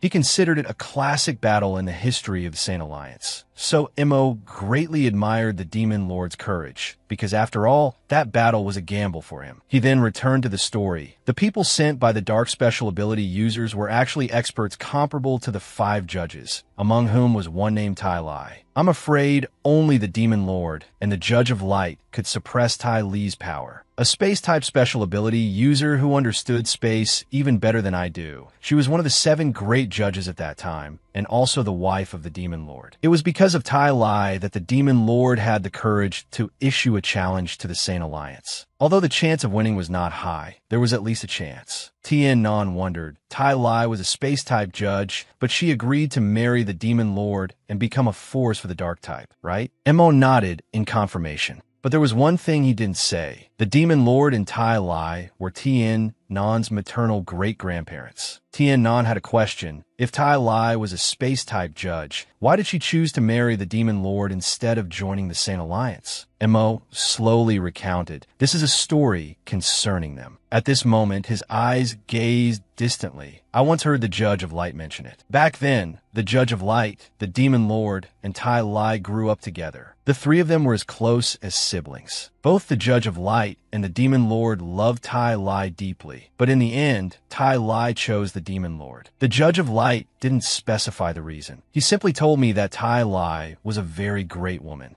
The Judge of Light had promised Tai Lai that even if the Demon Lord lost, he would spare his life. After the duel, the Demon Lord was defeated. Since then, the Demon Lord and Tai Lai were never seen again. Many suspected they were dead. In the end, the Judge of Light won, but was left on his last breath. Hearing this, Tien Non felt that this duel was not so simple. Mo explained, the specific situation is known only to the 5 judges. What I know, I learned from Truck Dumb. In the end, the Sane Alliance gained the support of the entire Galactic Federation. Besides the Sane Alliance, the other two organizations also hold the greatest authority. The status of the 5 judges is extremely revered. You could say they are saviors. This is the reason the Saint Alliance is what it is today. Hearing this, Tien Nan truly couldn't imagine it. Moreover, why did his intuition tell him that none of it was the truth? Tien Nan clenched his fist with determination and said, "Teacher, if I have the chance in the future, I will definitely find a way to uncover the truth." Mo smiled encouragingly. "I believe you can definitely do it." Looking at the boy's excitement, he fell into deep thought. The Demon Lord and Tai Lai are your maternal grandparents. Before, in front of me, the Demon Lord used Melissa's power to try to say something. Now, the Demon Lord's spiritual power is also inside your body. This secret will be known to you sooner or later. Mo's heart was filled with worry to my dear grandson. Many expectations rest on your shoulders. I'm afraid among them are also the expectations entrusted by the Demon Lord, because you are the only heir. I no longer care about darkness or light. The path ahead can only be walked by you alone. All I can do is protect you with all my might. This is the responsibility of a grandfather. They returned to the Min Hong planet travel station. Although neither wanted to part, he still wanted to find a more suitable place for Tien Nan to train. That place was the Demon Joy planet. Tien Nan was a little worried. My special ability isn't even at level 10 yet. I probably don't have the right to go there. Seeing this, he cheerfully teased, "Did you think Truck Dung and I only came to watch a concert this time?" Once every 3 years, the Saint Alliance sends a new group of people to the Demon Joy planet to be honed, supporting the 3 judges who guard that place. I've already asked Truck Dung to register you. Hearing this, Tien Nan happily thanked him. He just wondered, can I conquer a holy beast already? Mo explained, because you have dual-type special abilities, you can subdue 2 holy beasts. However, the dark-type holy beasts are extremely powerful. You must be careful. Absolutely do not let them devour you.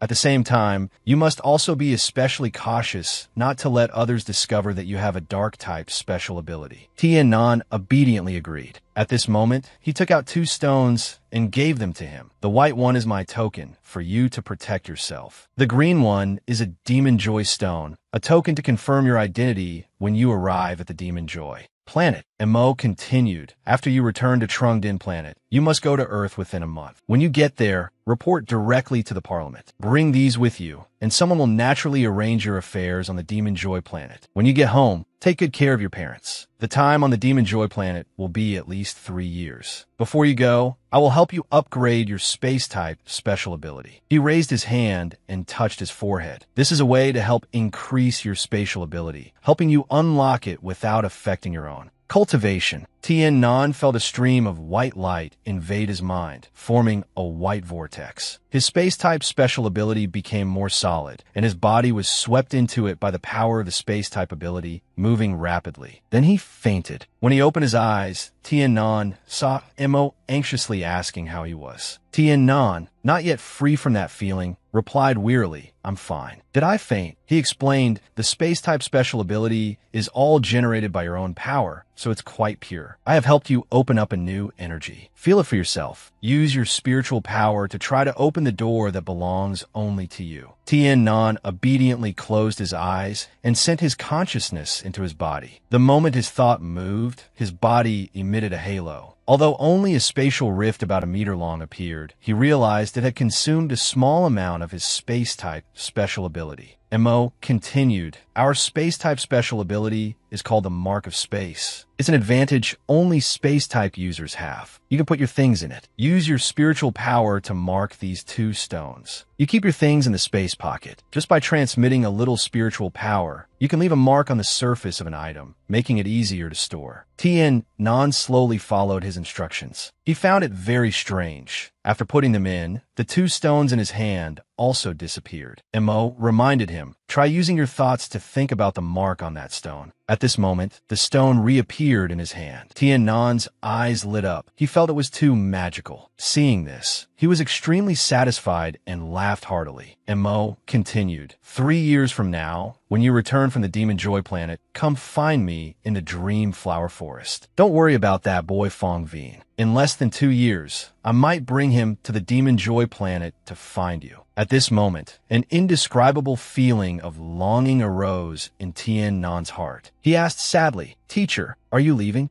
Mo gently placed a hand on his shoulder and instructed, "I have to go. Take care of yourself from now on. Remember, don't rely on anyone." Although his attitude had changed greatly, Tien Nan could feel that he could be trusted. Mo suppressed the regret in his heart and bid him farewell. In a flash, he disappeared. Mo knew he couldn't bear to part with Tien Nan, couldn't bear to leave the grandson he had found with such difficulty. But for his future, he had no choice but to leave. Mo looked into the distance and thought to himself, "My grandson, your grandfather can only help you create opportunities. Whether you can seize them or not is all up to you. If you cannot become stronger, then I will definitely force you to leave the Saint Alliance and be an ordinary person. Then you will marry the girl you love and live a normal life." His departure further strengthened Tien Nan's resolve to not disappoint him. At this time, in the sparkling galaxy, a transport ship was flying from Minhong planet to Trungdin planet. After Tien Nan boarded the transport ship, he went directly into the life support pod. Under the guidance of Mo's power, the nuances of his space ability could always gather in his mind. The small white vortex spun slowly at a fixed speed. When his spirit entered it, he immediately had a strange sensation. Tien Nan could feel that his spiritual power was stronger. If his space-type special ability could become stronger, could his dark-type special ability as well? During this time, these two special abilities no longer repelled each other. Perhaps he could try to push it. Tien Nan calculated in his heart, first pushing the cosmic energy to slowly surround the dark-type special ability. Under the control of his spirit, the dark-type special ability attached to the cosmic energy and gradually began to operate. After a while, small white and black particles from the outside continuously penetrated the life support pod. Then they entered Tien Nan's body. The white went up, the black went down, and they dissolved into his two special abilities respectively. The three streams of black, white, and blue energy mixed together and suddenly dispersed, causing the economic zone of the transport ship to be distorted by a jump to another space 10 meters away. The life support pod opened and white smoke billowed out. The transport ship's emergency alarm sounded, currently executing a space jump. Please do not leave the life support pod. But at this moment, Tien Nan was in no mood to care about it. He was now stunned because he had become stronger. The black hair on his head had turned silver at some point, and the color of one eye was dyed a mysterious black. He was stunned as he felt it. His special ability had reached level 9,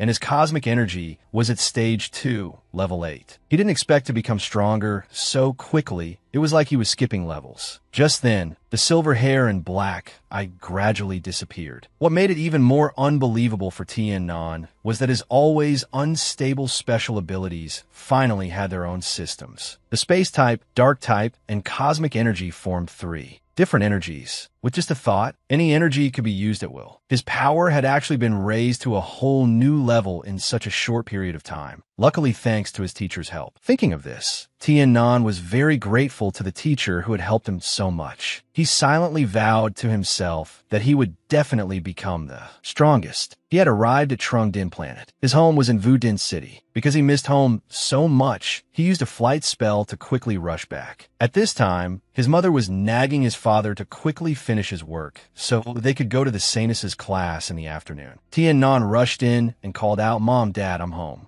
Man Na and Ma couldn't believe their eyes. Their son was really back. The feeling of missing her son overwhelmed her mind, and she rushed to hug him tightly, her eyes welling up with tears. Ma Lai stood beside them, looking at his son with relief that you're finally back. "We haven't had any news from you for over a year. All right, wife, don't cry anymore. Let Tien Nan rest a bit. Let's eat together." Halfway through the meal, Ma Lai asked, "Where have you been all year?" "Your mother and I wanted to look for you, but we're not familiar with this place and could only wait." He gently explained, "It's not that I didn't want to come home, it's just that I was working on Minhong planet. Only when the work temporarily ended could I come home." Hearing that, the two were curious. What kind of work requires you to go to another planet? So they wouldn't worry. He had to say, "I'm working in sales at a company. It's a very good place with high pay." Ma Lai proudly praised him. "I knew our little Nan had prospects." He looked at Man Na with great comfort. The boy has grown up. She was also happy in her heart, but being away for so long made her a bit reluctant to part. In fact, when his parents asked about things outside, Tien Nan answered very carefully, afraid of revealing anything that would worry them. After resting, Tien Nan asked the question that had been on his mind, "Are you still going to the Sainus' classes now?" Ma Lai, who was putting on his coat to go out, answered casually that of course. "This is our greatest joy right now. We know more and more now." Minna also chimed in, "You just got back, so rest at home. Your father and I are going to class." At this point, Tien Nan offered to go with them. He explained to them, "The saint has helped me once before. Since I'm back, I should go see her." Hearing this, Man Na showed a joyful expression, while Ma Lai smiled teasingly, as if he knew something. They teased him together. "Have you fallen for her? Then you need to try harder. Dad supports you." Man Na was even happier. "If the saintess becomes my daughter-in-law, I can die happy." A while later, Tien Nan's family arrived at the slum. Right there, in his heart, he felt that everything was still the same, still untouchable. But Tien Nan could still hear the gentle voice of the saintess, and his heart trembled slightly. When he saw the saintess, he clearly felt it. His longing for the saintess was incredibly intense. Although his ears couldn't clearly hear the content of what the saintess was saying, that gentle voice still echoed. At this moment, Bak Hop seemed to sense something, and she tilted her head slightly. That gentle gaze then turned towards Tien Nan, and their eyes met. Seeing him, a glimmer of joy appeared in Bak Hop's eyes. Although she was still giving her lecture, at that moment, it was as if the two of them were in a silent realm of mutual understanding. Tien Nan could clearly feel his heart being enveloped by a sense of peace. He smiled faintly and whispered, "Bak Hop, I'm back." After the saintess finished her lecture, Tien Nan said goodbye to his parents first and walked towards Bak Hop's house. He told himself, "Why am I so nervous? My heart is beating faster than when I entered the demon god temple." Suddenly, out of the corner of his eye, he caught sight of Lap lie holding a bouquet of flowers in front of Bak Hop's house. Before he could think, Tien Nan hid. He even felt confused. "Why do I have to hide?" And a sense of frustration and unease grew in his heart. Watching Lap lie anxiously pacing back and forth, Tien Nan thought to himself, "Bak Hop is so pure and kind, it's normal for someone to like her." Finally, Lap Lai gathered all his courage, raised his hand, and knocked on the door. The door opened slightly, and Bak Hop, with a look of both anticipation and shyness, stepped out. But when she saw the boy in front of her clearly, the joy in her eyes cooled. Bak Hop was silent for a moment, and then asked, "Is that you, Lap Lai? What's the matter?" At this moment, Lap Lai held out the bouquet of flowers and shouted, "Saintess, please accept my feelings. I know I'm not worthy of you." He shyly scratched his head and said gently, "I will always see you as a goddess and keep you deep in my heart." Bak Hop said gently and carefully, "Lap Lai, don't say that. I'm just like everyone else, just an ordinary person. Thank you for your flowers. I accept your kind intentions, but don't pick wildflowers anymore. They have lives too." Just then, Tien Nan composed himself. He thought he had nothing to hide. He and Bak Hop were friends, so he slowly walked over. Tien Nan's appearance broke their awkward atmosphere. Lap Lai suddenly felt a sense of familiarity. "Are you Tien Nan, the one who once attended the Trong Din Comprehensive Academy?" He nodded in reply. "I went out to work and just got back." He glanced at Bak Hop and said, "The saintess once saved me, so since I'm back, I came to greet her." Hearing this, Bak Hop smiled, her cheeks blushing, which made her even more stunningly beautiful. Bak Hop said gently, "You're back." Tien Nan stared at her intently and smiled faintly. Lap Lai, standing beside them, suddenly felt like he was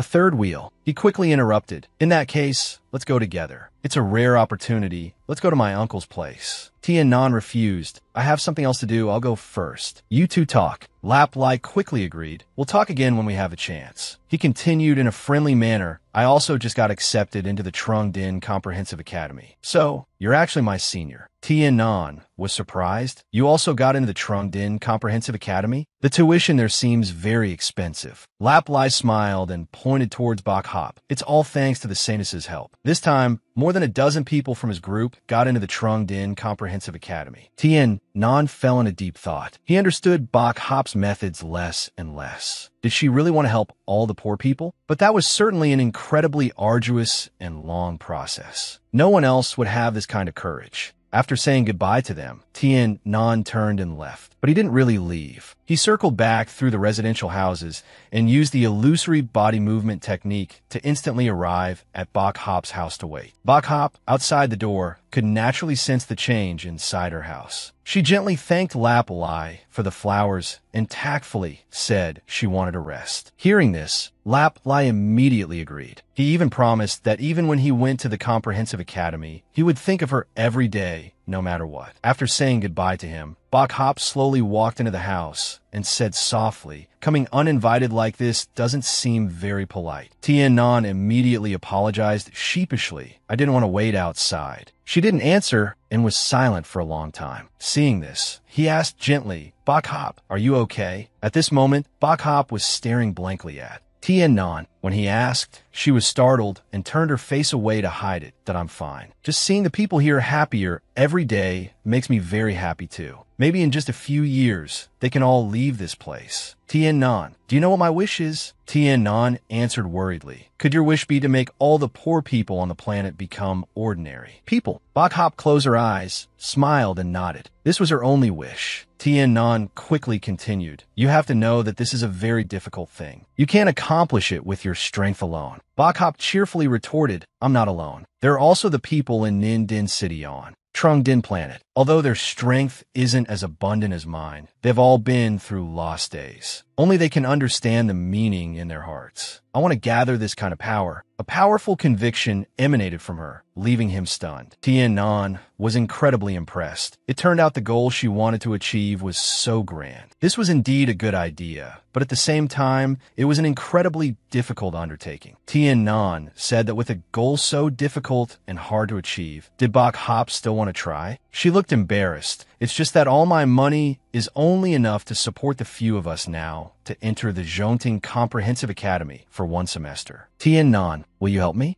Tien Nan's eyes widened as he looked at her in surprise. Then he took Bok Hop's hand. "Don't forget I was also born in the slums. I'm just not as brave or as smart as you. That's why I didn't know what to do. Since you already have such a good method, why wouldn't I help?" This made Bok Hop's eyes widen in surprise as she looked at Tien Nan. He said that only when he was with her did his heart calm down. Bok Hop was like a wind-shielding harbor for Tien Nan, forever gentle like that. Moreover, her kindness and purity made it impossible for him not to respect her. Tien Nan held Bok Hop's hand tightly and said some cheesy words. "You're very beautiful, so beautiful that I can't breathe. I have a bold request." Before he could finish, she stopped him. "Don't say it, can you?" Bok Hop said hesitantly, "You also know my heart has already been given to everyone. I can't." Ignoring her plea, Tien Nan decided he had to say it. Then he gently kissed Bok Hop's hand. "Don't worry. How could I force you? I just hope you can give me a chance." Tien Nan and Bok Hop both had their own aspirations. He didn't want them to exchange their aspirations for each other. It was just that after helping her fulfill her hope, he wished he would have a chance. Tien Nan hoped to feel her gentleness every day. Bok Hop, flustered, quickly pulled her hand back and stepped away. "We can't. Don't force me." But Tien Nan believed that nothing was impossible. Although they hadn't known each other for long, Bok Hop had already filled his heart. If it was because Tien Nan had the power of darkness that Bok Hop wouldn't accept him, then she didn't need to worry. For her, he would always keep his heart pure. Tien Nan whispered, "Agree to it, won't you?" The feelings in Bok Hop's heart were in constant, complex turmoil. Today, when she saw him, she could clearly feel the joy in her heart. She recalled what her master had once told her. It was not just for her own feelings, but also for the safety of the Galactic Federation. At Tien Nan's confession, she gently nodded. He joyfully and happily rushed forward to embrace her tightly. Then Tien Nan suddenly felt shy and let Bok Hop go. "Sorry, I was just too happy." He reassured her, "Don't worry. Before your wish is fulfilled, I definitely won't be improper. We should also give each other time to adapt. If Bok Hop finds someone she likes, then I will let go. If not, then you will become my wife." Tien Nan also gave his identity card to Bok Hop, saying that the remaining 30,000 would be enough for her for a period of time, because he had to leave in a few days. If things went smoothly after 3 years, he would come back to find her. Bok Hop felt that 3 years was a very long time. Tien Nan's face was earnest as he explained that he also had his own dream, and they should both strive for it. At present, he didn't have the ability to protect the person he loves. Bok Hop's expression was a little bewildered. She wondered is the thing you're pursuing power? Mentioning this, he smiled and said, "That's right, the thing I'm pursuing is great power. Only with ability can I repay those who support me and protect the people I want to protect." Bak Hop hesitated, then said, "Today, knowing you are so powerful, I'm a little scared in my heart." Tien Nan guessed that she was afraid of him. Bak Hop was afraid that when power reached a certain level, it would not be as easy to control as he imagined. She was also afraid that one day they would be on opposing sides, but Tien Nan affirmed that he would never be on the side opposing her. After hearing this, Bak Hop tightly gripped Tien Nan's hand. She continued to speak. "You still don't understand now. It's very likely to happen. Or, the moment we were born also meant that we would become two opposing sides. God's arrangement let us meet in the slums, or perhaps it was to give us a chance." And Bak Hop wanted Tien Nan to promise her one thing. Bak Hop hoped he could promise that if there was a day they were on opposing sides, he could give up all desires for her. Bak Hop threw herself into Tien Nan's arms, sobbing, which surprised him greatly. He gently pushed her away and then looked straight into her eyes. Tien Nan said gently, "Don't you feel this promise is too serious? If a person has no desires, it also means they have lost their reason for existence." Bak Hop fell in a deep thought. "I know, I'm sorry, it was Bak Hop who was being unreasonable." Then she willingly said, "If that day truly comes, then she will live and die together with Tien Nan." When he heard those words, he was extremely surprised and moved. Then he held Bak Hop's hand tightly. "Don't say these things anymore. Seeing you again today, I'm truly very happy. I don't hope that because of these illusory things it will affect our mood." Bak Hop also felt that she was probably worrying for no reason, and she was curious about when Tien Nan would be leaving. He replied happily, "I'll probably be here for about a month. After all, I've been away for more than a year. I want to spend more time with my parents." Bak Hop advised, "Your ability aura sense has also become stronger. Before leaving Zoning Planet, you must be careful." A few days ago, Bak Hop sensed quite a few dark forces coming to this planet. It was possible they were gathering in Zoning City. Perhaps they had some kind of scheme. Perhaps the Saint Alliance would also sense it. Tien Nan then wondered, could it be that the dark forces are delusional enough to challenge the Saint Alliance again? Bak Hop was surprised that he also knew about the battle 30 years ago. Tien Nan recounted that he heard it from his master. This time, having been away for over a year, he had taken a master. Bak Hop seemed to have guessed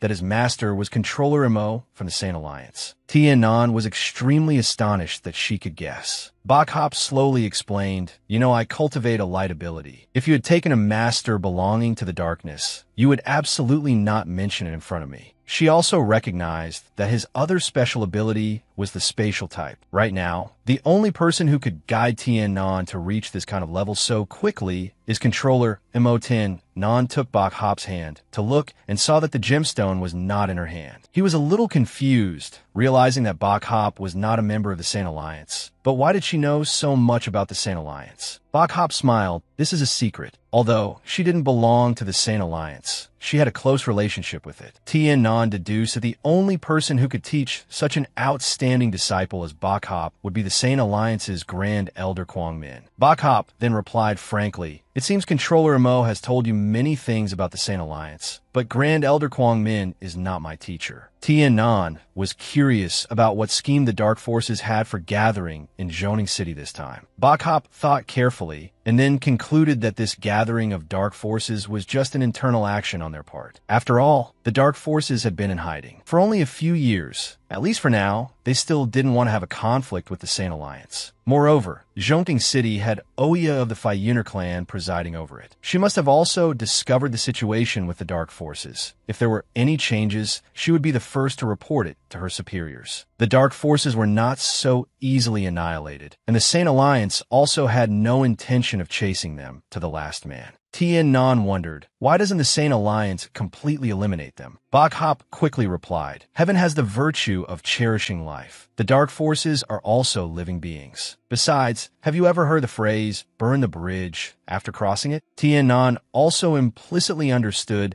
that the Galactic Federation Council actually did not want the Saint Alliance to exist. It was only because of the great threat of the Dark Forces, who refused to cooperate, that the Saint Alliance was elevated to its current high position. Once the forces of darkness are annihilated, the Council will make a move against the Saint Alliance. which Bok Hop also understood. She added, "The Council controls the power of the Galactic Federation, so why would they want a group of people who don't listen to their commands?" At this moment, Tien Non thought to himself, "It seems that no matter which side it is, it's not simple at all." He took Bok Hop's hand and advised her to be careful too, since she was all alone. If those dark forces found out, it would be disadvantageous for her. Bok Hop reassured Tien Non, "Don't worry, nothing will happen to me." And she reminded him to leave quickly because it was getting late. Tien Non also hoped her wish would be fulfilled soon and that he would come to get the identity card tomorrow. Bok Hop said some polite words. "Thank you. Actually, I didn't expect you to support me like this." Because Bok Hop was Tien Non's beloved, it was right for him to help. After all, it was her wish.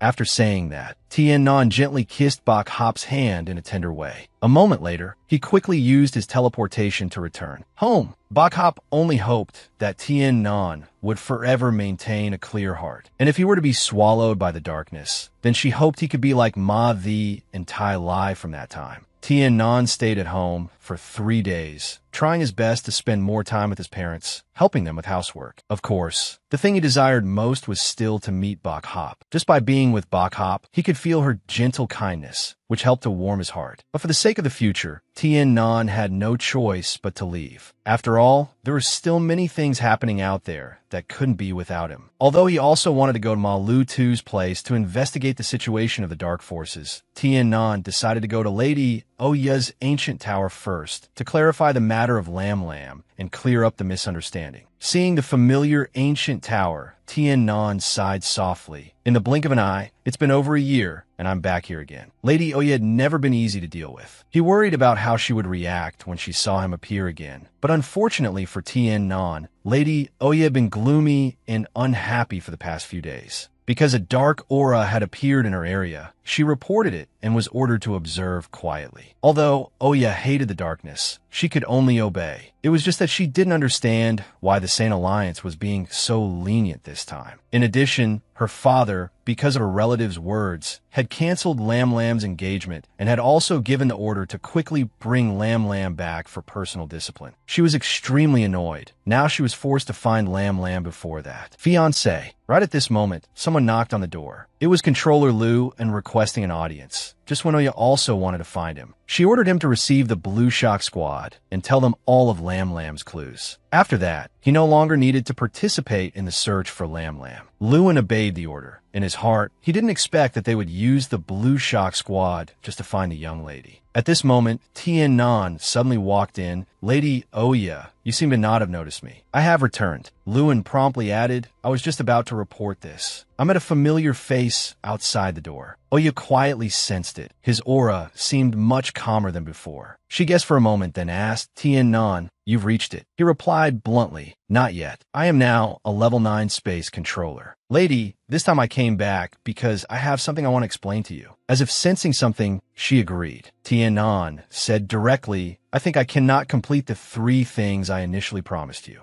Oya's brows furrowed tightly. She was silent for a moment, then said, "Tell me the reason. Do you think your wings are fully fledged now? You have indeed improved very quickly, but your current strength is still a far cry from what's needed. Don't you forget who brought you into the Saint Alliance. And even more, don't forget what you have done." Tien Non indeed owed her a favor, but regarding Lam Lam's matter, he thought he had no responsibility at all. Perhaps in a few days, she will return. She will explain clearly. "This time I came back, it was precisely to clarify this matter with you." Oya slowly stood up and said coldly, "I can fulfill your wish to join the Saint Alliance. At the same time, I can also destroy you." She angrily waved her hand, venting. Even while enduring that anger, Tien Non calmly took out an object and showed it to her to see. It was the snake-carved stone, the symbol left for him by the Demon Emperor's star. Oya retracted her intimidating aura and asked in shock, "You've met Controller Mo?" Tien Non calmly admitted. He had even been accepted as a student and learned spatial ability from him. Oya sneered with understanding. "No wonder you dare to come here and say these things. So it turns out you have Controller Mo backing you. Tien Non, you must think carefully." This made Tien Non even more resolute. "I have thought it through very carefully." He didn't want to be threatened. Even if the lady was dissatisfied, he dared not forget her favor. As for those 3 requests, Tien Non refused. As for the reason, he couldn't say it now. Oya's eyes were filled with a chilling cold. The anger in her heart had reached its peak. Everything not going smoothly had pushed her patience to its limit. Oya gathered her magic and attacked Tiannan. Blue light combined with countless ice and snow, blocking all directions he could possibly escape. But the Tiannan of today was no longer the same as before. As the light flashed, he immediately used his teleportation. Although he successfully escaped the attack's range, Tiannan discovered his body had become stiff, the blood in his body seemingly about to freeze. The cyan cosmic energy in his body, although it immediately created a protective layer, the essence of a controller and a manipulator had its differences. Oya caught up and closed in. At that moment, she extended her hand and quickly pushed out a palm strike. Even though Tiannan's cosmic energy was strong enough, under the powerful effect of the water-type ability, his body was instantly sent flying far away, crashing hard into a wall. The wall surface behind Tiannan cracked, and a cloud of dust fell. He secretly felt lucky that he had put on the artificial suit before coming, otherwise he would have been seriously injured this time. She couldn't take him down in one blow, which made her even angrier. Oya waved her hand, creating a large ice wall behind him, to see if he could withstand this next blow. At this moment, Lewin tried to intervene. "Lady, we shouldn't antagonize Controller Mo." Anger overwhelmed her reason, and she coldly sent Lewin flying. Seeing this scene, a look of anger appeared in Tiannan's eyes. Lewin could be considered his introductory master. Without his guidance back then, he couldn't have had the solid foundation he had today, yet she dared to strike him in her anger. Instantly, Tiannan's control power erupted. His hand reached up toward the sky and clenched slightly. At this moment, Lady Oya's 10+ ice alls in the air suddenly came to a halt. Immediately after, Tiannan moved to her side and struck. Under the full force attack, space was torn apart through the continuous increase of cosmic energy. Oya was stunned, not expecting this little brat to actually dare to fight her. However, the moment he made contact with her, he vanished without a trace. A second later, he suddenly appeared behind Oya. She angrily attacked and also immediately defended herself. The water-type ability instantly condensed behind her, a great power like a flood, chaotically rushing towards Tiannan. However, he had already undergone a year of training with the holy beast Little White, and his combat experience was extremely rich. His teleportation was used to its limit, causing Oya's attack to hit empty air. Because he had used the shortest amount of time to return in front of Lady Oya, the defense on her body had weakened considerably due to her use of the water wave. Just like that, he directly broke through her defense and threw a punch. But when Tiannan looked at where he was about to attack, he was suddenly startled. He hesitated, not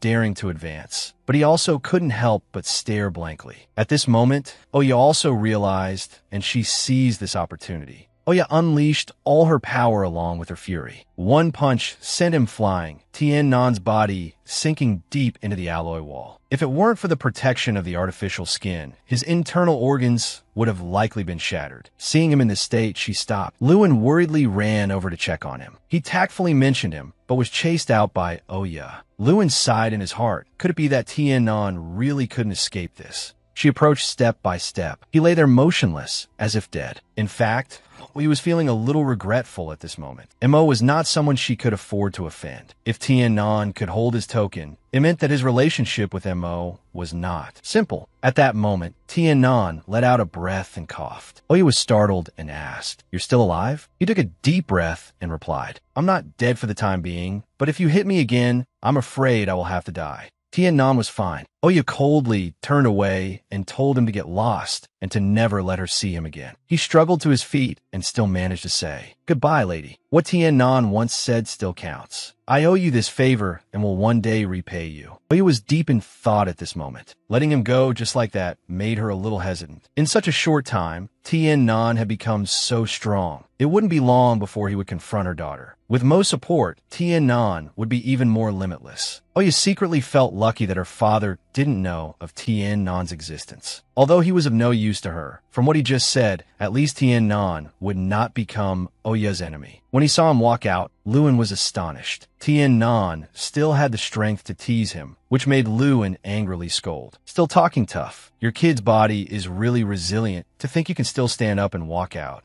Come here quickly. I'll help you to a quiet place to rest." With someone to rely on, Tiannan Nan no longer pretended. He let himself cry out in pain. After finding a random hotel, Lewin immediately used cosmic energy to help Tien Nan heal. During the healing process, he was once again amazed by the resilience of Tien Nan's body. Tien Nan's own cosmic ability, combined with the external power, unblocked all the meridians in his body at the fastest speed. With just a period of rest, his body could fully recover. Lewin wanted to leave and told him to take care. Tien Nan was extremely grateful and thanked him profusely, but Lewin felt he hadn't helped at all. Hearing him call him master made him ashamed for not being able to persuade Oya. He sighed softly. After this farewell, I don't know when we'll be able to meet again. You are the strangest ability user I have ever met. Not only is your body incredibly heaven-defying, but you also work very hard. Now I'm very much looking forward to seeing you become stronger. Tien Nan gently comforted him. Master, don't worry. Although I am not under the lady's control, I still belong to the Saint Alliance. We will definitely have a chance to meet again in the future. And Master, no matter what kind of person I become in the future, you will still be a teacher worthy of my respect. Lewin immediately turned away to hide his expression. To Tien Nan, Lewin and Mo were among the few people who cared about him. After experiencing the battle with Lady Oya, it made him feel the gap in strength even more deeply. Only by becoming stronger could he fight against those powerful opponents. This further strengthened Tien Nan's determination. In Zhongting City's Silver Street, the entire city was brightly lit. This place was a mix of good and bad, with many different criminals. The government hadn't completely eliminated this place, but instead had troops guarding the outside. Tien Nan could only use the method of feinting to the east and attacking to the west, then use his teleportation to infiltrate Silver Street. He wondered in his heart, what is the purpose of the dark forces gathering in the capital city? With Ma Lu here, it should be safe, right? After entering the city walls, the real challenge began. While Tien Nan didn't know where to go, a girl approached and teased him. You're quite handsome. Tell big sister, what crime did you commit to end up here? Oh, I'm asking what you're doing hiding in an alley. Do you need big sister's help? He didn't like the strong perfume and stepped back. The girl saw Tien Nan's impolite behavior and scolded him. But Tien Nan stood his ground. I'm not interested in people with dirty souls. Can you please move aside? She gradually revealed her true nature. It's been a long time since I've drunk human blood. Luckily, there's something so fresh today. He was stunned. You're for the vampire clan? At the same time, he wondered if she was a dark ability user. Suddenly, Toof and Sun interrupted their conversation. He flew in the sky. Our vampire clan is the noblest race, don't you know? Toof and Sun transformed into human form. Open your eyes and see. The person before you is a member of the vampire clan. The girl bowed and explained. He's a newcomer. Tien Nan observed the features on his body. Golden wings, so he's a Viscount. He asked him what kind of person he was. He didn't answer immediately, but thought. Much weaker than the vampires that captured me last time. They were all Viscounts and Counts. Tien Nan held out the ring that radiated dark ability. Based on your status, you're not worthy to command me. In his heart, he thought, the ring that Ma Lu gave me can be used. Well, when Toof and Sun saw it, his expression changed. He immediately knelt before him. Greetings, Your Grace the Duke. This subordinate did not know of Your Grace's arrival. Please punish this subordinate. Tien Nan withdrew his dark ability, giving the other party a sense of mystery, not knowing his true strength. He ordered him to be taken to see Ma Lu.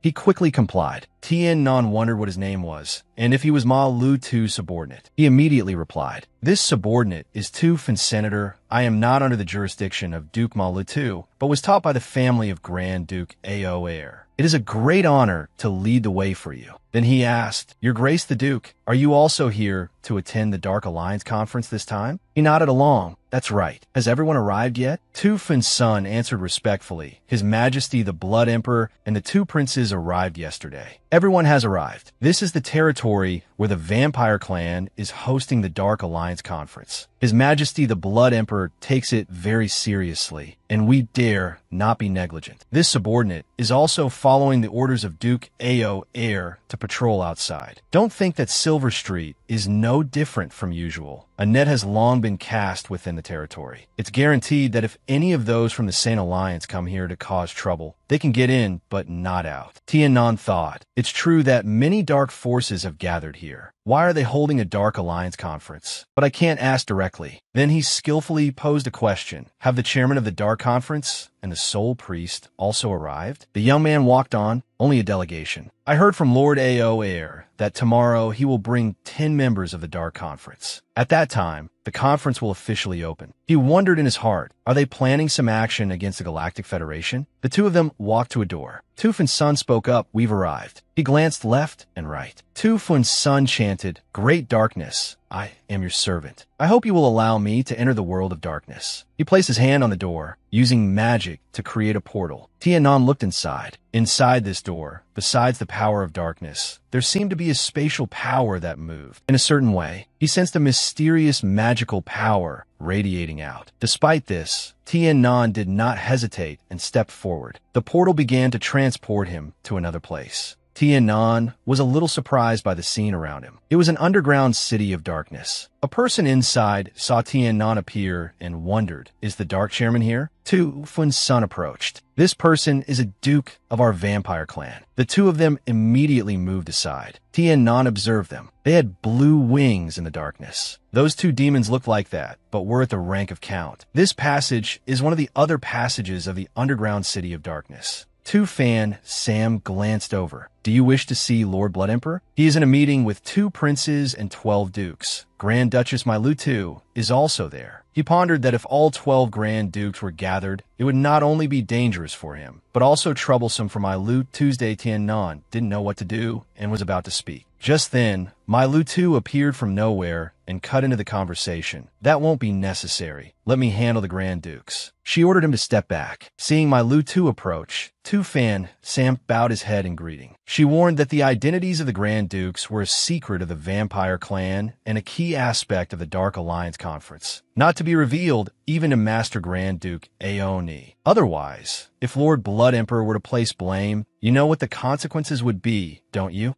After hearing this, he immediately complied. Then, Tufan Sam turned and quickly left. Tianan wondered, did you just use dark power to erase Tufan Sam's memory? Tianan surmised that for someone of Mailutu's status to be so cautious, it seemed the underground city was not peaceful. Mailutu led Tianan to her bedroom. She used magic to lock the door. After everything was settled, Mailutu breathed a sigh of relief. All right, this is safer now. Mailutu pulled up a chair. The dark forces in Trungdin City are too strong, as if many dark powers have gathered here. I just heard Tufan Sam mention the Dark Alliance Conference. Has something really happened? You shouldn't have come here. When you returned, I sensed your aura, but couldn't leave. When you were at Nan Nai, I was in a meeting with Lord Blood Emperor. If Lord Demon Emperor were to discover your identity, Tianan interrupted. So that's why you rushed over to erase his memory. She reassured him, fortunately, I handled it in time. The guards at the inner passage are all my people. They have all been infected by my blood toxin and are loyal only to me. So you don't need to worry. As long as you don't leave this room, you will be safe for the time being. He then wanted Mailutu to tell him more about the Dark Conference. She immediately explained, the Dark Alliance Conference is the supreme conference of the Dark World, held once every 5 years. It is mostly hosted by the Vampire Clan, where the conference is chairman. This Alliance Conference is very special, hosted by the Dark Priesthood. This third party is currently the 3rd largest power in the Dark World. This 3rd dark power has always wanted to absorb the other 2 sides, but only a king can unite the Dark World. A king. This time, the priesthood is hosting the conference. Although they only sent 1 person, they brought something that interests both the Vampire Clan and the conference. The Old Soul Priest uses mysterious dark power, intending to announce the future to everyone.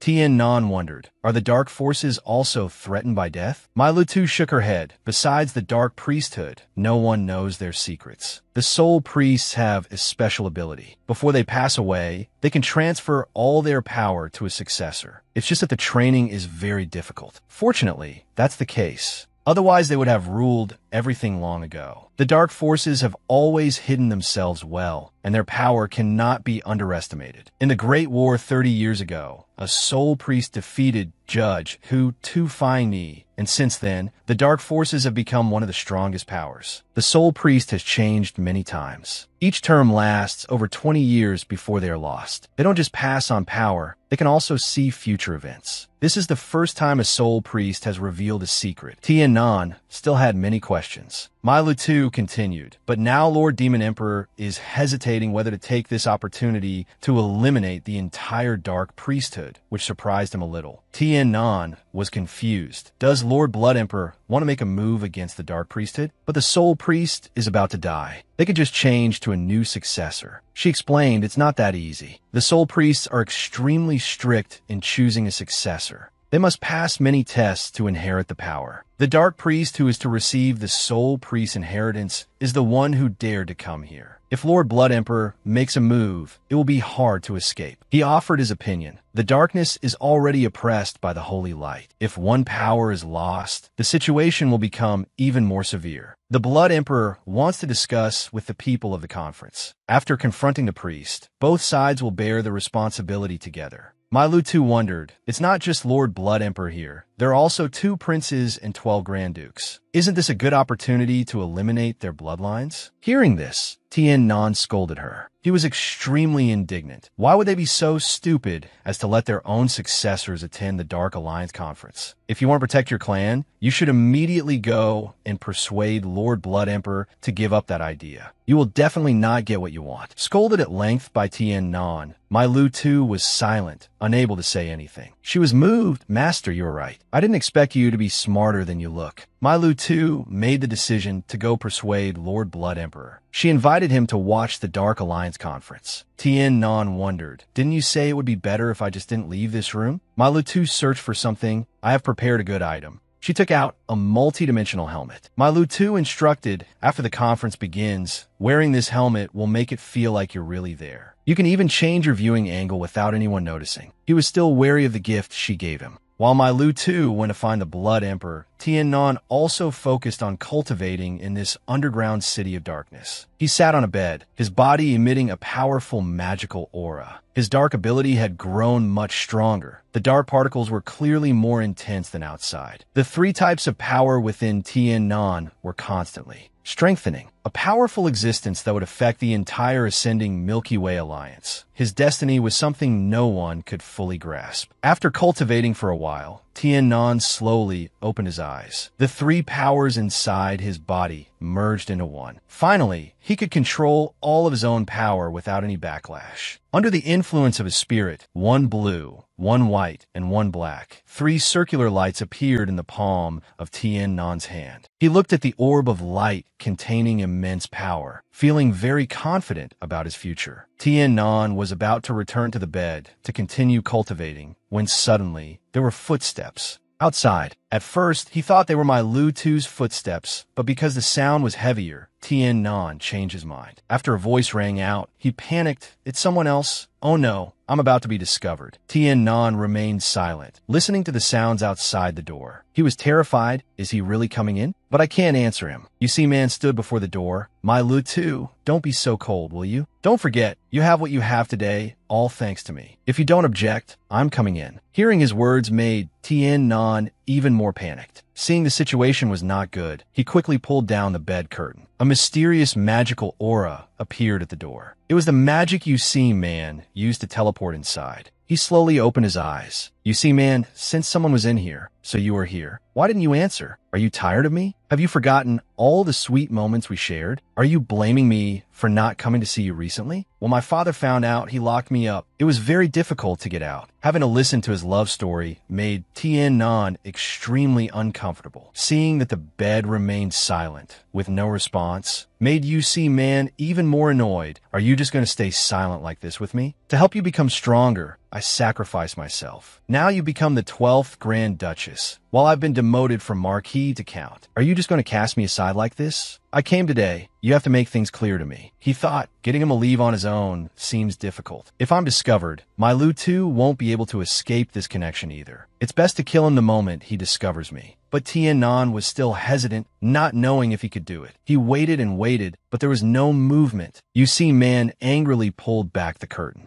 Since it had come to this, he could only risk his life against him. Tien Nan was waiting for a good opportunity to strike. Seeing that the person sitting inside was not my Lu Tu made Yu Si Man extremely surprised. He immediately seized the opportunity while he was confused upon seeing him. Under Tien Nan's control, 10 beams of lightning gathered into one in midair, aiming straight for the opponent's chest. He didn't let up because of that, focusing his power on the attack. Then, he filled his hands with space-tearing power and pushed forward. From behind Tien Nan, many black threads flew out, rushing from multiple directions. After leaving the Demon God Temple, this was the first time he had used 2 types of abilities. He had used his full attack. As long as Yu Si Man was seriously injured, he could subdue him. Tien Nan was utterly horrified by the scene before him. The floor had a large hole in it, and there was no one standing where he had been moments ago. With no time to hesitate, he immediately used illusionary form shift. As Tien Nan disappeared, a black light flashed past. He used it to flash to another spot. Yu Si Man's body was still intact, without a single scratch. He angrily asked who he was. Seeing that Yu Si Man was completely unharmed made Tien Nan even more panicked. Outwardly, he was provocative, but inwardly, he was in a very difficult position. He's using so many after images that I can't distinguish them. He's clearly defending against my lightning rays. He shouted angrily, "Are you my Lu Tu's new plaything? Her taste is really poor. How can someone like you compare to me? Today, I will make you die. As long as you die, my Lu Tu will surely come back to me." Tien Nan took the opportunity to provoke him. "You think killing me will win my Lu Tu's heart? You just account now." Yu Si Man saw that he was just courting death. He immediately attacked Tien Nan. He quickly used illusionary form shift to dodge the blow. Yu Si Man immediately noticed something unusual. "So you did use illusionary form shift just now. You're a space ability user from the Holy Light. Could it be that my Lu Tu has betrayed the vampire clan?" Tien Nan smiled, telling him to look his way. A powerful magical aura enveloped his body. Seeing this, Yu Si Man was extremely surprised, his eyes widening. Yu Si Man's face turned pale. Dark ability, space, and darkness combined as one. This is impossible. Tien Nan seized the opportunity, giving him a scare. "Now that you know my identity, I am the new master of the Dark World." Yu Si Man found it hard to believe. "You are actually the new master of the Dark World." Tien Nan bluffed. "That's right. Do you still want to attack me now?" The two sides suddenly fell silent, making the atmosphere even more tense. He became suspicious. "If you're the new master of the Dark World, why would you want a woman like my Lu Tu?" He explained, "My Lu Tu is not my woman. She is my loyal subordinate." Tien Nan's words made Yu Si Man extremely surprised. He calculated, "I'll just try to sway him for now. If I let him know that the power of the new master of the Dark World doesn't give me much of an advantage, it won't change the current situation." He asked in return, "So what if you're the new master of the Dark World?" Tien Nan froze for a moment.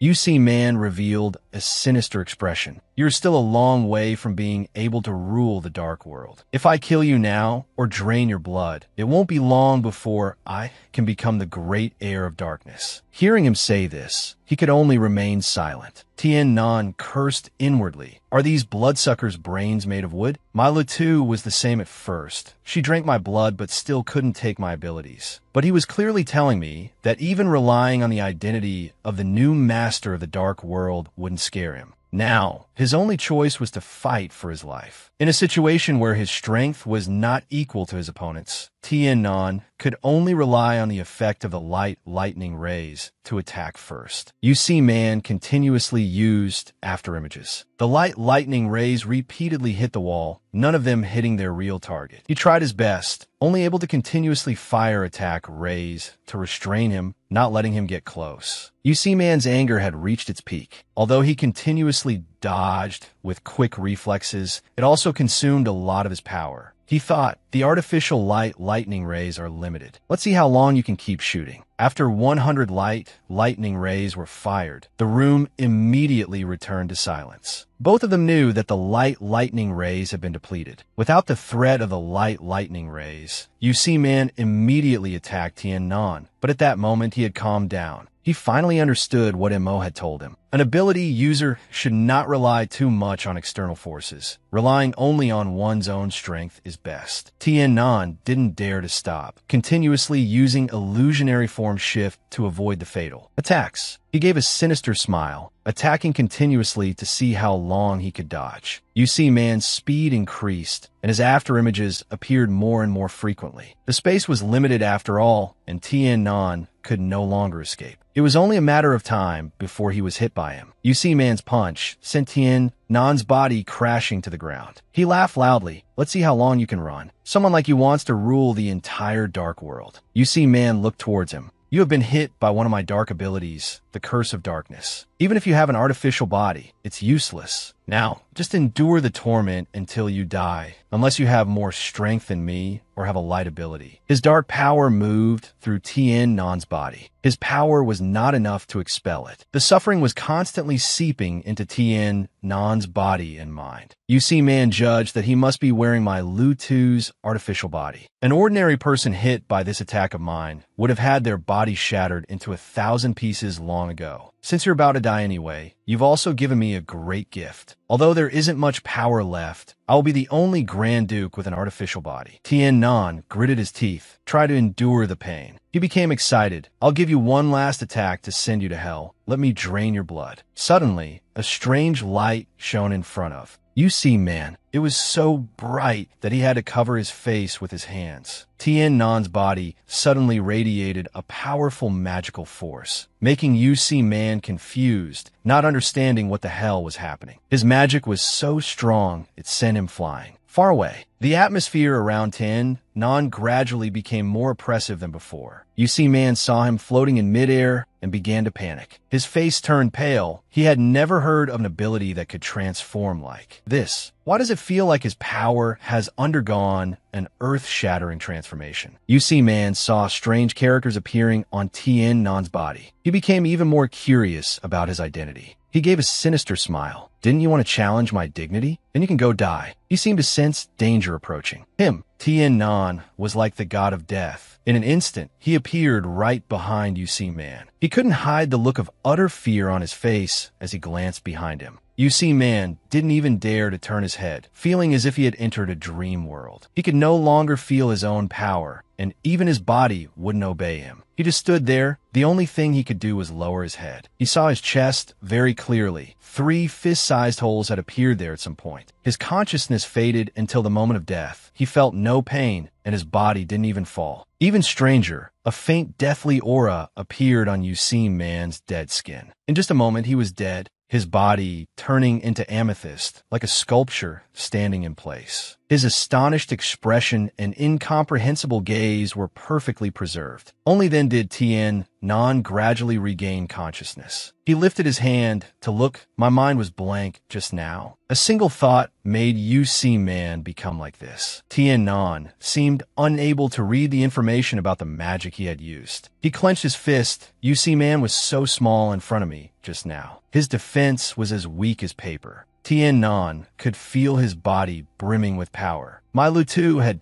just returned to the room at this moment. He looked at her and asked, "Why did you only just arrive?" My Lu Tu explained, "I was just in a meeting with the Blood Emperor." "What on earth happened?" He pointed at him. He said he was your old lover and came in on his own. She was surprised. Although You See Man had been trying to pester her during this time, she never expected him to find his way here. My Lu Tu touched his body. How did he become like this? What exactly happened? Cracks appeared on the amethyst body, and in less than 3 seconds, they spread all over, turning into a purple smoke that filled the room. Tien Nan and she were also in a daze, neither of them knowing what was going on. Suddenly, he felt a voice calling him. This voice contained a mysterious magic, compelling Tien Nan to go and sense its existence. He sat on the bed. "I'll leave the rest of you. I need to cultivate first." My Lu Tu came to her senses, watching Tien Nan's power continuously increase. She couldn't hide her own weakness. Although he was just sitting there, a feeling of reverence arose in her heart. She suddenly knelt on the floor. My Lu Tu bowed her head, hoping that Tien Nan would become even stronger. He didn't say a word, just focused intently on practicing his magic. Tien Nan couldn't help but be surprised by the scene around him. He looked around and realized it was a purple space. While Tien Nan was still thinking he was dreaming, a voice suddenly spoke. You are not dreaming. I am the one who called you to this place, because I am about to leave. He wondered who that person was, and he replied, you don't need to know who I am. I can only tell you that I am the one who helps you. You just need to believe that. The mysterious person's words made Tien Nan even more skeptical. Seeing that he didn't quite trust him, he decided to show Tien Nan something. Suddenly, he found the surrounding scene strangely familiar. Tien Nan discovered two people in front of him. He quickly realized it was himself and my Lu Tuesday. This was the first time we met. She wanted to drink my blood, and after that, I don't know what happened. Next, suddenly, the mysterious person spoke again. My Lu Tu, how dare you? Tien Nan quickly sensed that it was the same mysterious voice from before. He didn't understand why it was appearing on him. Tien Nan frowned, utterly confused. How can this be? I don't remember knowing this thing. Yet I can feel a terrifying presence for myself. Why has my body become like this? At this point, he couldn't even understand himself anymore. Tien Nan was shocked to see that the person before him was himself. His body at that time was radiating a powerful magical force, which startled my Lu Tu. Impossible. This is hell demon fire. At that time, the demon body entered Tien Nan. Do you think I don't know of your greed? You sensed my breath long ago, and you also knew he was the heir to the King of Darkness, yet you still deluded yourself into taking his blood and power. Despite my Lu Tu kneeling and begging, he remained unmoved. She was willing to offer her soul to the demon body. Hearing this, he immediately changed his mind. Very well, considering what you have contributed to the dark world, I will grant you this honor. From now on, if he lives, you live. If he is strong, so are you. If he dies, you must die with him, and your death will be 10,000 times more tragic than his. After piecing the events together, Tien Nan now realized this was the reason my Lu Tu became his subordinate, and at the same time, he also learned that he was the heir. After explaining everything, the demon body turned and asked if he now knew who he was. Tien Nan frowned in thought. It symbolizes the greatest power, held demon fire, and even my Lu Tu has to call him master. He came to a conclusion. You are the demon body, the king of darkness who once ruled all the dark forces. He laughed with delight, not denying Tien Nan's words. He covered his face with his hand. So, I am the new master of the dark world. The legend my Lu Tu spoke of is true. I am the heir you chose. The demon body asked, you don't want to inherit my power? Seeing that Tien Nan didn't seem to like this identity, he quickly explained, there are many who would want this position. To rule the darkness is to rule half the world, just like the Milky Way Alliance. In his mind at that moment, the image of Bok Hop suddenly appeared. It seemed that her appearance had made Tien Nan waver and become hesitant. At this moment, he only thought of her. Tien Nan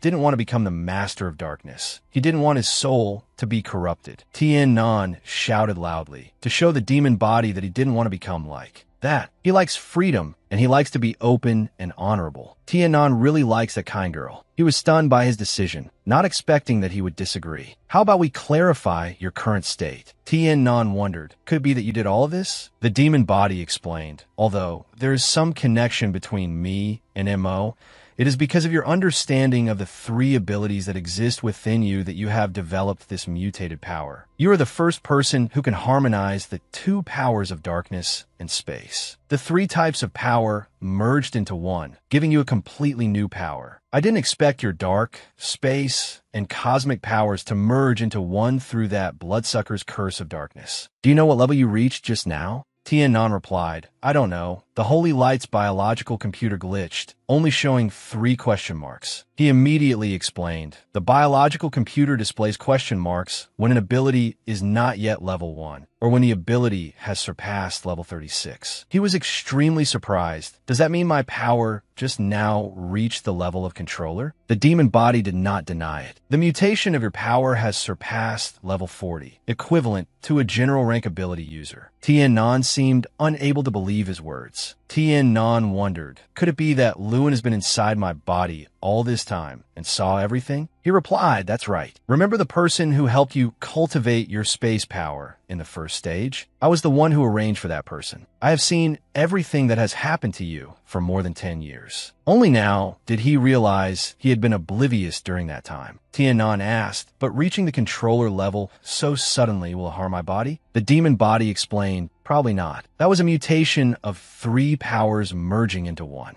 You don't have that kind of power yet. It only happened for a short time. After you leave the spiritual world, you will return to your previous ability. He broke out in a cold sweat, so I'm still an ability user below level 10. He rattled on, but you have 2 powerful high-level abilities. Your current strength is already equivalent to a normal level 12 ability user. When the 2 types are combined, your true power has already reached level 15. It's just that you can't fully control it yet. But after the 3 special abilities merge into one, it can make your power reach a terrifying realm in a short time. After the mutation, it can also help your 3 powers become stronger. But it causes your own power to be heavily consumed, and it will also contain both the darkness and space special abilities. Neither the holy light nor the darkness will accept it. So if you are about to die, you cannot combine this power.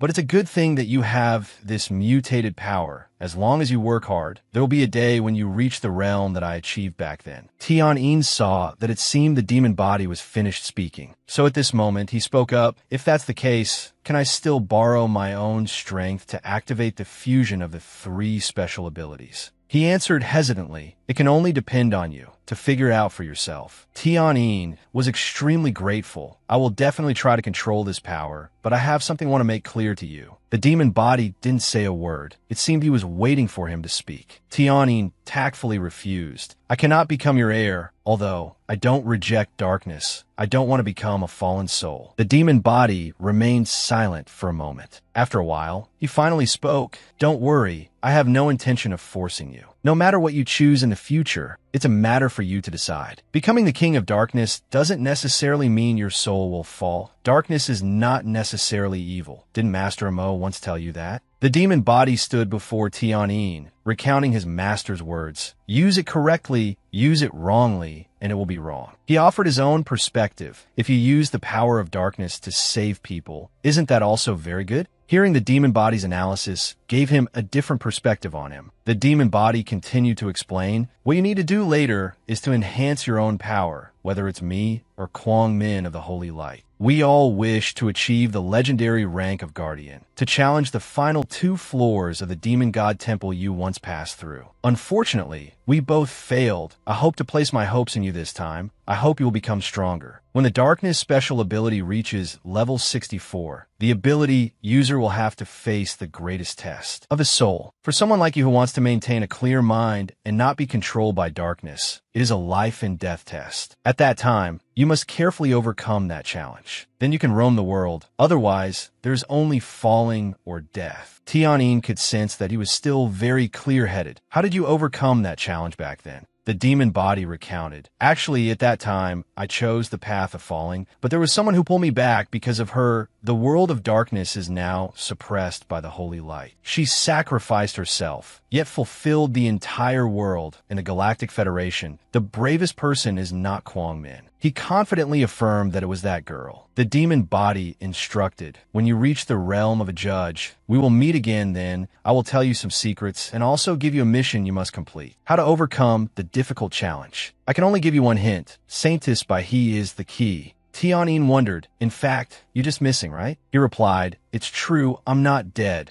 but I will never appear in the Galactic Federation again. This is the oath I made that year, to never betray that oath. You must remember when you cultivate in the future, the 2 types of special abilities must be enhanced together, so they can complement each other. This will be of great help to you. You must pay attention to the upper and lower parliaments of the Galactic Federation. He was surprised. Even if they have military forces in the Galactic Federation, ordinary people can't be a match for special ability users like us, can they? The demon body offered his thoughts. In terms of science and technology, the Galactic Federation is the strongest. They control over 1,000 planets. And an overwhelming number of top-tier scientific and technical personnel. The 2 upper and lower parliaments are not at peace. The forces they possess are also different. Modified warriors are a technical product created through research and combination with the human body to form modified people. The power of these modified people is extremely strong, not necessarily weaker than special ability users. I guess the parliament has at most over 300 modified people. Their strengths are not the same.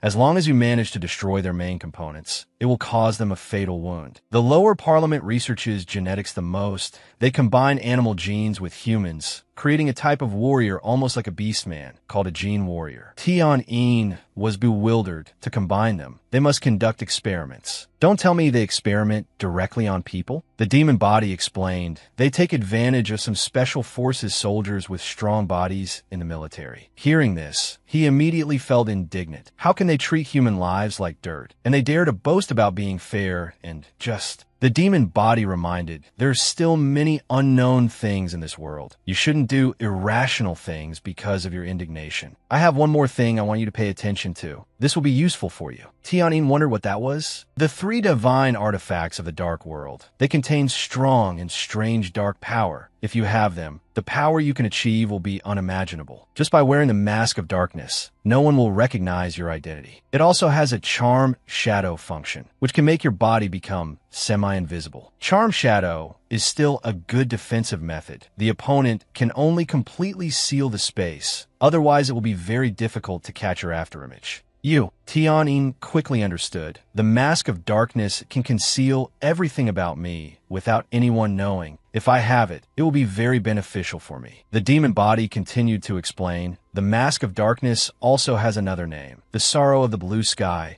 It can generate extremely strong resistance to light system's special abilities. Thanks to it, one can have an astonishing defense, which allowed the previous soul to defeat Rosefin. Tianyin wondered, in that case, is the mask of darkness in the hands of the dark sacrifice? He warned him not to act rashly. Wait until you have cultivated to a certain level. It's not too late to think about collecting the 13 dark sacred artifacts then. I'm about to leave. He asked, you have to go right now? The demon body replied, when your power is sufficient, I will surely find you. Whatever happens, you must think carefully before acting. After reaching the 3rd stage, cultivation will be much harder than before. I will leave the cultivation method for the 3rd stage of cosmic chi in your subconscious. Tianyin still had many things he wanted to say to him, but the demon body refused. You must find the answers yourself. Wait until the Dark Alliance conference is over. You should leave this place if you don't want to be trapped in the darkness. You must be vigilant. I have to go now. See you again. I hope to see you a little sooner. Seeing him leave made Tianyin a little reluctant. He opened his eyes, gradually waking up. Seeing Tianyin wake up, Mai Lu Tu immediately called out to him. Tianyin thought, it seems I have recovered as usual. He put on his clothes. I'm sorry. The skin you made for me is ruined. She replied, it's okay. A few days ago, I passed by the family's research institute. It seems they have invented a new type of artificial skin. If I have the chance, I will bring a set back here. Tianyin asked directly, are you treating me so well because you have offered your soul to me? Mai Lu Tu was surprised. Why are you suddenly asking about this? I am your servant, so I will follow you forever. He felt that she was losing what she had just because of the soul bond. So he asked her to teach him the method to dissolve the soul contract. But Mai Lu Tu was still willing to be his servant. Tianyin wondered, don't you hope to have your freedom back? She thought, to be able to control another's soul means having a servant who will never betray you. Yet he says he wants to return my soul. Mai Lu Tu explained, although my soul is kept by you, it has also been purified, so losing my soul is not a miserable thing for me. She was bewildered inside, but why? I'm not dissatisfied with being his servant. Mai Lu Tu willingly served Tianyin until he had enough power. Tianyin had no choice but to accept. Then he asked, has the matter with that UC man been handled properly? She replied, although I have erased all traces, I'm afraid his father will not let it go. That is the only son of Grand Duke-on, the one with the strongest real power among the Grand Dukes. I'm afraid with this disappearance, the first culprit he will think of is me. But as long as there is no evidence, he can't do anything to a Grand Duchess like me. Tianyin felt guilty. I don't want to cause trouble for you. But in that situation, I could not kill him. Mai Lu Tu reassured, it's okay. Don't think too much about it. What was that stream of power you unleashed? He shook his head. I don't understand what it is myself. It must be a special ability created by the combination of my power with cosmic chi. That stream of power is indeed very respectable, but I won't be able to use it easily anymore in the future. Have the people from the Dark Conference arrived yet? She reported, They have arrived. In a moment, the Dark Alliance Conference will begin. No one can guarantee what will happen at the Alliance Conference. We can only assess the situation at the time and act accordingly. I've activated the strongest defense layer in this room. When the conference ends, I will return immediately. You must be careful. When I have all left, I will take you out. Tion reminded, if the conference is about to start, then you should go quickly, lest others become suspicious. The ring of the Dracula ducal family is returned to you. This also represents your identity. The virtual reality helmet is also broken. Perhaps it was interfered with during the last use. My Lu2 looked towards the bed. I have prepared a new one for you. Put it on, and you can observe the situation inside the conference. I'm leaving now, Master. He looked at the brand new helmet placed on the bed. The purple chi in Tianyin's body had disappeared. Both of his special abilities had been raised to level 10. The cosmic chi had also reached the 9th rank of the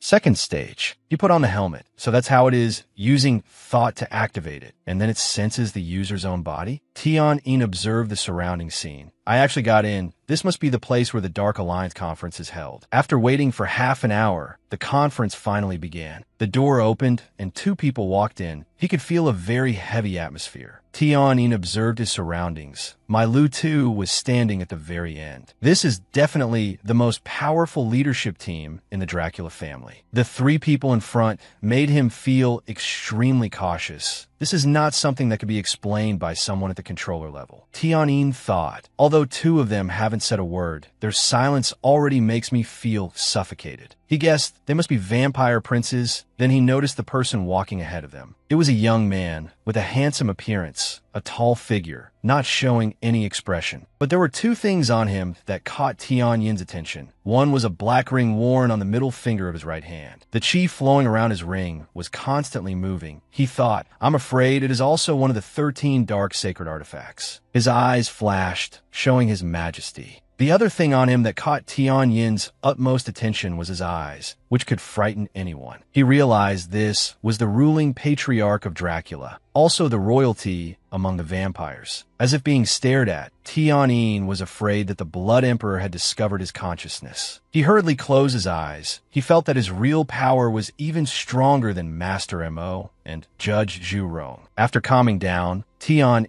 dared to open his eyes wide again. The 2 rows of people had reached the 3-corner table. The Dark Alliance Conference will begin now. Everyone has gathered in the Dark Alliance conference room. The Blood Emperor asked, have the elders been well recently? Then he invited everyone to sit down. While the Blood Emperor was sitting down, the chairman, standing above, smiled. He also sat down, leaning on his cane, telling him not to be so polite. Tion wondered, has the representative of the Dark Sacrifice not arrived yet? The chairman quickly got to the main point. The Dark Conference will probably possess the Sword Darkness. He thought, the chairman of the Dark Conference doesn't seem to be carrying that thing. Nor can I feel any special chi. He offered his opinion. After careful consideration, I feel this matter is not that urgent. First, we must see what the heir of the soul sacrifice brings us. Maybe what that person brings will surprise us. He unanimously agreed with the Blood Emperor's words. The chairman said, if your side is willing, we can sign a cooperation agreement at any time. After all, 2 branches are better than 3. Tion was eavesdropping. Is there a conflict between the 2 sides? Both intend to destroy the Dark Sacrifice, but are afraid of revenge and don't want to be the one to step forward. Suddenly someone walked over, making footsteps. He quickly paid attention to it, guessing that someone was entering. Tion guessed that La Jia was the heir of the soul sacrifice. She was completely covered from head to toe, not revealing her face. La Jia sat down in her chair. He had a feeling she was tougher than he imagined. The Blood Emperor glanced over. Perhaps he had noticed the symbol on her robe. The Blood Emperor wondered, I didn't expect you to be the one to inherit the position of soul sacrificer. The blue soul robe symbolizes the release of the soul. Could it be that our old friend has passed away? La Jia said sarcastically, it seems we have never been friends for a single day, have we? My master has indeed returned to the source of darkness. I came to participate in this Dark Alliance conference because I have something to tell you all. I have officially become the leader of the Dark Sacrifice Society. Tion was surprised. The Soul Sacrificer is a young girl? What kind of ability does the Soul Sacrificer have? Could it be that this young girl already has real power comparable to the Blood Emperor and the chairman? The chairman wondered what she wanted to ask. La Jia got straight to the point. I bring here the prophecy my master spoke of before his death. Her statement made the two of them extremely surprised. La Jia guessed, "I think you all must be very interested in this matter, right?" But before revealing this matter, he fell silent, waiting for her to speak about this matter. La Jia stated her condition. "I hope the Blood Emperor and the chairman of the Dark Society will swear on your souls." The entire room suddenly fell silent. He bluntly refused. "Isn't that a bit too much? Do you think that just by inheriting the soul sacrifice, you can wield power? That's right. We all belong to the dark world. Everyone knows what swearing on one soul represents." She took out a box. "You can hear me out first before deciding. It's not too late. Everything the Dark Sacrifice Society does is for the safety of this world." The Blood Emperor urged La Jia, "Then quickly tell us what the deceased soul said." "What?" She repeated her condition. "I want you two to swear on your souls, to pledge loyalty to the heir as in the history books." Tianyin was extremely surprised by La Jia's proposal. The chairman objected. "This request of yours seems a bit too much. A legend is just a legend after all." He also agreed with his opinion.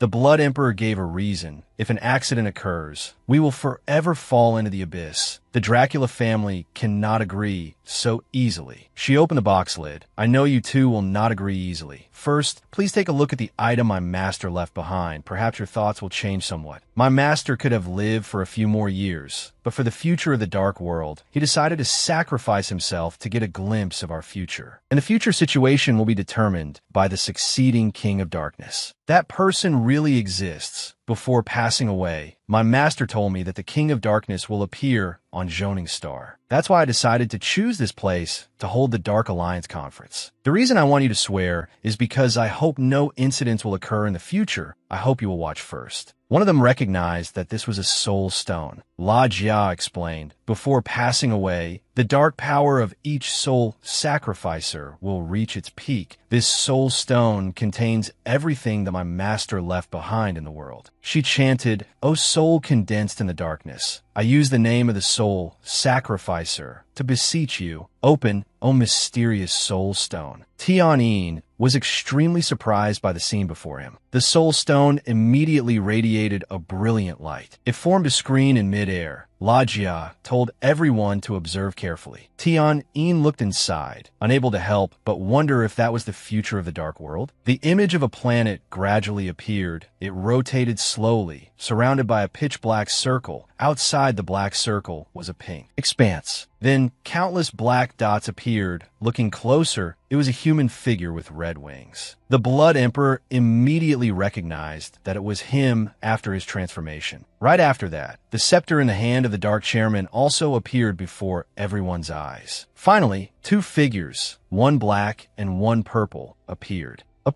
But the purple figure was enveloped in a halo of light, impossible to see clearly. This person's voice sounded very stern. 3 planets were enveloped by dark black stripes. Between the 3 planets was a very small planet. It emitted a dazzling light. The other 3 planets slowly revolved around it like a tiny solar system. The stern voice rang out again, fallen, "Dark free, that is our world. The enemy is about to attack. In order to protect our sanctuary, the dark race will surely respond with all its might." After showing all the events, the soul stone gradually faded. All the images quickly disappeared. The conference became quiet again. Even Tianyin couldn't believe what the images he just saw meant. Could those 3 small planets be the origin of the Dark World? But there are no such planets in the Galactic Federation. Looking at that scene, it seems there is a person leading the dark forces to find a territory of their own. He vaguely realized, could that purple figure be himself? La Jia spoke up. "Everyone has witnessed everything my master left for me. Perhaps my master saw more, but in order to leave his power to me, his memory only has that much left. Before dying, my master instructed that no matter what, we must assist the master of the dark world to the end. That is our best path. Blood Emperor and chairman of the Dark Society, if you two are still hesitating, not knowing whether to believe it or not." She was confident that she could prove it to everyone. La Jia stood up and affirmed, "All the dark forces in heaven and earth have gathered." She held out her hand. A stream of magic enveloped La Jia's arm. She chanted, "I, soul sacrificer Kala, pledge to serve the new master of the dark world with everything I have. If I violate this, my soul will fall into the endless night, be bound and wither. never to be reincarnated. Tianyin was extremely surprised that La Jia actually made an oath. She dripped a drop of blood onto her own index finger, the blood of a submitted soul. The Blood Emperor thought, if one has made a soul submission oath, it is impossible to change one's mind. It's no different from tying a dead knot on one's own soul. The conference chairman also hesitated. Once the oath is violated, the soul of the person who made the oath will immediately dissipate. The pain one must endure is so terrifying that no one dares to bear it. He looked at the staggering La Jia, noticing that she made the oath without any hesitation at all. La Jia wondered what everyone was still hesitating about. He made an excuse. I feel this matter should be discussed more carefully. When a master of the dark world appears, it won't be too late for us to make the oath. The conference chairman also agreed with his opinion, guessing in his heart, could it be that the soul sacrificer has already found the new master of the dark world? She smiled lightly. Master was too naive. I said that you would definitely not agree. Yet he still held out hope. If that's the case, then I won't force it. I hope that when something bad happens, you won't regret it. The Blood Emperor gently glanced, signaling him. The conference chairman seemed to understand his meaning. Tianyin was extremely surprised by the scene before him. In just a flash, everyone had surrounded La Jia. The Blood Emperor held her back. Soul sacrificer, why the hurry to leave so soon? The conference chairman made a suggestion, hoping La Jia would stay and discuss longer with them. She quickly realized the group's intention. So you want to keep me here? The chairman of the Dark Society spoke up. If you hand over the mask of darkness and the blue soul robe on you,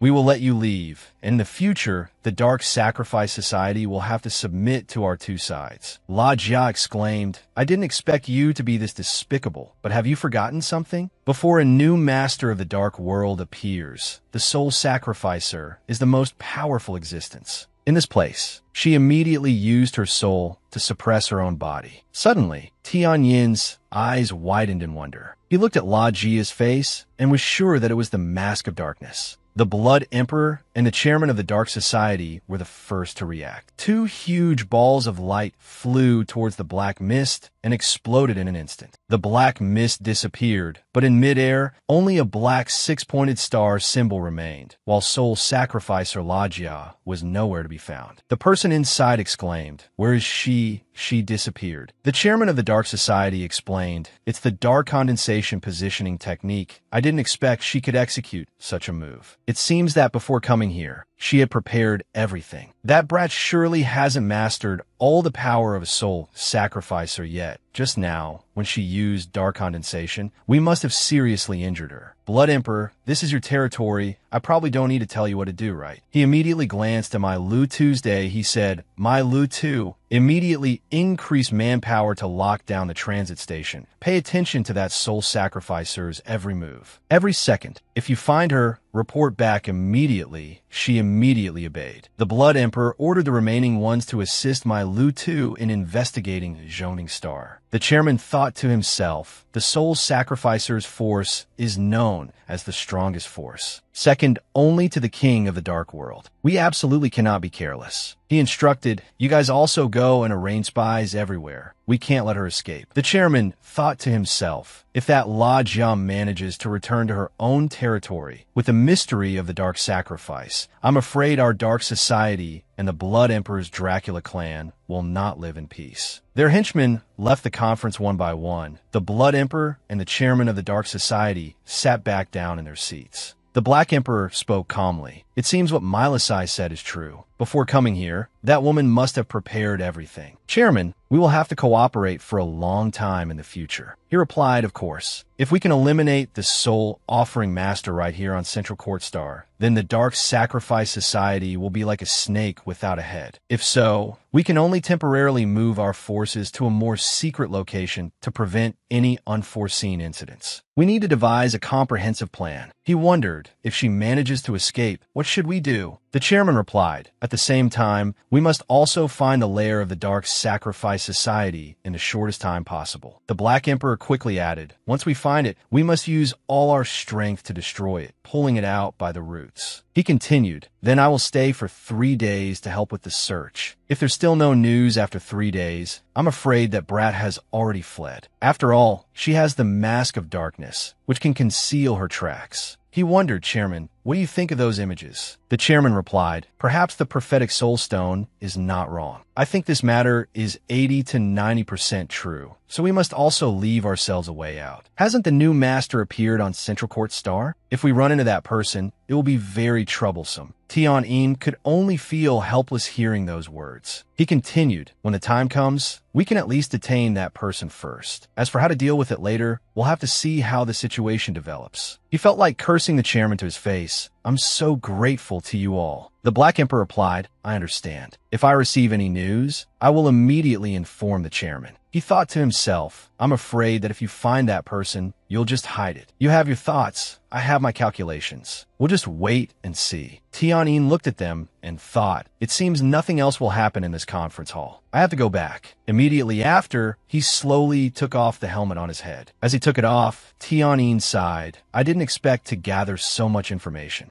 Does the Soul Offering Master's Soul Stone really have the ability to predict the future? That purple figure could be my future self? Thinking about it carefully, leading the dark forces might not be an impossible task. Becoming the focal point for all dark forces, but that's not a bad thing. It might even be helpful to humanity. If that's the case, why can't I sit on the throne as the master of this dark world? However, the Blood Emperor and that chairman of the Dark Society won't submit to me easily. These two forces are very difficult to deal with, but it's also hard to believe that the Soul Offering Master, Lajia, swore an oath of loyalty in front of the Dark Society's chairman and the Blood Emperor. Maybe in the future, I can use some of the Sacrifice Society's power. Even just learning a few of their secrets would be good. In the following days, Milasai still hadn't returned. Tian-in waited in this room while diligently and relentlessly cultivating. In the area filled with the breath of darkness, he felt the power that the three vortexes brought him. And he also used various methods to explore, finding ways to fuse these three abilities together, which Tian-in called the Heavenly Demon Transformation. He thought to himself, through continuous hard training, the Heavenly Demon Transformation has become more and more proficient. It is my strongest move at this stage. A few days later, Milasai finally returned. Tian-in asked about the situation, and she quickly replied that Soul Offering Master was prepared beforehand. We used all our forces to investigate, but still couldn't find any trace of her.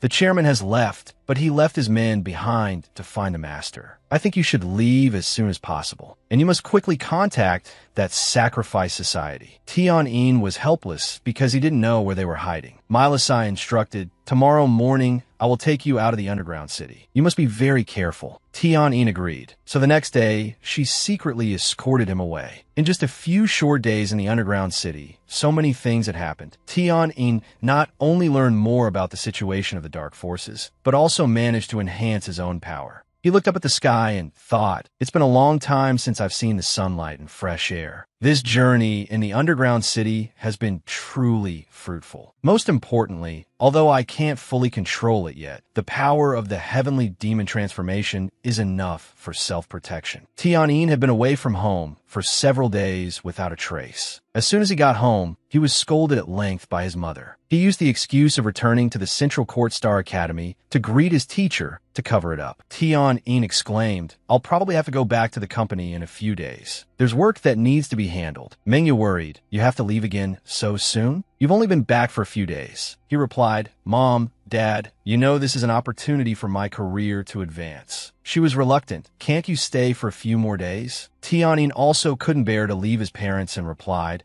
I'll probably stay for another week, which made them both happy again. Comforted by him like that, his parents were reassured. In the afternoon, he went with his parents to listen to Saintis by his sermon. Being apart for 3 days like that, Tian-in also missed her very much. On the way back from the underground city, he even bought pudding to bring home, as it was a rare sweet treat in this place. Tian-in thought to himself, 2 for Mom and Dad, the rest for Bai-he. I hope she'll like it. Suddenly, he remembered, perhaps the time I get to spend with her in the future will become shorter and shorter. I have to leave in another week, and I don't know when I'll be able to see Bai-he again. But it's always the same. Just thinking of Bai-he makes my heart stir. Therefore, to be able to protect her more, I must become stronger. Suddenly, a flash of insight sparked in his mind. Tian sensed a stream of energy, as if someone was communicating, faint yet very clear. It was similar to the spiritual connection between him and Milasai, but not as profound. Tian immediately turned his head. Could it be? He quickly ran off. Mom, Dad, you two go ahead and listen to the Saintess' sermon. I have a few things to do. I'll come later. They watched helplessly as Tian Yin's back disappeared. That faint, ethereal feeling of the soul, that indistinct soul, seemed to be calling him, making him keep walking in that direction. Tian was led to a desolate place that seemed uninhabited. He thought to himself, this must be the place. I can feel someone inside. Tian stared at the door. Is it that person? The three vortexes in Tian Yin's body began to spin at a dizzying speed. As he pushed open the door, he peeked inside. The empty room only had La Jia sitting cross-legged in the far corner. In the middle of the floor, on top of a black five-pointed star symbol, there was a faded bloodstain. Her eyes slowly opened as she sensed Tian. He spoke politely, hello, soul, offering Master La Jia. I am Tian. It seems you are the one who called me here. She continued, greetings, new master of the dark world. The fact that you found La Jia is my greeting, but it seems you already know everything. Seeing you didn't understand, La Jia continued, you saw everything that happened in the Dark Alliance conference. We are the ones who understand souls the best. In that dark room, I sensed your existence and identity, which is why I swore to serve you forever in front of everyone. Tian thought, I used a virtual reality helmet to observe the situation and was still discovered? Luckily, she has no ill intentions. If it were the Blood Emperor or the chairman of the Dark Society, I couldn't escape even if I grew wings. He asked curiously, but are you sure I'm the person you're looking for? I am a manipulator of the Holy Alliance. La Jia replied, what identity you have now is not important. What's important is that you will lead the dark world into a new era. We are absolutely loyal to our old master, but at the same time, we also trust our own intuition. The power of darkness and space will protect you in all matters. You will surely become a new king of the dark world. The people of the dark priesthood will also follow you forever, heeding your commands. Tian interrupted, let's put that aside. Aren't you injured? Right now, people from the Dracula family are searching for you everywhere. She said, annoyed, so what if they find me? This destiny cannot be changed. Although I was prepared beforehand, I was still injured by them. I need at least a week of rest. Only then will I be able to leave. Because I knew of your existence, I was recuperating while using my power to search for you. But fate helped you find this place. She slowly knelt down. La Jia officially swears an oath of loyalty to you. From now on, you are the leader of the Dark Priesthood. We will help you achieve everything you desire. You only need to remember one thing, that the people of the Dark Priesthood are your most loyal subordinates. Tian hesitated. This is too heavy. You don't need to call me leader or anything. Right now, I am not worthy enough to lead the Dark Priesthood. If you're willing, let's be friends. We can call each other by our names. Wouldn't our relationship be much closer that way? She replied firmly, that is not acceptable. Suddenly, a rumbling sound came from La Jia's stomach. Hearing this, he silently apologized to Bai He and then offered, I don't have any dry rations on me, but I happen to have a pudding. You can eat this first. She was curious. Is this thing called pudding? La Jia quickly put a spoonful in her mouth, her eyes sparkling as she stared at the pudding cup. What is this? It's so delicious. As expected of the master of the dark world, Tian wondered blankly, are people from the Dark Priesthood, like La Jia, not allowed to eat sweets? He spoke up, don't call me master anymore. From now on, I will treat you like my little sister. She quickly asked, how can that be, master? Before she could finish, Tian said, I'll give you more pudding to eat. La Jia immediately agreed. He thought to himself, she's really easy to persuade. A foggy day in an old castle in Central Court City. Lan timidly approached Oya and said, Mom, I'm back. She immediately asked, so, you know how to come home? Do you have any idea how much trouble your departure has caused for me and your grandfather?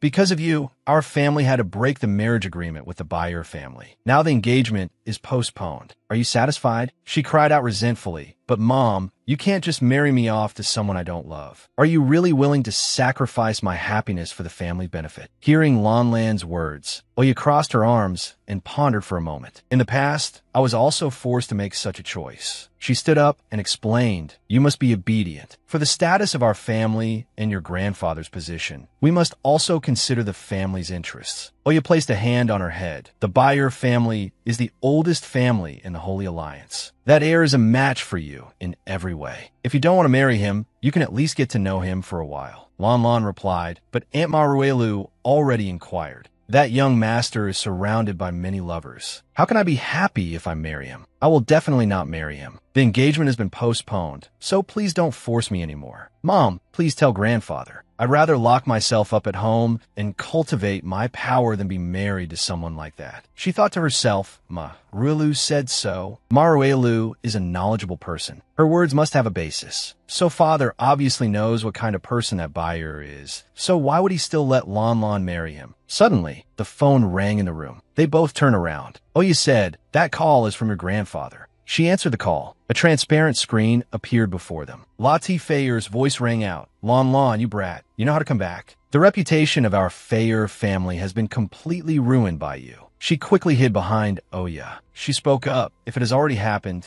then father, don't make things difficult for Lon Lon anymore. Besides, the heir of the Bayer family doesn't seem suitable for Lon Lon. You must know his true nature." She looked at Oya worriedly. "This is the first time I've seen Mom stand up to grandfather." Fayer explained, "Everything I do is for the benefit of the family. Sometimes we have to sacrifice our own interests for the family." "Oya, Lon Lon has made such a big mistake, and you're still covering for her?" She replied, "Father, I don't intend to cover for Lon Lon, but this matter concerns her lifelong happiness. If the engagement has been temporarily canceled, I hope you can let Lon Lon choose the person she loves." The old man continued, "Lon Shan giving herself to an outsider is an extremely serious matter for the family. I have sent people to investigate that brat's identity. He is a disciple of that old man Mo. I will personally go find Mo to get to the bottom of this." Lon Lon exclaimed, "Grandfather, please don't make things difficult for Tianyin. Actually, he was also a victim. It was my fault. Tianyin was just used by me to get out of this engagement. In truth, nothing ever happened between him and me." The whole room suddenly fell silent. Oya was surprised. Is this true? No wonder Tianyin left here so righteously that day, even saying he owed us nothing. Lon Lon was timid. "At that time, I was afraid of being forced by grandfather to marry that young master buyer. I was wrong, but..." Fayer exclaimed, "But what?" "Lon Lon, you brat, you're so full of tricks. You even deceived your own grandfather." She was dejected. "Grandfather, I know I was wrong. Lun Lun is still young. I promise you that in the future, I will definitely cultivate my power diligently. Please don't force me to marry that person, okay?" Fayer continued, "If you hadn't violated the family rules, then grandfather would have no reason to be angry. But this time, you've made a mistake on top of a mistake. I was still hoping you could inherit my medical skills in the future. Right now, I'll only give you 2 choices.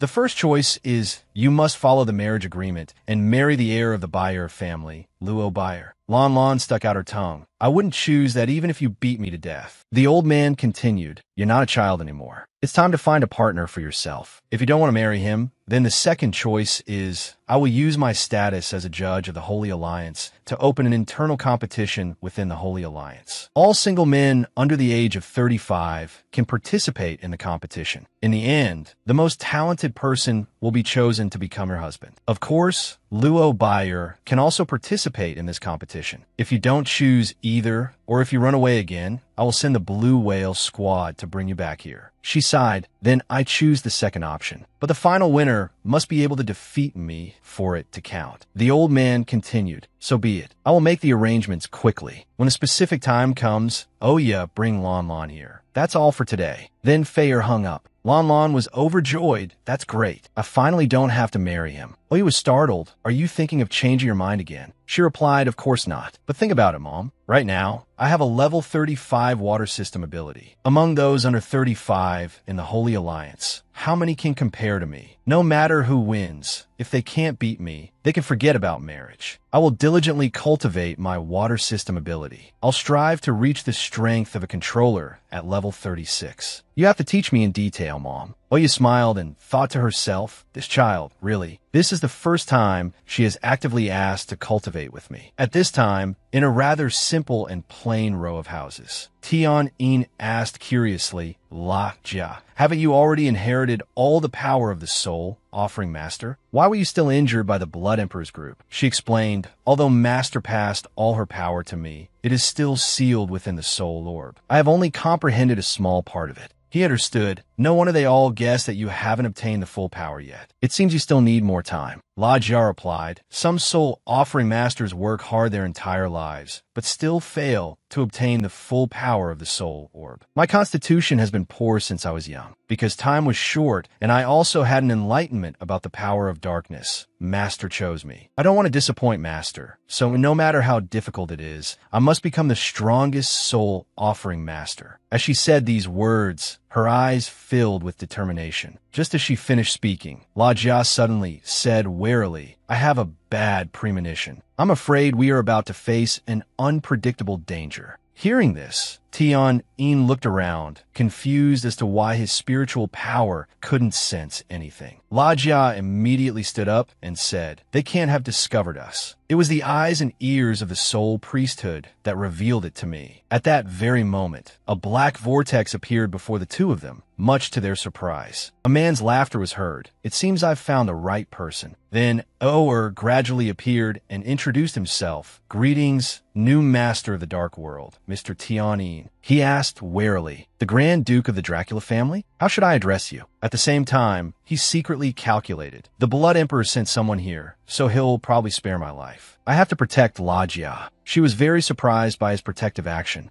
The old man answered, you can call me Aoer. I am the strongest Grand Duke of the Dracula clan. Hearing this, Tian-in guessed, is he Yuman's father? The strongest Duke's ability must be at least level 40-something, right? Even if I can use the heavenly demon transformation, I might not be his opponent. He admitted that La Jia's prediction was not wrong. This was indeed a dangerous situation. He asked Duke Aoer directly, how did you find this place? Central Court Star is so vast. Why would this poor city be worthy of your attention? Tian-in was stalling for time while silently circulating the three vortexes in his body. But for some reason, the three vortexes couldn't fuse together, let alone release the power of the heavenly demon transformation. Aoer said nonchalantly that he had secretly asked Lord Blood Emperor for an order to monitor Mylasai. Early this morning, I saw her sneakily leading you out of this city, so I followed you secretly. I thought I would just find some weakness of hers, but I didn't expect such a big gain. Hearing these words, Tian-in was shocked that the old man had been following him all day. He quickly thought, has he met my parents too? If I get captured, my parents will definitely be in danger. Tian-in decided he had to eliminate Aoer. 3 streams of black, white, and blue light emanated from his body, circling around him at a dizzying speed. La Jia immediately put on her mask. The old man looked at the blue and black lights combining and said joyfully, the fusion of darkness and space. You are indeed the one from the prophecy. Aoer launched streams of black energy to attack and shouted, come with me, you don't stand a chance. He tried to dodge, but couldn't, unable to use his shape-shifting and shadow swapping. The black, claw-shaped shadow grabbed Tian-in in an instant, shattering the 3 layers of defense he had put up and sealed the connection between him and his abilities. He could no longer control his power. Seeing this, Aoer laughed loudly. Is this the power of the new master of the dark world? By the name of Aoer of the Dracula clan, I summon you, my dark subordinates. After this summons, countless black phantoms with sharp claws appeared. La Jia put on her mask of darkness and immediately rushed forward, her whole body turning into an illusion, standing in front of Tian-in. She seemed to use all her strength to launch an attack towards the phantoms. It was darkness and fear.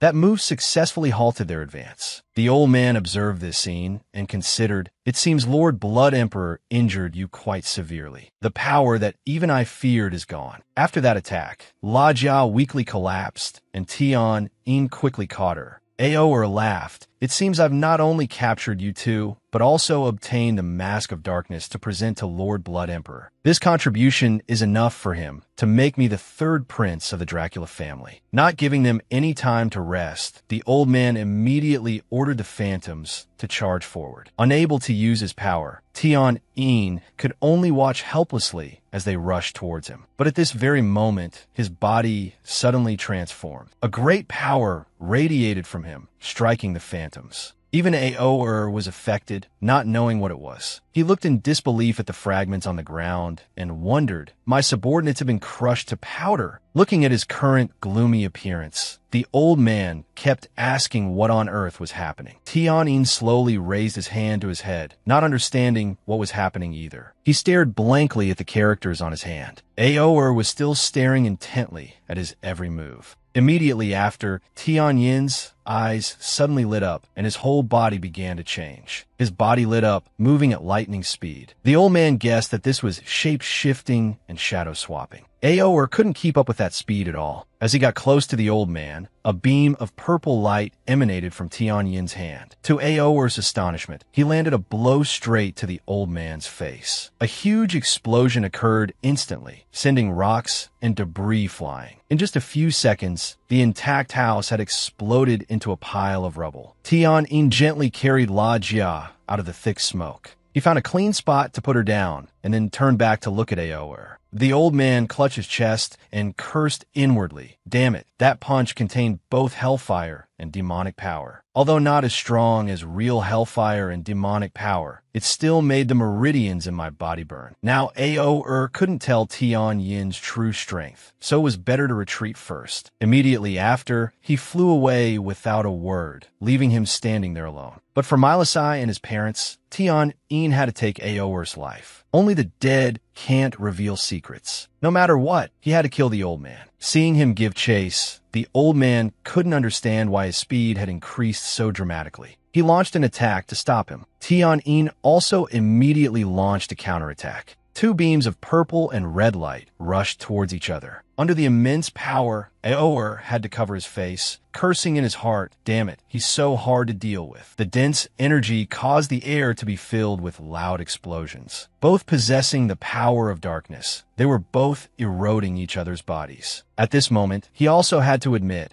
as expected of the strongest Grand Duke of the Vampire Clan, it's not easy to suppress him. The two hovered in the air. Suddenly, Tianyin spoke. Is your son missing? The old man didn't understand why he suddenly brought this up. Before he could answer, he continued. It's more accurate to say he disappeared. He turned to dust before my heavenly demon transformation, ground into fine powder, just like your subordinates. This statement completely stunned Ao'er. He asked in disbelief, what did you say? You killed my son? Tianyin didn't answer, but took advantage of the old man's lack of vigilance to silently circle behind him. By the time Ao'er realized it, it was too late. He immediately launched a powerful blow. The old man couldn't fight back and was knocked to the ground. The power gradually condensed into a giant meteor. He was determined to use all his strength to deliver a fatal blow to Ao'er. But at this very moment, Tianyin suddenly felt his body change. Even he didn't know what was happening to him. Then,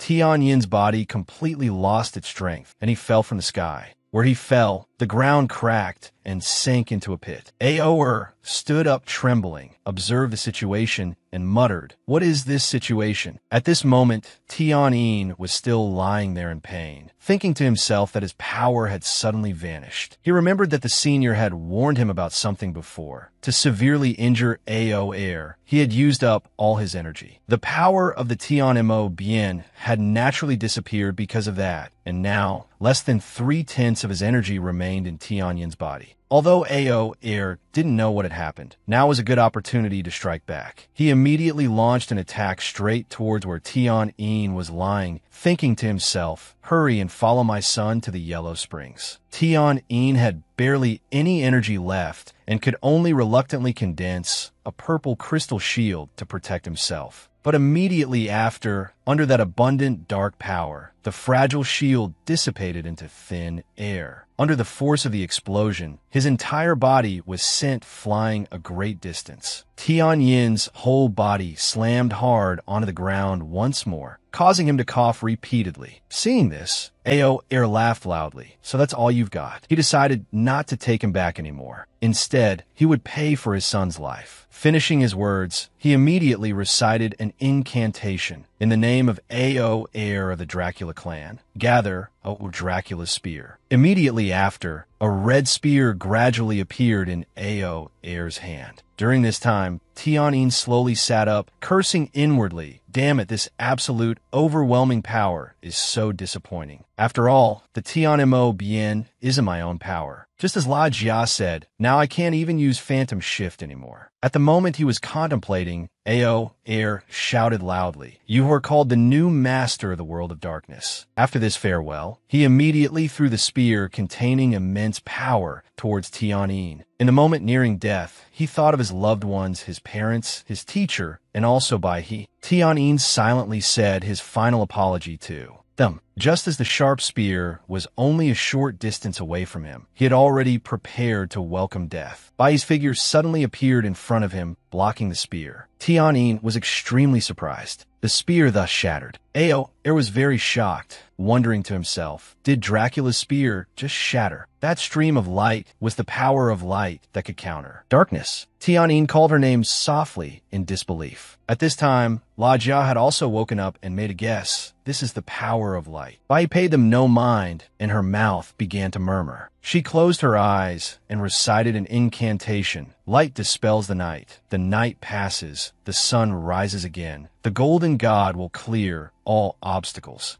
The golden light redeems all fallen souls. As soon as Bai He finished speaking, the bright unicorn beast appeared in a dazzling light. Ao Air was completely astonished by this scene. From a single horn on the unicorn's head, a blinding golden light emanated. Immediately after, his entire body was bound by a golden ring of light, rendering him unable to move. Once the target was locked, the unicorn spread its wings and flew straight towards Ao Air. Before the astonished eyes of Tianyin and La Jia, the horn on the unicorn's head radiated a brilliant golden light. The power of light, specialized in purifying darkness, gathered into an arrow of light, piercing straight through Ao Air's body. He was hit by a finishing blow, then purified, dissolving into thin air. Tianyin suddenly thought of something and quickly said, Bai He, let's leave this place quickly. The dark forces might arrive here soon. She slowly turned back and said, wait, the existence of darkness. Bai He stared at La Jia and said clearly, word by word, there's still one left. Hearing this, he immediately ran to stop her. Wait, Bai He, stop. La Jia is my friend. I've accepted her as my little sister. Don't hurt her. She silently observed La Jia's entire body, and La Jia didn't know what to say either. Tianyin persuaded, Bai He, let's leave here first. When we find a safe place, I will explain to you. At this moment, she saw the star symbol on La Jia's clothes. Bai He stood still, staring at it for a while, seemingly thinking of something. Then, Bai He used her power to take the two of them to her home in the slums. Tianyin gratefully took her hand and said, thank you, Bai He. Thanks to you, we escaped death. But she bluntly flung his hand away. Bai He suddenly said, sadly, it would be better if you went to that world of darkness. It seems everything is arranged by fate, and naturally, we will also drift further and further apart. Hearing this, Tianyin hurriedly took Bai He's hand and denied it. Bai He, can you please listen to my explanation? She said dejectedly, that is the blue spirit robe of a soul offering master. If you're already involved with a soul offering master from the dark forces, then what is there left to explain? La Jia thought, Brother Tianyin is also involved with someone who wields the power of light. I must take this opportunity to recover my strength. On his side, he hurriedly explained, it's because I didn't listen to your advice and secretly went to the underground city where the dark forces are hiding. I discovered they were holding a Dark Alliance conference. Bai He seemed to understand a bit more and said, so those dark forces gathered to hold some kind of meeting. She thought and analyzed, but Tianyin, going down to the underground city is not a simple matter. If you didn't have help, you couldn't have done it on your own. Bai He said, disappointedly, the power you displayed just now is also not something a level 10 manipulator can achieve. You've hidden so many things from me. How can you expect me to trust you?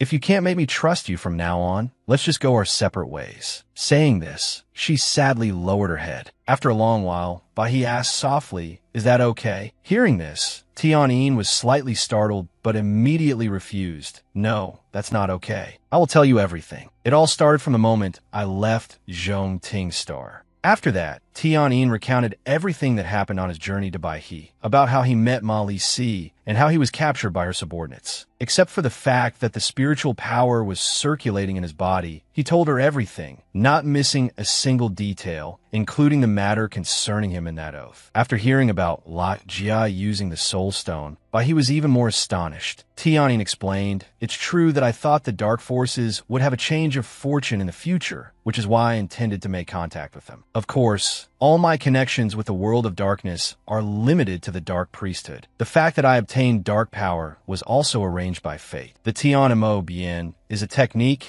I comprehended when I was on the brink of life and death." He calmly explained everything. Then Tianyin took Baihe's hand and said sincerely, "The moment I sensed the danger from Duke Ao Air, your image appeared in my subconscious. My feelings for you are very clear. I hope to use my own strength to change the world of darkness. My mind has always been clear because you are in my heart." Baihe silently pondered for a moment, then said shyly, "I'm truly sorry I misunderstood you." She confessed honestly, "I didn't expect you to have gone through so many storms. Seeing you display power beyond your capabilities and standing side by side with a soul offering master, I was really confused." Baihe said sincerely, "It was because I didn't think carefully. I'm sorry." Tianyin looked at her, moved, and replied, "This is not your fault. After all, from our standpoints, such a matter cannot be taken lightly." Suddenly, he suggested, "Let La Jia stay at your place to rest for a few days. I have to go back to visit my parents soon. I'm quite worried about them. Although La Jia is a soul offering master, I also see her as a little sister. Please take care of her." La Jia sat there silently, watching the two of them talk about her. Baihe said kindly, "I belong to the light, so I can't heal her,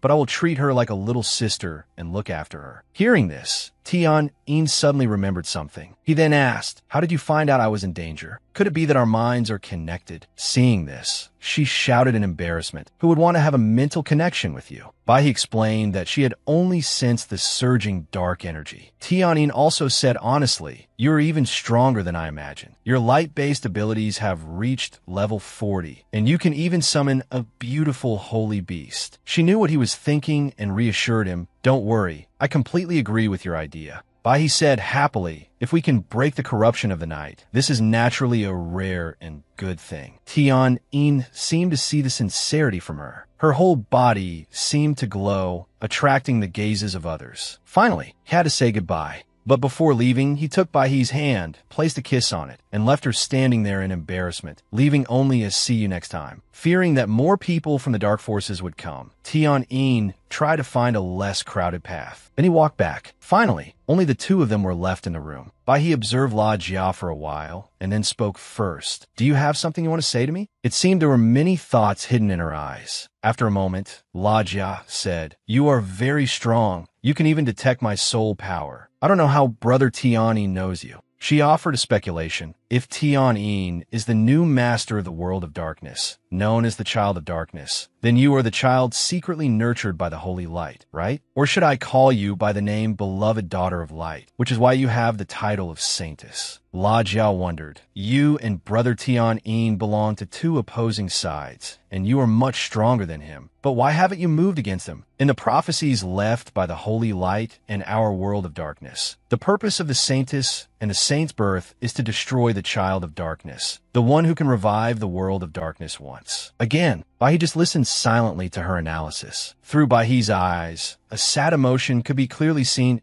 as expected of a soul offering master. "You really know a lot. But my existence is not just to fight against Tianyin, at least that's what I think." She gradually lifted her face to look straight into La Jia's eyes. For Baihe, if the world of darkness can be changed for the entire Galactic Alliance, that would be an incredibly good thing. Hearing this, she was stunned. She recalled moments from the past, and then continued, "If I wanted to move against Tianyin, I would have done so a year ago when we first met. But I didn't, because I believe that Tianyin's soul will not be corrupted. His heart will forever remain kind." "You've seen everything too." Bai expressed all her inner thoughts. She was certain because her judgment had never been wrong before. Hearing Bai say this, La Jia was truly astonished by her thoughts. She lowered her face slightly, trying to find a rebuttal. That's just for now. Dark-based abilities will devour anyone who cultivates them. Although Brother Tian Yin hasn't changed yet, it's impossible to say for sure that he won't change in the future, if his heart is submerged in darkness by then. At this point, they both looked at each other. Their gazes were locked in a struggle. La Jia wanted to know what Bai would ultimately do if Tian Yin changed. After thinking for a long time, Bai turned to answer, I have made an oath that if Tian Yin truly disappoints me, I will have my own way of dealing with it. When I didn't make the right decision before, I will bear all the responsibility. Her eyes were now filled with resilience. Faced with such a strong will, La Jia was also stunned. She looked at a point in space and finally had to accept it. I understand. So the future cannot be predicted, but for now, you and he're still friends. To be honest, I don't like you either, because after all, you belong to the light. Even so, I will still treat you like my own sister. La Jia sat opposite her, honestly expressing her feelings. A question arose in Bai's mind, and she had to look up and ask, There's just one thing I don't understand. Why are you asking me this? She averted her gaze and chuckled softly. I don't know either. Even I find it ridiculous. You, Brother Tian Yin, and I can actually get along peacefully. This is truly the strangest thing in the world. Hearing her words, Bai didn't know what to say anymore. She could only advise La Jia, your injuries are very serious. Be good and rest. Afterwards, every weekend, Tian Yin would go to see Bai. His power and La Jia's health were also gradually recovering. The three of them seemed to have forgotten their identities. All distances were erased, and they were together like normal close friends. Every time he came, he would bring an interesting item. Everyone tried to avoid mentioning things related to darkness and light. Lately, whenever Tian Yin saw Bai smile, his face would turn as red as a tomato. He cherished these weekends very much, because Tian Yin knew that when he left, time would never turn back. Manhwa Star was the place Tian Yin looked forward to, but now there was something he couldn't bear to let go of. Tian Yin felt a sense of loss for Bai in his heart. But if fate had decided it so, no matter how regretful, it had to be done. He could only close his eyes and ignore the feelings in his soul. Another week passed, and tomorrow was the day of departure for Tian Yin and La Jia. The three of them gathered together, and he spoke up at this moment. Tomorrow, I will go to Earth and then straight to Manhwa Star. I will probably be out of contact with the Galactic Alliance for 3 years. La Jia, where do you plan to go after leaving here? Both Tian Yin and Bai looked at her curiously. La Jia gently placed her hand on her chest and replied calmly, The Dark Priesthood needs a leader. Of course, I have to go back there. Besides, I also need time to integrate the power of a soul offering master. Brother Tian Yin, take care as well. When you return from Manhwa Star, I will come find you myself. She faced him and said with certainty. Immediately after, La Jia took out a black sphere. There are countless strong individuals in the holy light. You must be more careful on this trip. This thing is useless for me to carry around, so I'm giving it to you. After all, sooner or later, this will belong to you. Tian Yin reached out and took the sphere in utter confusion. But as soon as he touched the black sphere, he clearly felt an ice-cold energy quickly spreading throughout his body. Tian Yin's eyes widened in shock. The vortex of dark energy inside him began to spin, seemingly on the verge of escaping his body. Tian Yin thought in great astonishment. This small black sphere is a demonic artifact of the world of darkness. Suddenly, at this moment, Bai seemed to sense something and exclaimed with a start, Sorrow of the blue sky. She quickly looked at La Jia as if wanting to say something, but La Jia, startled, turned away to avoid Bai's gaze. Hearing her words, Tian Yin pondered, Sorrow of the blue sky? I can't believe this thing is the mask of darkness, one of the 3 sacred artifacts of the world of darkness. Then he quickly returned it to La Jia. This thing belongs to the soul offering master. It's too precious. You should keep it. She chuckled softly. No wonder, sister, Bai firmly believes you won't be corrupted. Brother Tian Yin has a kind heart. If it were anyone else, they would probably be overjoyed and accept it immediately. La Jia's eyes were full of pride for having placed her trust in the right place. She continued to talk about the item from before. The Mask of Darkness not only has the ability to divide dark energy and conceal one's aura, It can also enhance defensive capabilities to the maximum, especially defense against light. On MO Huan Star, if you encounter other light-based ability users, you can at least protect yourself. Hearing this, Tian asked, now that the transit stations are blocked, how do you plan to leave Zhong Ting Star without it? La Jia looked at him and smiled happily, replying, you don't need to worry about me. After I go back, I will enter seclusion to cultivate, so keeping it would be useless. Just consider alone. Although she said that, Tianyin still had some difficulty accepting such a great gift. Bai had to step in and persuade him. La Jia is being sincere, so you should accept it. The Mask of Darkness is truly useful to you right now. Finally, he decided to accept it. After I return from Mo Huan Star, I will give it back. After listening to La Jia's explanation, Tian-Yin quickly understood how to use the Mask of Darkness. He should have been happy to have it, but looking at those sorrowful eyes, Tian-Yin couldn't feel happy for even a second. To him, Bai's eyes held a sorrow that was hard to conceal. Tian-Yin could clearly feel her confused state of mind, and all of it was because of him. Tian-Yin observed Bai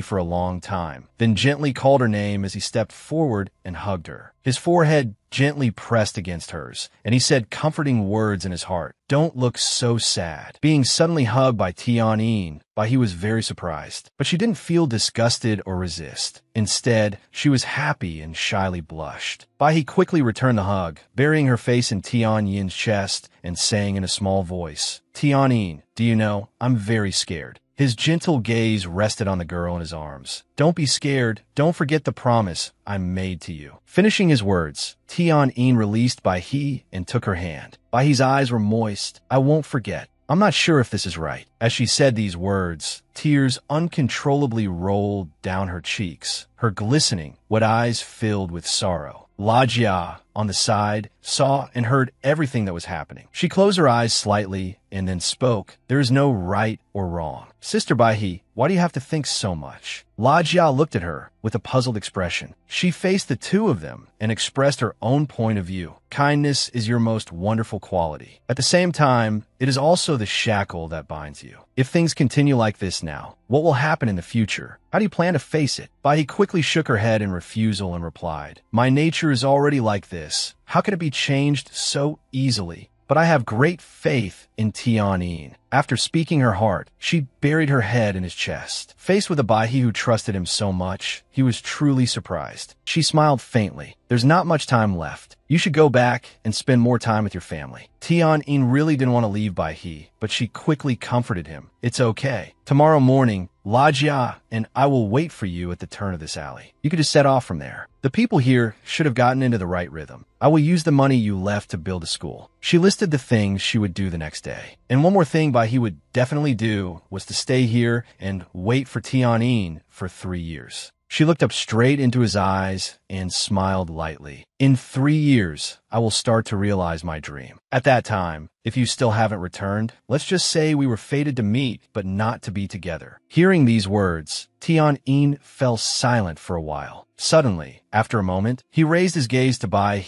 and softly called her name. Tian-Yin and Bai both had feelings for each other. Besides that, they also had their own missions and ideals to strive for. They wouldn't see each other before departing tomorrow. Perhaps they both understood this clearly. If Bai couldn't help but hold him back, it was feared that Tian-Yin's determination to leave would waver. Early the next morning, when he arrived at the place, he saw La Jia already waiting there. Tian-Yin then called out to her. Hearing him, La Jia happily turned around quickly. He looked at her and exclaimed, you look like a different person. I almost didn't recognize you. She gleefully said it was thanks to Bai's help. Immediately after, Tian-Yin told La Jia to give him her luggage, as a spatial power was very useful. Hearing this, she thought it was a great idea. The two left together, and La Jia, at his side, spoke up, let's get ready to depart. Brother Tian-Yin, do you want to take me to the transport bridge first? Here, we have to get on the bridge ourselves. He happily agreed. Suddenly, Tian-Yin turned and whispered, with such an innocent and simple appearance, no one will surely suspect you're a soul offering master. La Jia also smiled brightly and whispered back, really? Besides, my dark power has been well hidden. Tian-Yin turned his head to look behind him. His eyes were fixed on the house over there as he thought to himself, Bai, I'm leaving. Let's meet again next time. Although the regret and sadness in his heart had not subsided, Tian now wanted to leave quickly, even more so he could return to see by he sooner. The city was gradually illuminated by the sunlight. From inside the house, he watched him through the window. I'm sorry, Tian, I lied to you. I can't wait for you to return. There will be no future for us. I'm truly very sorry. Perhaps we will have the chance to meet again in the future. All the sorrow was expressed on by his face. Her heart was truly more confused than ever, for when the two of them would meet again, they would be people from two opposing sides.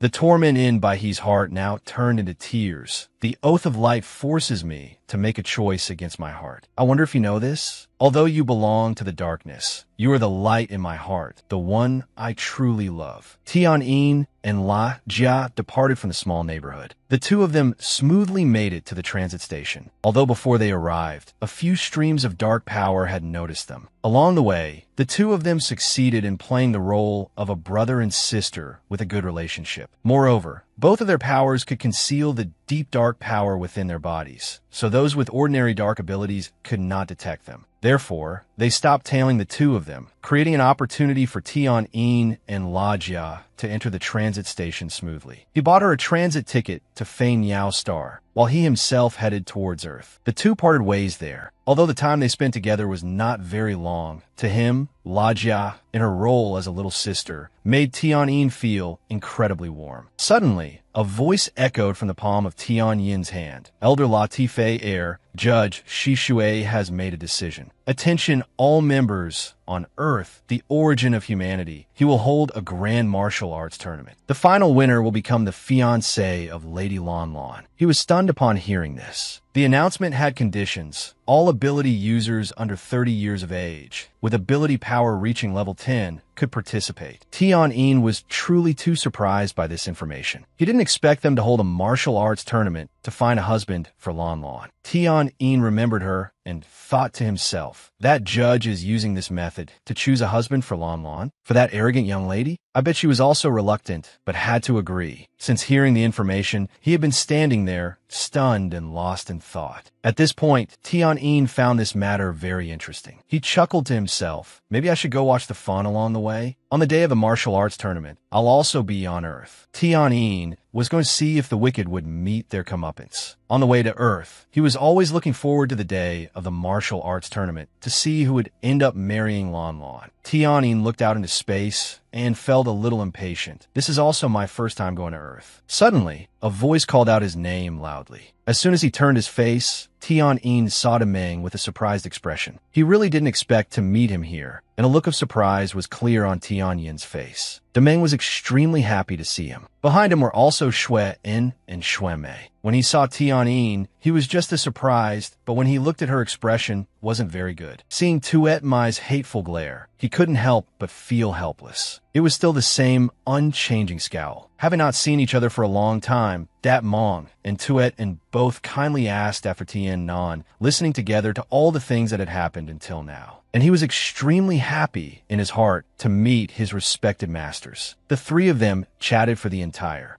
journey. Tian Nan recounted everything he had encountered on Hongmin Star for everyone to hear, only hiding the matter of his dark power and the story of Lam Lam. During the conversation, he also learned that they had received news from Tan Min, and the place they wanted to go to was also Earth. Tian Nan was very surprised when he learned of this. He subconsciously asked them, could it be that you two masters are also planning to go to the martial arts tournament? Tueten replied confidently, we might as well participate since we're on the way. So what? I'm only just over 30 this year. Hearing that, Tian Nan could only force a smile. Actually, Dat Mong's group of three just wanted to go for an exchange and to learn. Suddenly, he was asked, so you're not planning to participate in the tournament? Tian Nan gave a strained smile and replied, I'll pass. With so many masters in the tournament, it wouldn't be my turn anyway. However, in his heart, he really didn't want to get entangled with Lam Lam. Tuet Mai snorted arrogantly, at least you know your place. Hearing this, everyone felt a bit helpless with this young girl. Suddenly, Dat Mong asked Tian Nan about the level of his ability. Tian Nan smiled faintly and replied, I just passed level 10. I'm still far behind you two masters. And she, sitting quietly listening to the story, also felt annoyed. But when she heard level 10, Tuet Mai jumped up in astonishment and stared at him. Tuet and he were also couldn't help but be surprised by this lightning-fast progress. Faced with these utterly surprised people, he could only force a smile. She couldn't hold back and said loudly, How can that be? You must have cheated somehow. Seeing Tuet Mai utter those words, he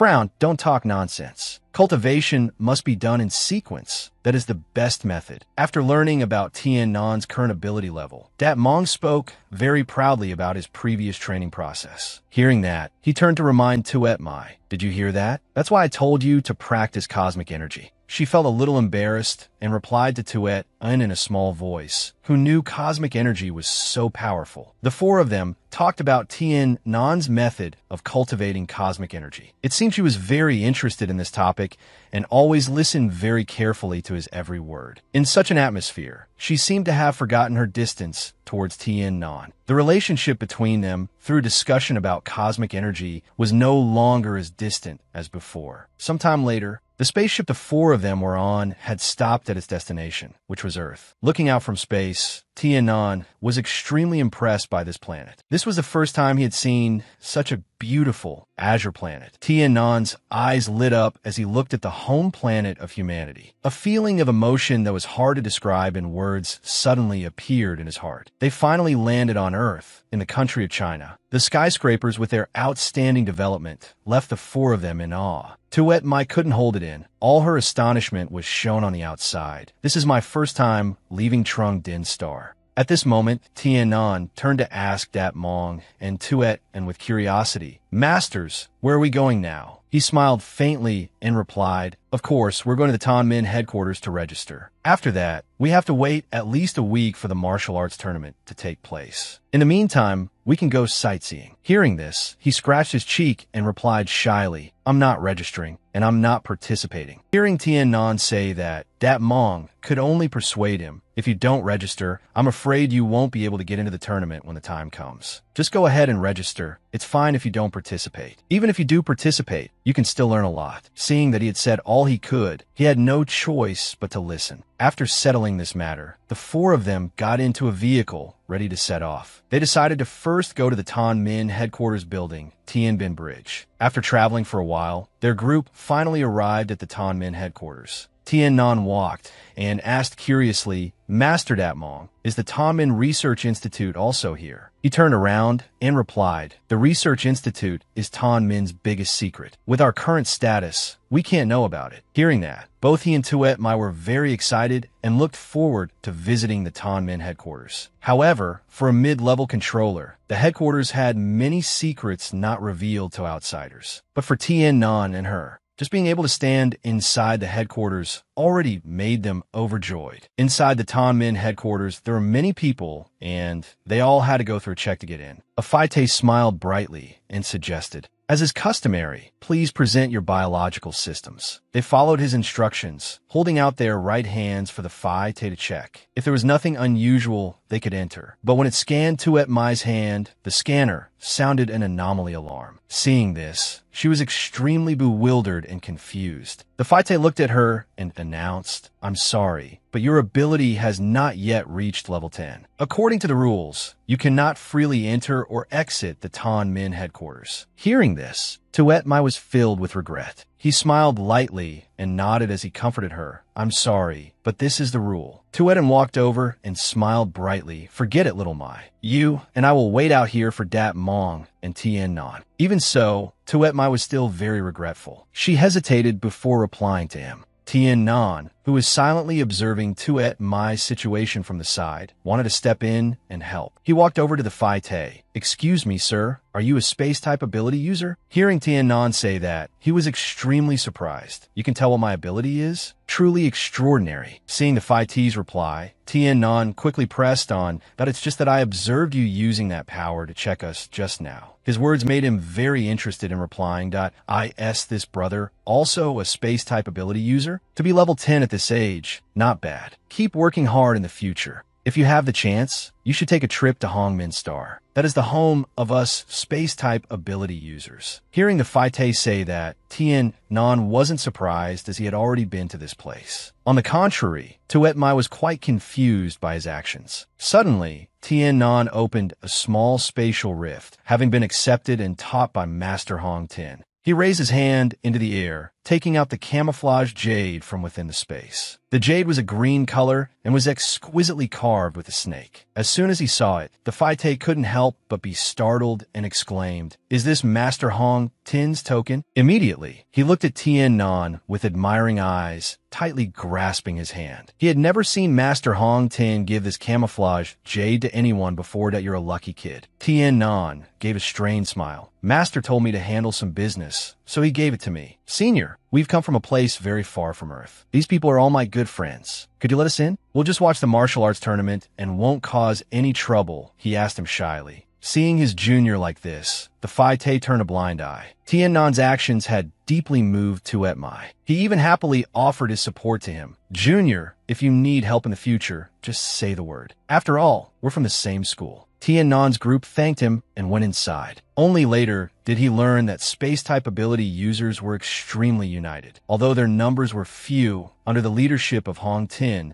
they were an incredibly powerful force. As Tuet Mai was walking, she turned back to look at him and smiled brightly. Tien Nan, thank you so much for what you did just now. Let's forget about the past misunderstandings. From now on, we'll be good friends. After thanking him, she returned to her high and mighty demeanor. Tien Nan waved his hands in a daze. Then, I'm honored as well. At this moment, Tuet, who was walking ahead, suddenly turned back. You really should thank Tien Nan. It took me a while to realize. That person is the controller in charge of the entire defense line of Tien Bin Bridge. I can't believe you managed to bribe that guard. You're quite something, Tien Nan. Hearing this information, he couldn't help but be extremely shocked. What? He's a controller. Tuet Mai indeed had to admit that it was hard to tell from his appearance. Dat Mong let out a laugh. Don't underestimate that person. Tien Nan needed to have his status as a Tan Min member verified, so everyone was moved to the living quarters for new members. After many rounds of investigation, everyone finally saw a gray door with the words Periodic Inspection Office printed on it. Dat Mong quickly instructed, the controller here, Tat NAC, is very easygoing. There will probably be a test to survey your abilities, but rest assured, based on your current physical strength, you should pass it easily. Being reassured and encouraged by him like that, his spirits improved and he became much more confident. The door of the Periodic Inspection Office slowly opened. Tien Nan slowly stepped inside. Opposite him was a man in a deep sleep. He was sleeping so soundly, he was drooling, completely oblivious to the world. Tuet Mai frowned at Tat NAC's undignified appearance. This is a controller? Oh my god. Dat Mong then walked over and asked, Controller Ma Tat NAC has always been a heavy sleeper. Should we wake him up? Tien Nan felt it was unnecessary, feeling that he was already old and they shouldn't disturb his precious sleep. He decided to sit here and wait for Tat NAC to wake up. Why don't you masters go find the competition registration spot first? After Tuet N's group left, he continued to stand and wait. They decided to contact each other using the biological computers in their bodies. After waiting for more than 30 minutes, he still showed no signs of waking up. Tien Nan's action stemmed entirely from his respect for Tat NAC, not from any impatience. Ever since leaving his old village, he had helped people wherever he went. This was also the Tan Min headquarters, so it was no loss for Tien Nan himself to pay attention to etiquette. He remained standing in place, carefully concealing his dark ability, and began to absorb the energy flowing around, cultivating his cosmic energy and space ability. It was unknown how much time had passed, but the person sleeping on the chair finally stirred. Tat NAC stretched. How did I fall asleep again? That little vixen last night was really clingy. Only then did he realize there was another person in the room. Kid, you're here for the controller strength test, right? Tien Nan bowed respectfully and introduced himself. Greetings, Controller Ma, Tat NAC. My ability has reached level 10, and I'm here to be confirmed as an official member. Seeing him like this, he chuckled a few times, folded his arms, rested his chin on them, and made a suggestion, then hurry up and present it. Tat NAC's empty words made Tien Nan very confused. He asked him blankly, is there something I need to present? Tat NAC's lips curled as he looked at him thoughtfully. Kid, You don't even understand this little rule? Don't think you're an exception just because you're a space-type ability user. Of course, it's a gift of respect for a senior like me. Even though he heard him say a long string of words, Tien Nan still couldn't understand a single one. He couldn't help but speak up and ask, "What did you just say, sir?" Tat Nac looked at Tien Nan calmly. "Where's the gift of respect for your senior?" He was truly horrified by his blatant solicitation of a bribe.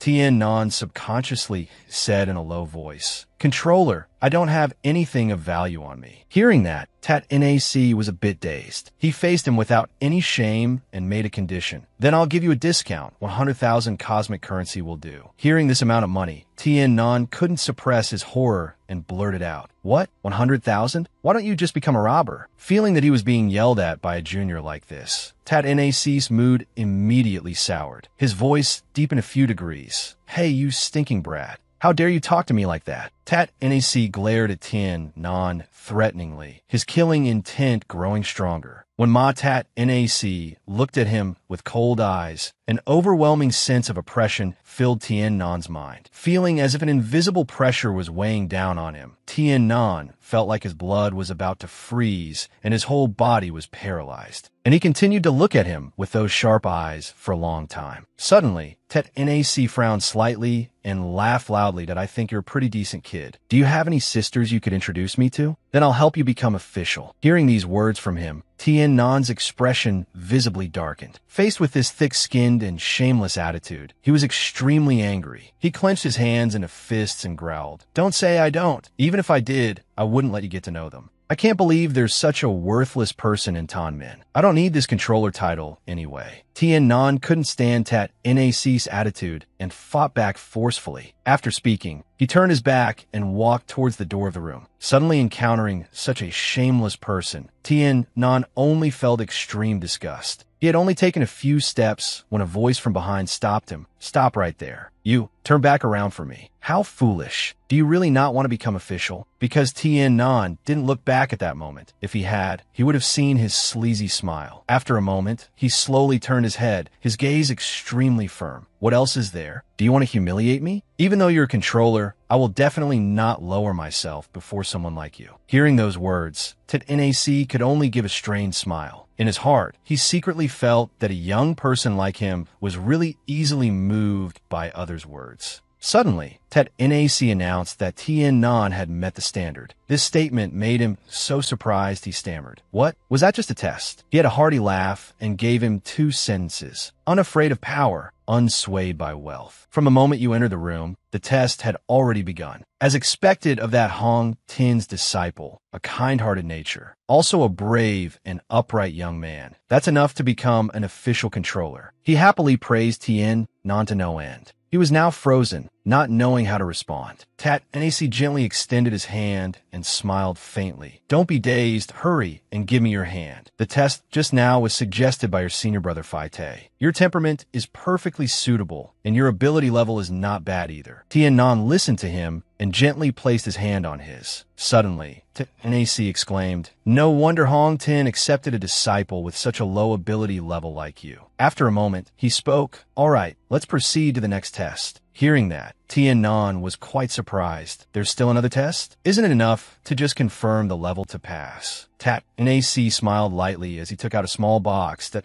"I just want to see exactly how strong you are. Don't worry, if your performance satisfies me, there will be a reward." Hearing there was a reward, he was very excited, but when he looked at the thing in his hand, Tien Nan froze for a moment. This was a Manhwa crystal. If you use it as a token, you can stay on Manhwa Star for 3 years as a permanent resident. Tat Nac glanced over to observe his reaction. Manhwa Star not only has many holy beasts, but is also suitable for cultivation. Being able to stay there for 3 years, it's very likely you'll find a suitable holy beast. Is the reward big enough? Tien Nan opened his space pouch and replied, "Although this reward is not bad, I already have one." He took out the Manhwa crystal that Hong Tin had given him. Seeing the azure stone lying in his hand made Tat Nac dazed that he really values you. "Then let's change it to something more special." With that, he took out a yellow oval-shaped metal from the desk drawer and held it out towards him. This is an Earth attribute metal. It's called the Infinity Metal. In times of danger, it will release stored energy that can save your life at least once. When you fall into a state of panic, its defensive ability will be activated. He stared at the Infinity Metal, thinking to himself that a life-saving treasure like this, more or less, when encountering danger, as long as he was still breathing, could save his life. Thinking it over, Tien Nan decided to accept it. Tat Nac opened a hidden door on the wall. Behind that door was a dark space, and his next test was in this room. Tien Nan would have to rely on his own strength to defeat virtual enemies created by technology. At this point, he was a little worried as this was his first time taking a test like this. He spoke up from the side. Based on your abilities, I have prepared an opponent at level 18. Tien Nan slowly replied, "All right, then I'll begin." His foot slowly stepped into the pitch-black room. There wasn't a single ray of light in any direction, causing Tien Nan to cautiously operate his space ability. Stepping inside, he could clearly feel his body getting heavier and heavier. Every action consumed a lot of stamina. Tien Nan now understood that the gravity in this space was 3 times greater than outside. He took out his alloy dagger and gripped it tightly in his hand. Tien Nan's eyes constantly darted around. He was extremely wary of everything that I in here. I can't use my dark ability, nor can I use the Tien Ma transformation. I can only use cosmic energy and my space-type ability. Tien Nan slowly extended his spiritual power outside his body to sense his surroundings. Before long, he had pinpointed his position. Tien Nan closed his eyes, used cosmic energy to protect his body, and at the same time prepared for a teleportation. His spiritual power, intently observing everything, suddenly detected an abrupt energy fluctuation, a human-shaped energy form. It was at this moment that the test for him in this dark space had begun. Tien Nan quickly detected it and became highly vigilant of that energy form. A blinding light was emitted, swallowing the darkness in the room. At the same time, Tet Nac outside was also welcoming a new guest. He looked at the person and said cheerfully, "What wine blew you here? In a few days, it'll be the husband selection tournament for you. Aren't you planning to go check out the situation with the men who want to be your husband?" Faced with these questions, she didn't answer. Lam Lam just stood there with her hands on her hips, her face full of helplessness as she looked at Matat Nac. She was fuming at his cheerful face. "Uncle Matat Nac, stop laughing at me. Of course I came to see you for a reason." Tat Nac fumbled to put away his treasures, that you've never come to see me with good news before. Before he could hide his treasure, Lam Lam had already seen it and used magic to snatch it away. "What is that treasure?" A blue light shone, and the small box fell into her hand. Tat Nac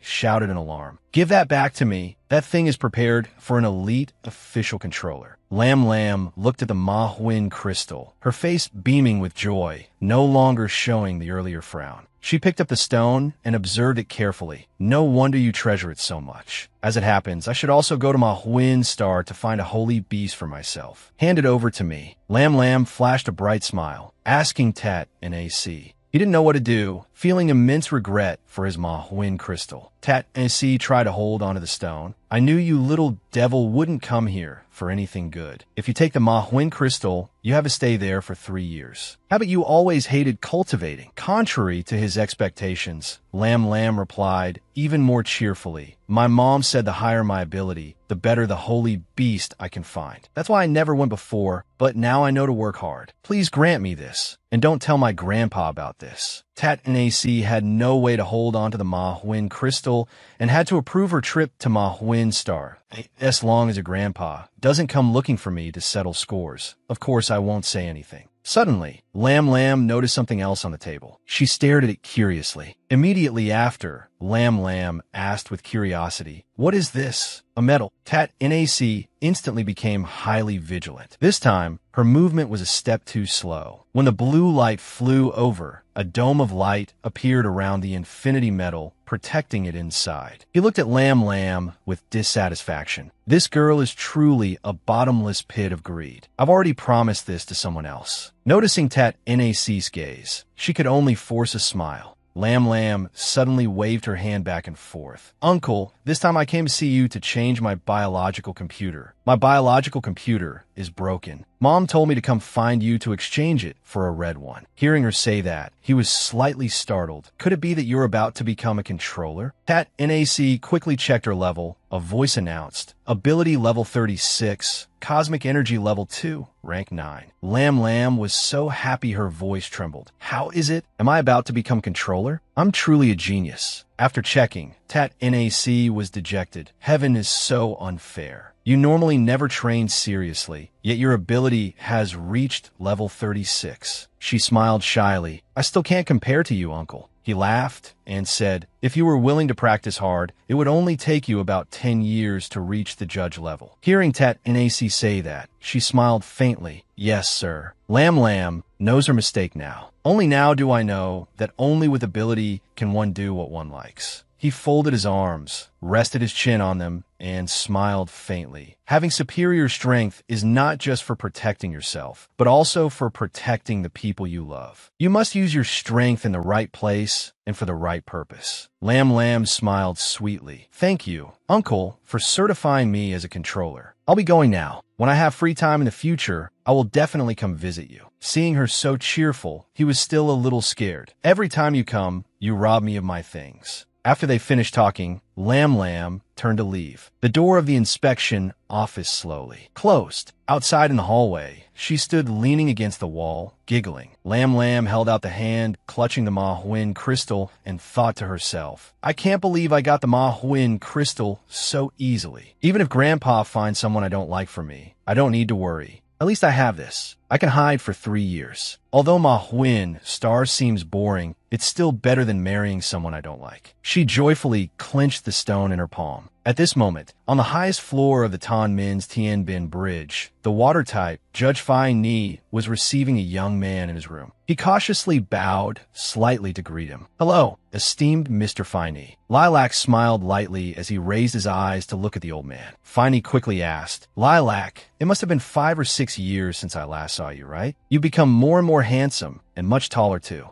He replied cheerfully, Mr. Fai Ni, I've come this time to participate in the martial arts tournament. I wonder if any formidable opponents have appeared in your esteemed league yet? Originally, my grandfather didn't intend for me to come here, but I don't want the relationship between our two sides to fracture. Therefore, I very much hope to be paired with Miss Lam Lam, your granddaughter. I hope you can give me a chance. Lilac stood opposite the old man, presenting his story and his wish. Fei Er was very pleased to see him like this. You truly are an understanding child. This matter was Lanlan's fault. I arranged this martial arts competition for your sake. Rest assured, if nothing unexpected happens, you will be the winner. After all, your family is famous for that Azure Dragon Power cultivation method. Although our methods are different, the effect is stronger. He just stood there, smiling and listening to the old man speak. Fei Er suddenly fell silent for a moment, his brows furrowing slightly. Has your Azure Dragon Power reached the 5th threshold yet? The winner must also defeat Lan Lan for her to acknowledge it. Her current level is 35. Lai Luo quickly replied, That's right. After all, a husband should be stronger than his wife to make her feel protected. Mr. Fei Er, please rest assured, I will definitely succeed. This is a gift my grandfather brought for you. Please accept it. He presented 2 bottles of rare wine and placed them on the table. The old man was astonished to see them. Is this red wine aged for several hundred years from France? This is too precious. Lai Luo respectfully nodded and smiled lightly. Although these 2 bottles of wine are indeed precious, they're nothing compared to the relationship between our two sides. I still have to prepare for the martial arts tournament, so I won't disturb you any longer. The old man just hummed in response, and Lai Luo then took his leave. He slowly left the room and closed the door, his expression darkening considerably. Suddenly, Lai Luo looked up, his face completely obscured by his disheveled hair, hiding his expression. He called out softly, as San come out. The subordinate heard the command and quickly appeared, bowing cautiously. Young master, what are your instructions? Lai Luo stared into the empty space and snorted coldly. That old fox Fei heir actually came up with such a twisted method. He clearly wants to probe our family's Azure Dragon power. You quickly have someone find information on all special ability users level 25 and above participating in this martial arts competition. Analyze it thoroughly and bring it to me. Lai Luo turned and gave a serious order to Asan. Asan quickly and respectfully accepted the order. But young master, I heard that Miss Lonland's special ability has reached level 35. I'm afraid she will be difficult to deal with. He wasn't worried in the slightest, the corners of his lips curling up gently. So it's that woman who dared to hurt his son. Once I get my hands on her, I'll teach her a lesson slowly. Even if her special ability is level 35, I have ways to deal with her. At worst, I'll just let that old man Fei heir see the true power of the Azure Dragon power. Even if he sees it, he won't understand its mysteries. Lai Luo seemed extremely confident, but in reality, he still had another way, a way that didn't require the old man to witness the Azure Dragon power. Lai Luo's eyes were filled with hatred and a determination for revenge. In that dark space, the fierce battle between Tian and the energy being had finally entered its final stage. He panted tiredly, thinking to himself, the strength of a level 18 special ability user is tough to handle. The alloy dagger has hit its weak spot dozens of times, but it only slowed it down a little. I really want to use the heavenly demon transformation to tear this energy being apart. I can't be impulsive. I must stay calm. Tian was struggling with the current situation. So angry, he gritted his teeth. Suddenly, Tian quickly realized it was about to attack him again. A massive flame shot out from the palm of the energy being. Faced with this situation, he couldn't help but panic and could only take a desperate gamble by attacking. Tian charged straight towards the fire serpent, causing the space to distort considerably. The fire serpent was split in two, and he also had to endure its extreme heat. Standing in the center of the fire serpent, the temperature was even higher. Tian felt like he was about to be cooked, but this time he was certain he would hit the energy being's weak spot. Tian used all of his spatial ability to successfully dash in front of it, and he forcefully stabbed into its forehead. The dagger sank deeper and deeper into the energy being's weak spot. A large fireball appeared on its head. Tian didn't have time to escape, letting the fireball shatter the spatial shield he had just created. Tian channeled all the cosmic energy in his body to block it, screaming in pain. The flames quickly flared up, burning his flesh, but Tian refused to give up. He wanted this energy being dead. Tian Yin's fighting spirit erupted, and he raised the dagger in his hand. Tian decisively hugged the energy being's body, activating spatial paralysis while in contact with it. The space in the room was completely distorted. In a twisted space, the energy being was shattered into pieces. Its fragments gradually fell and then vanished, dissolving into space. He tiredly supported himself, gasping for air. This spatial paralysis move also caused him a certain amount of damage, but it was indeed much more useful. Tian slowly wiped the sweat pouring down his face. He had to use all his strength to keep from collapsing. Tian had to use cosmic energy to protect his exterior. His mental power was still trying to conceal the dark vortex within him. Just then, Sanhua opened the door and came in. Not bad, kid. You actually passed. Hearing him say that, Tian looked at him with disdainful eyes. Back in Sanhua's office, he had originally intended to just wait for him to hold out for about 5 minutes to pass the test, but he didn't expect Tian to completely destroy the energy being. He complained, "Why didn't you say so earlier?" Sanhua happily explained, "Seeing that you could push yourself that far, I didn't intend to stop you anymore. In the end, you look like a suckling pig, truly pathetic. Freshen up for a bit at my place." A while later, Tian had changed into a different outfit. Looking at it, he couldn't help but be amazed. This the uniform of a Holy Alliance member? Tian could feel that its material was very soft and light, making it extremely comfortable to wear. Wearing such a comfortable and expensive-looking outfit, he immediately felt much happier. Seeing Tian's interesting expression, Sanhua couldn't help but laugh with delight. "I didn't expect Huang Jing to be so lucky, to find a disciple as capable as you. Kid, you have to work really hard from now on. I hope you don't make me wait too long. Come find me quickly to get your controller level certified." As he spoke, he pinned a badge on Tian. Hearing this, he was a little scared, I'd rather that day come a little later. But let me say this first. Next time I'm definitely not taking any more tests. Hearing Tianyin say that, Sanhua laughed even louder. The Infinity Badge automatically linked with the biological computer. After activation, the biological computer also gained many new functions, such as people being able to contact him through his codename 4444. He continued by placing a gold card in Tianyin's hand. You're preparing to go to the martial arts tournament, right? Although the chances aren't great, I still want to give you this, so you don't have to go through the trouble of registering. He took it curiously. Is this a registration card? When asked, Sanhua quickly smiled and replied, that's right. There's no data inside. If you agree, I'll add your data for you. But if you just want to go and watch, you could just take it as it is. Tianyin happily faced him with a broad smile. Then thank you very much. Sanhua took the opportunity to entice him. If one day you feel that old man Huang Jing is no longer a suitable master, come find me. Although I don't know about spatial type special abilities, I still have a considerable understanding of other things. He laughed confidently, patting his chest. Tianyin could only give a wry smile and refuse. He treats me very well. I hope to continue following and learning from him. With that, he quickly bowed to bid Sanhua farewell. He didn't keep Tianyin any longer. All right, go on. The door to Ma Sanhua's office slowly closed. Inside the room, he remained standing there, muttering, truly a good seed. It seems the Holy Alliance has a successor. In the hallway now, there weren't many people passing by. Tianyin walked a short distance, and then stopped. I seem a bit weak. My spatial ability was almost completely depleted in the test just now. After thinking, he let out a sigh and decided to contact Demeng. Tianyin entered his title, and soon after, he made contact. From within the biological computer, Demeng's surprised voice rang out. Tianyin, you've been certified? He happily accepted while asking for their group's location.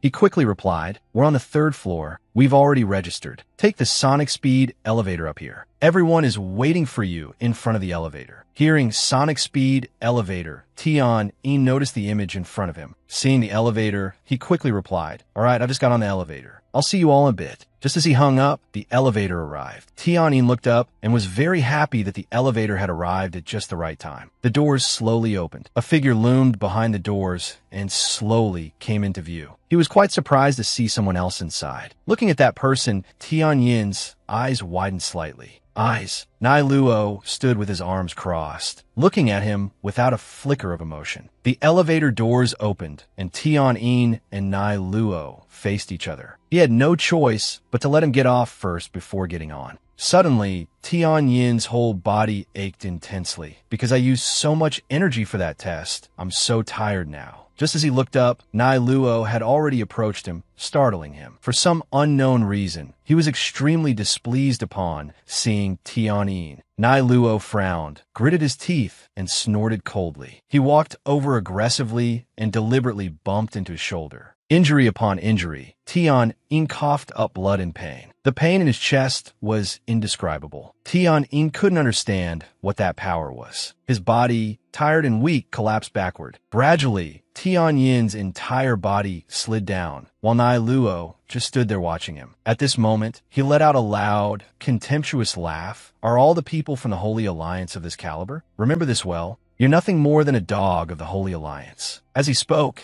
Nai Luo looked at Tianyin mockingly, lightly brushing his sleeve. He trembled continuously in pain, his eyes filled with immense resentment as he looked at him. Tianyin watched Nai Luo with anger in his heart. Who is this bastard? I'm so angry I can't even make a sound. He used his mental power to control his special ability, preparing to release the mental control and use the power of the heavenly demon transformation. Tianyin closed his eyes and began to regulate his body. Surprisingly, after releasing it, 3 special ability circles of different sizes began to operate continuously, not fusing together as they did when Tianyin used the heavenly demon transformation. Before long, the vortexes returned to their original positions. However, his spatial ability, which had been completely depleted, returned to its initial state. The 3 vortexes gradually became the same size. Although the balanced energy was much smaller than in its optimal state, his feeling of weakness had vanished into thin air. The pain in his chest from being bumped earlier had also improved a lot. Tianyin slowly stood up. He angrily gritted his teeth. That kid from earlier made me furious. This humiliation today, one day, I will definitely repay him tenfold. When he met up with the Meng's group again, Tian received the registration card that he and the person in charge of registration had requested. Then they returned to the first floor hall of the Libra Bridge to find Fei Ji. As soon as they met, he and him started talking about Tian Yin's test. Fei Ji laughed heartily. You even changed into uniform? Not bad. You didn't embarrass Master. Here, I'm returning this disguised jade to you. Phantom Star has a lot of energy. 3 years of cultivation, there is equivalent to 10 years of hard training on other planets. Although this effect can only be maintained until you upgrade your controller level, it's very suitable for you. He heard this and wondered why it only stopped at that level. He slowly explained, on Phantom Star, when your strength reaches a certain level, the power and energy there will become saturated. If you want to level up further, it's not as simple as just absorbing energy. It requires not only comprehension, but also great luck. After 3 years of cultivation, you should go to Bright Star to study under Master Me. Only with his guidance will your path of advancement be smooth. Thanks to his guidance, he realized that he had been thinking the same as Fei Ji. A smile gradually appeared on Tian Yin's lips. He respectfully thanked him. Fei Ji replied politely, "We are fellow disciples, so it's only natural to look out for each other. Everyone should go back and rest now." After saying goodbye, Tian Yin's group turned and left. Fei Ji stood there, watching him leave with a fond gaze. Master giving you this disguise, Jade, proves that you will become his successor. Although I still don't understand why Master chose you, we must obey his orders. A while later, at the Holy Alliance headquarters building, when they arrived at a hotel not far from the Libra Bridge, a problem arose. They only provided the Meng's group with 2 rooms. After some negotiation, they were able to divide the rooms. He decided that he and Xuan would take 1 room, leaving Tian Yin and Xuan Mei in 1 room, which made her extremely dissatisfied. Demeng explained, each room only has 2 beds. Don't worry, Tian Yin is an upright person. He also nodded vigorously in agreement. At this moment, he was quite flustered. No, Master. I can sleep on the floor if I stay with you too.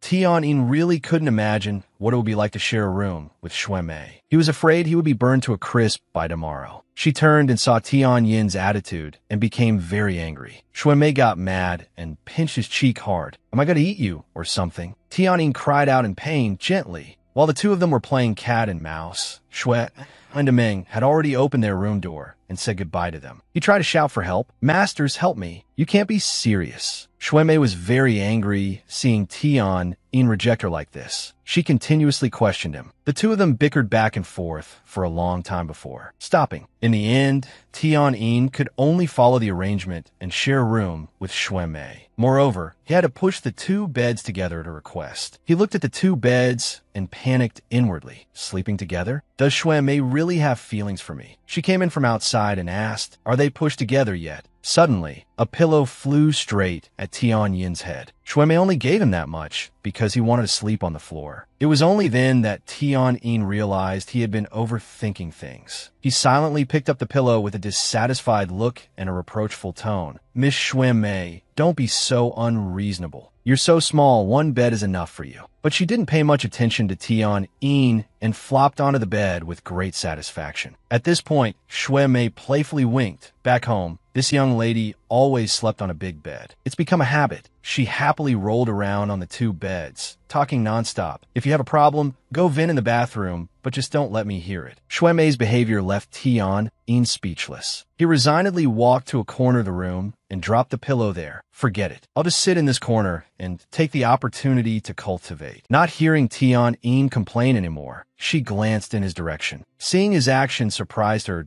I just wanted to tease him a little, but he won't even argue with me. What a blockhead. No wonder he's still single. Xuan Mei sat up, not very happy. She slowly crawled to the edge of the bed and complained, it's broad daylight. What are you sleeping for? Hearing Xuan Mei say that, Tian Yin retorted, I'm not sleeping, I'm cultivating. Miss Xuan Mei, you've already taken the bed. Now you want to control what I do too. Suddenly, Tian Yin's words made her feel bored, and she started acting cute. My 2 brothers definitely won't take me out to play now. Talk with me for a little longer. Seeing her being so cute, Tian Yin froze, his face flushing slightly. Xuan Mei quickly noticed his strange expression. She knelt up straight, hands on her hips, and questioned him. What are you looking at? Have you never seen a pretty girl before? Tianyin gave a forced smile and turned away. That's not it. I've just never met a pretty girl who's so fierce. She was surprised to hear that and asked back, am I really that fierce? Xuemei's reaction, in turn, surprised him even more. After thinking for a moment, Tianyin spoke. I think among all the girls I know, you're the fiercest. Hearing him criticize her so seriously, she couldn't help but get angry but still try to hold it in. You really have a way with words. After that, Xuemei didn't say anything more, just secretly glanced at Tianyin and let it go. It seems he's just that kind of person. I've never met anyone so straightforward. After thinking for a moment, she turned over and went to sleep on the bed. I'm sleepy. You go and cultivate. If I find out you have any improper intentions, then... Xuemei didn't finish her sentence, just snorted coldly. Tianyin, sitting in the corner, waved his hand helplessly. Even if you paid me, I wouldn't dare. Improper intentions? I can't even hide from you fast enough. Finally, some peace and quiet. I have to take this opportunity to cultivate and get the 3 special ability vortexes in my body to operate simultaneously. Tianyin gently closed his eyes and began to cultivate. By absorbing the surrounding energy, Tianyin would gradually bring the 3 special ability vortexes back into their proper orbits. A long time later, Xuemei groggily opened her eyes. She sat up and stretched comfortably, a bright smile on her face. How long did I sleep? As she turned to look at the clock, Xuemei was startled. It's already the next morning? I slept for so long. It seems traveling from another planet made my body extremely tired. At this moment, she noticed the person sitting in the corner. Seeing the image of Tianyin dozing off, Xuemei couldn't help but wonder, don't tell me this guy has been cultivating from then until now. He's been sitting there properly this whole time? Does he really see me as a tigress? Oh, whatever. She looked at him for a long time, lost in random thoughts, then got out of bed to wash her face. Xuemei tiptoed out of the bathroom. She tried to be as quiet as possible so as not to wake the other person. But when Xuemei looked back, she saw Tianyin staring at her, dazed and blushing. She was also stunned for a moment, her mind not keeping up with the situation as she blurted out, "What are you looking at?" Suddenly, after that question, Xuemei screamed in embarrassment. Ropes of fire continuously attacked him, causing him to panic. Wait a minute. A moment later, she finally stopped and saw Tianyin with a nosebleed, unconscious, to avoid the embarrassing scene. He had quickly pretended to be unconscious. Xuemei called Tianyin's name in fear, but he didn't wake up, which made her even more panicked. Xuemei decided to go find Meng and Xuan. Tianyin, lying there, wanted to tell her not to, but it was too late. The other two had already arrived and saw this rather unpleasant scene. After hearing the whole story, they of course realized Tianyin was faking it. Therefore, he had to tell him to take Xuemei and leave. The two of them sat in the room, extremely embarrassed. Faced with this situation, he really wanted to explain. Tianyin finally cleared up the misunderstanding. In the following days, his life with Xuemei became more peaceful. It seemed that her guilt had made her attitude gentler. Tomorrow is the martial arts tournament. Everyone wanted Xuemei to stay and watch the house, but she didn't want it all. Xuan helplessly patted Xuemei's head. There's no other way. If you can't get a competition registration card, you'll just have to accept it. She burst into tears. I don't want to. Let Tianyin stay and give me his card. And yet, he actually happily gave it to Xuemei. It just so happens I was planning to stay in the room to cultivate anyway. But when you all get back, remember to tell me about all the interesting things that happened today. When Tianyin gave her the registration card, her eyes lit up. You're really giving it to me? Xuemei quickly became cheerful again. She jumped up and down continuously to celebrate. Meng and Xuan found this a bit hard to believe. They hadn't expected him to do that. In fact, Tianyin still had the registration card Manhwa had given him earlier. Of course, Tianyin had to watch the competition, but he couldn't go with his group. Because tomorrow, Tianyin wanted to appear with a different identity. He stood there, lost in thought for a long time. The next day, after saying goodbye to Meng's group, Tianyin stayed alone in the hotel and began to act. He walked quickly down the hallway. Tianyin put on a small cloak. The uniform provided by the Holy Alliance is too recognizable. I have to disguise myself a bit. Of course, I still have a treasure that's perfect for hiding my identity. Immediately after, he opened his personal space.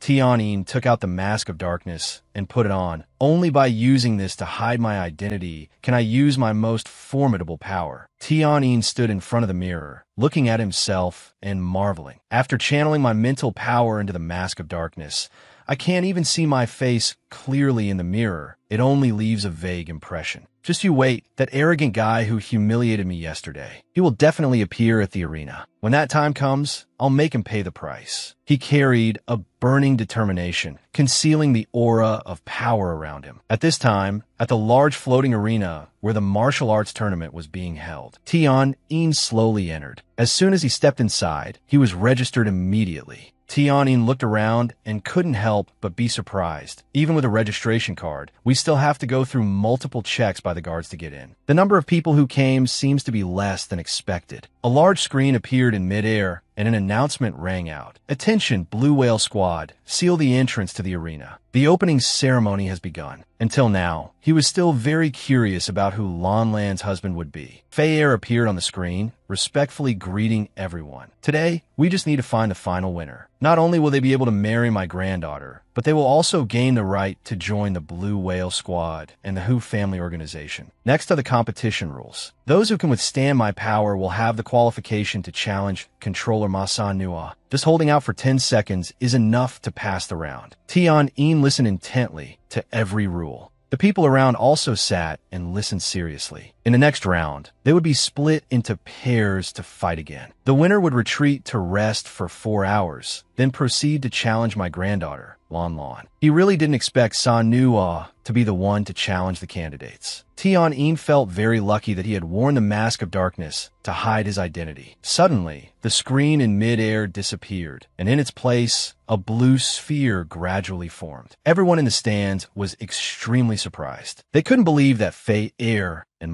Sanhua would actually appear here. Since there were still 10 minutes until the start, they were very curious. The old man looked towards the stands and said, "Today there are only 472 people, fewer than I imagined. Perhaps among them, many have come just to watch the show. However, everyone has shown their sincerity. Although it's not yet time for the competition, to make the match fair, we should let everyone admire Lanlan's appearance." Fei-er looked towards the stands and presented. Immediately after, a large pillar of light appeared behind the old man. Tian-in, watching from above, was very impressed. Is this Lanlan's maternal grandfather, the water-type adjudicator with an extremely high status in the Holy Alliance, Lottie Fei-er? His power is immense. Suddenly, the other people stood up in shock, their eyes glued to the pillar of light. What is that? This is Judge Fei-ni's water-type ability. That pillar of light is being emitted from a platform in the air. Everyone here is eagerly looking towards the pillar of light, for which a figure gradually appeared. Inside that blue pillar of light, a mass of water was circulating. After a moment, that mass of water formed into the shape of a perfect Miss Lam Lam. Tian-nan, down in the stands, looked up with his jaw dropped. Is that Lam Lam? It's not just water forming her shape. What level of control is needed to do something like this? A person made of 100% water-type ability was gracefully dancing atop the blue pillar of light. Her dance was captivatingly beautiful, making the hearts of many spectators around flutter. Suddenly, he heard a voice from behind him. Master Fei-ni's power is truly respectable. A water-type ability that's like a space-type ability capable of summoning. Tian-nan looked back and saw 2 guards from the Blue Whale Squad standing there, commenting on today's martial contest. When did they get here? I didn't even notice. My own strength is truly insignificant. However, this makes me look forward to the journey on Phantom Star even more. He sat there for a while, thinking about the future. Blue specks of light gradually flew towards the spectators in the stands. They reached out to touch them, wondering where these things came from. The blue beam of light in the sky and the figure of Lam Lam simultaneously turned into countless specks of light, and the initial immense pressure gradually disappeared. Just as everyone felt their bodies become light, the specks of light touched them, and the area around the arena suddenly became unusually noisy. In the brilliant light, a blue halo appeared, and various chaotic sounds echoed for a long time. Tian-nan shot up in alarm. Everyone who touched those specks of light had fainted. They lay sprawled on the stands. More than half couldn't avoid it. He was horrified by this scene and immediately understood that the first test Fei-ni had brought for the ability users present here had begun. Fei-ni possessed a powerful control ability. That much was clear as day. The blue points of light could knock those people down like reaping wheat. They all collapsed to the ground. In an instant, Tian-nan realized he was in an extremely harsh test. He quickly created a solid defensive layer. Thien Non could only use the concealing ability of the Mask of Darkness, unleashing all three of his powers outward to defend himself. Suddenly, he felt an ice-cold aura pierce his heart and lungs. Even though he had deployed his strongest defensive layer, he couldn't withstand the destructive force of that attack. Thien Non narrowed his eyes to observe the sky above. He could only barely block a portion of it, his body growing increasingly tense. It was truly difficult to resist. He glanced over at the two guards and couldn't help but marvel. Yet, the two members of the Blue Whale Squad could easily neutralize that attack. They were even chatting happily as if nothing was wrong. Is this the gap in power? Due to the destructive force of the cold aura, my head is starting to get fuzzy. Fai and Tat NAC stood high above, observing the surroundings and making comments. The ice-cold sensation severed the connection between Thien Non and his three abilities. Although he had no intention of using the Heavenly Demon transformation, his three abilities coincidentally fused. An abundant power felt like it was about to explode in his chest. Hellfire spread throughout Thien Non's body. Although it didn't bring a sensation of heat, the chilling feeling was dispelled. The Mask of Darkness clearly displayed the power of a holy artifact. In just a short time, he realized he had undergone a great change. But from the outside, nothing was visible. The two guards quickly noticed Thien Non. They were quite surprised that he had managed to survive Fai Ni's attack. The blue light gradually faded, and the entire arena fell into silence. Obviously, the old man had not yet used his full strength. Thien Non sank into his seat with relief. It's over for now. A water-type judge is already that strong. What if it were the great elder of the Holy Alliance? Teacher Mo once commented on the pinnacle duel from 30 years ago. What would a decisive battle between darkness and light look like? As he mused idly, he wearily rubbed his eyes. At this moment, Fai Ni continued his announcement. The trial match is over. Those who still have the ability to fight have the right to freely challenge Controller Matat in AC. Standing beside him, he smiled brightly and waved at everyone. Those who can hold out for 10 seconds will qualify for the next round. But the use of holy beasts in the competition is forbidden, which made the contestants very worried. After finishing the briefing, Fai Ni vanished. The old man disappeared quickly. Tat NAC looked up and raised his voice. Let's begin.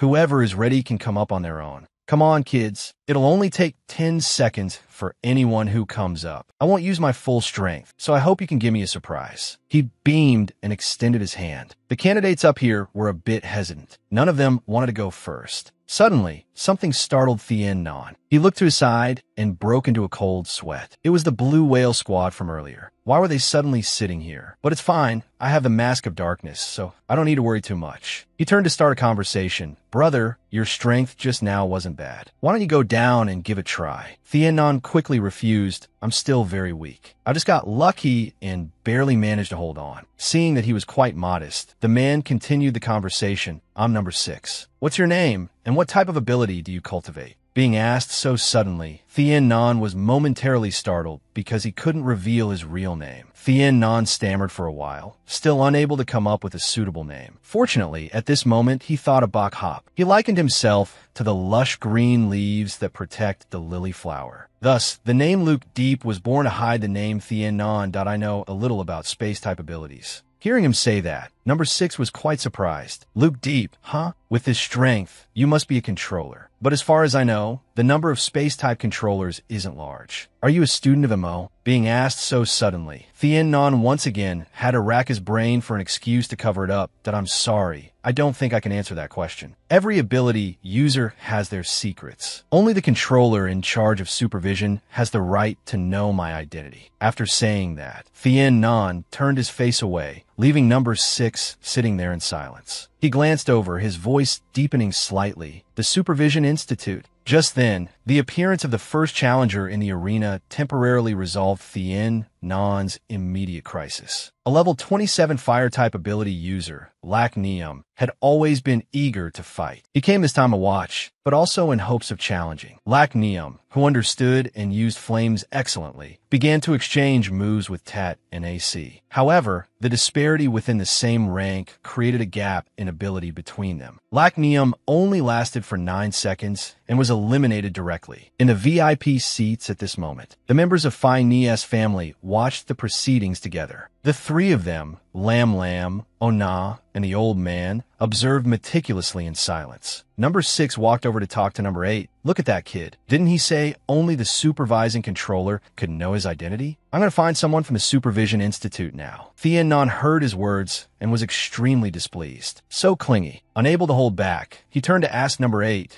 "We're all members of the Holy Alliance. Don't you trust me?" He explained helplessly, "It's not that we don't trust you, but the dark forces have been very active recently. You also revealed great strength just now, so we need to verify your identity." At Tat Nac's urging, Batcock 2 was the second challenger and successfully advanced to the finals. After a long period of challenges, a total of 15 people passed. He made a final call for challengers. Just then, a pair of steady feet landed on the stage from above. Of course, there is. As soon as he saw the figure, Thien Non quickly recognized him. Nilak confidently stepped forward to challenge Tat Nac. By Ni family. Nilak by Ni request to challenge controller Ma Tat Nac. He was stunned into a daze. "It's that guy." Seeing Thien Non's surprised expression, number 8 became curious. He hastily replied, "I've met this person before." He explained from the side, Nilak was originally Miss Lam Lam's fiancé, but the engagement was called off. This time, he also has the right to participate in the competition. The cancellation of that engagement was also the young Mrs. fault first. Tat Nac regarded him with a less-than-friendly gaze. "Although I don't like him, Finey said that when it's Nilak's turn, I have to go easy on him to let him into the finals." The spectators in the stands seemed surprised to see him here. I should probably explain a little. Acting on the thought, he quickly stood up and spoke to the audience that he shouldn't have been qualified to participate, but he was originally Miss Lam Lam's fiancé. With Finey's approval, the organizing committee made a special exception for him to participate. I'm explaining this to avoid any unnecessary misunderstandings. Everyone was endlessly surprised after hearing this, and Lam Lam in the VIP seats had heard everything. She was trembling with anger. Unable to swallow this huge lump of anger, Lam Lam shot to her feet and shouted, "How could this be?" She couldn't help but turn and question Finey, "Grandpa, why did you let him participate in the competition too? This isn't fair to me at all." The old man closed his eyes slightly and replied calmly, "He was originally your fiancé. I have to give him a chance to prove himself, to give his grandfather face. It's not certain he'll surpass you. So what are you so anxious about?" Faced with these words from Finey, Lam Lam trembled even more with anger. She couldn't believe her grandfather could be like this. Unable to argue further, Lam Lam had to swallow her anger and sit back in her seat. Finey looked down at the stands below, musing, "I can only sacrifice you, my grandchild. If I can maintain a relationship with the Bai Ni family, then I'll have a chance to become the great elder of the Holy Alliance." On the stage at this moment, Ma Tat Nac spoke first. "We can start now. The timer will begin when I make a move." Nilak smiled faintly and gave a slight nod as if he understood. In a flash, he had already teleported away, leaving only a faint afterimage. In the stands, Thien Non's jaw dropped at that speed. Nilak decided to choose a direct attack. A series of attacks were launched, aiming for Thatnak. He didn't budge, just stood still and used his hands to block. He's attacking straight here without any hesitation. This light is the secret ultimate skill of their family, the Azure Dragon Force, right? After traveling a certain distance, the attack was stopped by an invisible shield. After landing a blow, Nilak retreated to maintain a certain distance. Before he could get his bearings, a vortex quickly surrounded Nilak. The spectators above exclaimed in surprise. Controller Matat Nac used his Earth-type ability to take a direct attack from Nilak. Then he immediately circled behind to block Nilak's retreat. He was now surrounded without a single gap to escape. Tat Nac's sharp attacks whizzed towards Nilak. He wasn't afraid at all, and even sneered, "I've realized something. I'm afraid you members of the Holy Alliance all have some problems with your heads." Those slanderous, insulting words from Nilak quickly made him waver, his brows knitting together before he knew it. Seizing the moment Tat Nac was distracted, he escaped from the red encirclement. "Can't fight, don't know how to fly?" Thien Non, observing from above, was very surprised by everything. What on earth is that Azure Dragon Force? Can be used like that? Tat Nac glanced at Nilak with annoyance, feeling incredibly frustrated. By now, the smile on his lips had completely vanished. Suddenly, a large curtain appeared in the sky, covering the entire arena. The spectators were treated to one surprise after another. It's truly astonishing to be able to create such a large mound of earth from nothing. This time he's completely overwhelmed him. Nilak quickly looked up above his head and lowered his body. He snorted coldly in anger, his brows furrowed and his teeth clenched, his frustration evident on his face. But Nilak didn't give up. He charged straight up at the curtain. Seeing this, Thien Nan was extremely surprised. He didn't think he would go this far. Nilak had used the Azure Dragon Force like a drill for a direct attack, even fighting on par with Tat and AC. Seeing him still so stubborn, he raised his hand. If this is the case, I'll just have to attack again. Suddenly, a voice rang out with an announcement. Controller Mott, Tat, and AC, the time for this challenge is over. Hearing that, he was stunned. As Tat and AC remembered, it had only been 7 seconds. He couldn't believe it and looked at the clock on his biological computer. Only then did Tat NAC realize with a start that he had been tricked. A figure landed lightly on the arena floor. Nilak smiled and extended his hand. So what now? Is the time up or not? Because their earlier conversation had conveniently lasted for more than 3 seconds, allowing him to win. Up in the stands, neither Thien, Nan, nor number 8 had anticipated this move from him. Although Tat NAC was unwilling, in the end, the rules that were set had to be followed. 10 seconds had passed. The large curtain he had created also disappeared, and the arena fell silent. Tat NAC became silent. I will withdraw my ability. Though he said that, in his heart, he partly acknowledged Nilak's strength. He sneered and gave a wink. No, this isn't a cheap trick, it's intelligence. Nilak suddenly extended his hand and smiled faintly, his voice provocative. Controller Ma, Tat NAC, I admit your strength is very great, but I'm afraid there's a bit of a problem up here. A bright smile remained on his lips, but his words and actions were infuriating. Being provoked like that, Matat NAC was about to go mad with anger. He casually leaped into the air, laughing loudly. Nilak quickly returned to his seat in the stands. But his performance and words had angered quite a few of the ability users present. They gnashed their teeth at Nilak's arrogance. Even Thien Nan and number 8 didn't expect him to say such a thing. At this moment, Tet NAC was still standing on the stage below, glaring at Nilak. I've done as you asked, Fine. I didn't expect that kid to be so ungrateful as to mock the Holy Alliance. A mechanical voice suddenly rang out. The challenge portion is over. All 16 contestants prepare to participate in the finals in 4 hours. In the VIP seating area, Lam Lam's face was beaming as she laughed loudly. Grandpa, is this the person you chose? Finey had heard all of Nilak's words from beginning to end. He hoarsely told her to be quiet. During the day, not a single person appeared in the stands. The young man, number 8, began to feel annoyed that the arrogant Nilak dared to presumptuously think he was worthy of marrying Miss Lam Lam. Thien Nan, standing next to him, also thought there was some arrangement behind scenes. Number 8 lowered his voice, tacitly agreeing with his question. The strength of the Bai Ni is one of the most powerful families and also has the greatest influence in the Galactic Federation. Not only do they have influence, but this family also owns its own planet and the most powerful battleships in the fleets. After hearing about the family's immense background, Thien Nan also fell silent and became wary. Number 8 changed the subject. He suggested that Thien Nan teach that brat Nilak a lesson on his behalf by registering for the competition. In return, number 8 guaranteed that number 6 would not investigate his identity. Thien Nan firmly told number 8 that he would teach Nilak a lesson because there was still a debt between them yet to be paid. Hearing this, number 8 paused, his state shifting from asking a favor to one of concern because Thien Nan had never competed in a match before. But he didn't seem to care much, as he didn't want to marry Lam Lam and also didn't want Nilak to win. At the same time, he wanted to protect the dignity of ability users. Hearing the words protect the dignity of ability users, all the suppressed burdens vanished in an instant. Number 8 proudly patted Thien Nan's shoulder. As for him, he just mumbled non-committally. From a distance, number 6 walked down and came over to ask, Number 8, what are you doing? Seeing Thien Nan beside him, he spoke up. Hey, you kid. Thien Nan was about to reply, but paused because there was someone else walking behind number 6. He introduced the man following him with the intention of making Thien Non reveal his identity. This is Controller Tatlan. He had a cold face and a voice full of contempt. Looking at his appearance, his ability probably isn't much. Number 8 intervened, affirming that among all the people he knew, Thien Non's ability was by no means ordinary because he possessed a space-type ability. If there were dark forces, they would find out Thien Non's true identity. Then number 8 continued to soothe number 6 suspicions by using the Holy Alliance's biological computer. Number 6 was now starting to suspect him.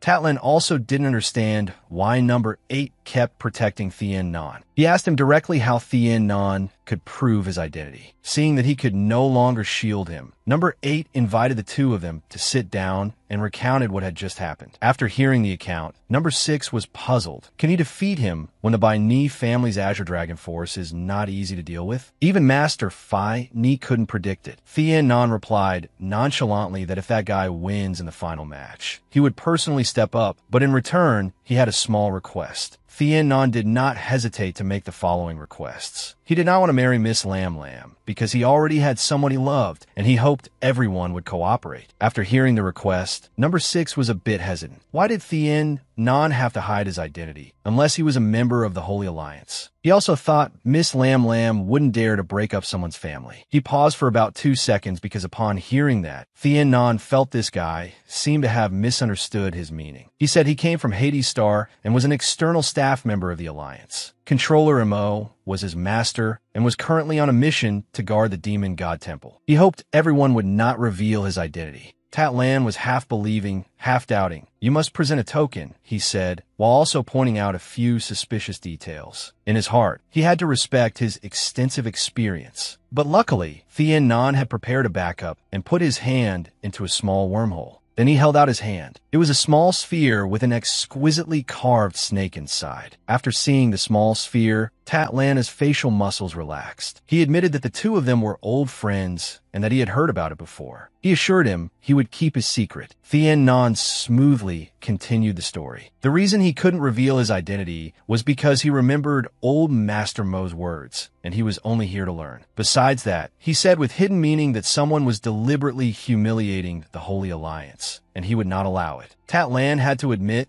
that although his old friend was an eccentric person, in return, he had high-quality disciples. It was just the right time to see that Thien Non was suitable to participate in the competition. Although he had successfully passed the identity check, he was also a little curious why these 3 people didn't notice anything unusual. Half an hour passed quickly. There were 16 participants, divided into 8 random teams. Nilak and Bai Ni were matched against a space-type ability user. Because the ranks were not very different, it was easy to determine a winner, but Thien Non had pushed his vision to the limit, and no one was using the applications of every ability type, which he found strange. He curiously asked Tatlan why no one had used flight techniques. He explained that it was to avoid increasing variables. As for Nilak, it's hard to know, so there's no need for flight techniques, which also saves time and minimizes damage. For members of the Alliance, such a result is a good thing. In his mind, Thien Non had to admire the coordination of the Holy Alliance members. Soon it was the 8th match. Nilak and the space-type manipulator Kiet Tui also began to enter the arena. Kiet Tui, with an unchanging expression, calmly stepped out to fight. The referee introduced the two and stated a few rules. Nilak showed a look of arrogant disdain for his opponent. Kiet Tui paid no mind to that and simply said, "The wind is strong today." Seeing his opponent disregard him, Nilak felt slightly annoyed. It turned out Kiet Tui's meaning was that he was just full of hot air, which made Nilak pause slightly. In the stands, everyone who heard it laughed loudly because the guy was so right. Thien Non was no exception, sitting there with a smirk. Nilak's face darkened.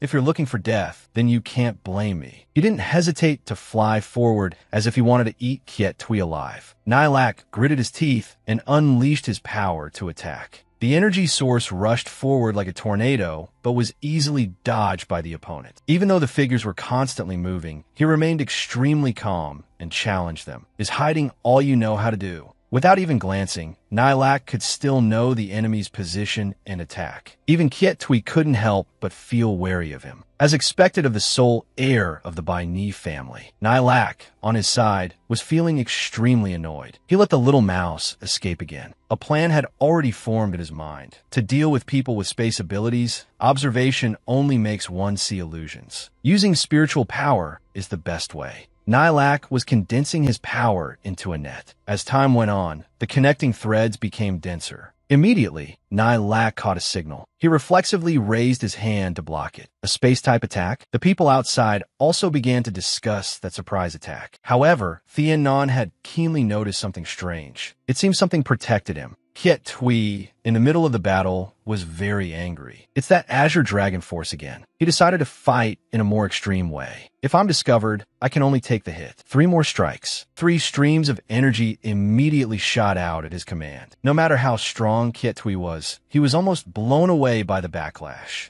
He couldn't bear it and coughed up blood on the spot. His attack power is really too strong. Nilak was extremely confident. I won't let you escape again. Charge forward to victory. A swirling vortex of energy immediately crashed down towards him. Kiet Tui clutched his injuries and tried to hold on. I won't let you have your way. Thien Non watched them with great worry. What is he planning to do? Wait, is he planning to transform himself into a spatial attack and rush towards Nilak? How many attacks has he turned into in the end? Tatlan was also extremely impressed. Space Varying Ring Slash. Not bad. It seems the space type has no shortage of geniuses. This is a skill that only a controller can master. But at first glance, it seems Kiet Tui has forgotten the rules. This move shows no mercy at all. Nilak might be swallowed by the light. At the moment of life and death, Nilak seemed a bit panicked. Noticing the change, he hurriedly jumped back. The originally green light was replaced by yellow color, and something seemed to appear on his face. Everyone in the first-class observation room was also very nervous. Finey guessed profoundly. It's finally appeared. This is the true Azure Dragon Force. Nilak was completely focused on the match. He gathered his energy into a giant shield. The audience outside was immediately surprised by this. Does that shield block all attacks? In the space filled with blue energy, a golden light suddenly exploded from the center. Kiet Tui could only watch helplessly as his technique was shattered. How could this be? What on earth is that shield? Seeing a fist gradually rushing toward him, Kiet Tui could do nothing but take the full force of the blow. He faltered. Too much of his stamina had been consumed. The wound on his shoulder immediately split open, causing him pain. Nilak said coldly in a superior tone, "I'll give you a chance to say your last words." In the end, another source of power managed to protect Kiet Tui. Matat NAC said in a low voice, "I already told you, don't push your opponent to their death. You've already won. Don't do anything to break the rules." He immediately regained his composure. "Thank you for the reminder, controller. If it weren't for you, I'm afraid I wouldn't have been able to pull back in time and would have broken the rules." Nilak added contemptuously, "It seems space-type abilities are nothing special after all." Thien Non couldn't help but be surprised upon hearing these words. Number 8 hesitated. This brat has such inner strength. He even blocked the attack power of the Heavenly Blade Slash. I'm afraid the winner today. Thien Non immediately interjected. He didn't win with his own strength. Everyone saw how strong Kiet Tui is. "Brother, didn't you notice that orange light?" Hearing this, he replied to him, "Nilak is the young master of a great family. He must have a special protective item on him." Indeed, the blue shield blocked it, which is why he had the chance to win. Tatlan nodded in agreement. That's right. As the heir to the number 1 family, he must have quite a few family heirlooms on him. But there's no rule against using items. Today's matter is not so simple. After the match ended, another incident was taking place in a corner of the hall. A foot viciously and mercilessly stomped on the opponent. Nilak began to scold. What kind of background check was that? I almost capsized. If it weren't for the Dragon Soul Shield, this family heir would have lost. The subordinate explained, trembling, space-type ability users are always extremely mysterious. I investigated as much as I could. I didn't expect this guy to hide his talent, to be so strong at only level 20. I swear this won't happen again. You can now compete with peace of mind. He was extremely cautious. The Azure Dragon power was exposed. I wonder how happy that old man Finey is. Just wait until I marry his granddaughter. Then we'll see how I deal with him. In the VIP room, Finey also had his own thoughts. This space-type ability user is really strong. He could even force Nihilak to use the Azure Dragon and the Dragon Soul Shield. If he reaches level 36, he might be even stronger. Lam Lam pondered. That old man from the Baini family loves this grandson the most, even giving him all his treasures. It's so frustrating. His defensive ability is terrifyingly high. If I can't break his shield, then I'm in trouble. If it really happens, nothing I say can change my grandfather's decision. Forget it. He has his ways, and I have mine. Since the second round of the competition began, 2 people advanced smoothly, making it to the final round. Thanks to his defensive layer and the added power of the Azure Dragon power, Nihilak had astonished everyone. Although his attacks weren't strong, his endurance and defensive ability were very high. Batcock 2, a level 32 water-type ability user. Tian shrewdly guessed, these 2 are probably not her choice. Should I be secretly laughing, or should I feel sorry for Lam Lam's fate? Batcock 2 suddenly spoke up. Young Master Baini, hello. I greatly admire your strength. Nihilak replied bluntly, you know your place. My family has absolute power. No need for admiration. Your strength isn't bad either. If you're willing, this young master can help you leave the Holy Union. The opponents seem to be swayed. This offer is too tempting. If I follow the young master, I'll surely live a life of luxury. Nihilak was extremely confident, of course. Everyone knows of my family's financial power. If you're willing to side with us, your wish will be granted. The audience also waited with some trepidation. Unexpectedly, Batcock 2 changed his tone. What a pity. Nihilak asked, confused, a pity about what? He replied contemptuously, a pity that I don't want to be a dog subordinate. The entire stadium immediately burst into uproarious laughter. Batcock 2 laughed gleefully without a care for anyone. At that moment, an announcement rang out. The final match begins. Nihilak coldly unleashed his strongest attack die. But Batcock 2, renowned for his defensive ability, released a blue domain, beautifully dodging his attack. Nihilak was furious. Ability users from the Holy Union only know how to hide. A bunch of mice. The commentator began broadcasting, 1 attacks, 1 dodges. This match is completely one-sided. Batcock 2 is a seasoned veteran. Using his advantage in agility, he dodges attacks while taunting his opponent. Batcock 2's goal was very simple: to make his opponent exhaust all his energy, then seize the opportunity to win. Nihilak was furious. Such a boring tactic. I'll counter endless changes with constancy, sensing the changes around me. That method was effective. He had found his opponent's presence. Batcock 2 didn't attack recklessly. Controlling the domain with his right hand, he threw 10 water bullets toward Nihilak. Nihilak could still mock his opponent. It's a waste for you to call yourself a member of the Holy Union. Yet you harbor an ability user who knows nothing but hiding. This is nothing. I'm not playing with you anymore. I have to show you what a real domain is. Number 6 and number 8 shouted in surprise in unison. What? Even Tien Nan didn't know what was about to happen. Tat Lan speculated. Could he have the ability to create an Azure Dragon Chi domain? Dragon scales had appeared on Nihilak's face at some unknown point. The distinct features of a dragon also appeared on his hands. Tien Nan was extremely shocked. His body is undergoing too many changes. Nihilak frantically summoned power in the arena. The sound of chatter was extremely loud in the stands. Everyone couldn't believe their eyes. Is this Nihilak's domain? People began to feel bewildered as they saw a giant sphere appear. A golden dragon radiating a brilliant aura coiled around Nihilak's body. Tien Nan truly didn't know what to say and could only remain silent. They nervously watched Nihilak transform his power. That dragon is... The powerful golden dragon was aiming straight for the person below to attack. Batcock 2 tried to release another stream of water power to prevent injury. The 2 sides were about to collide head-on. A second later, the water power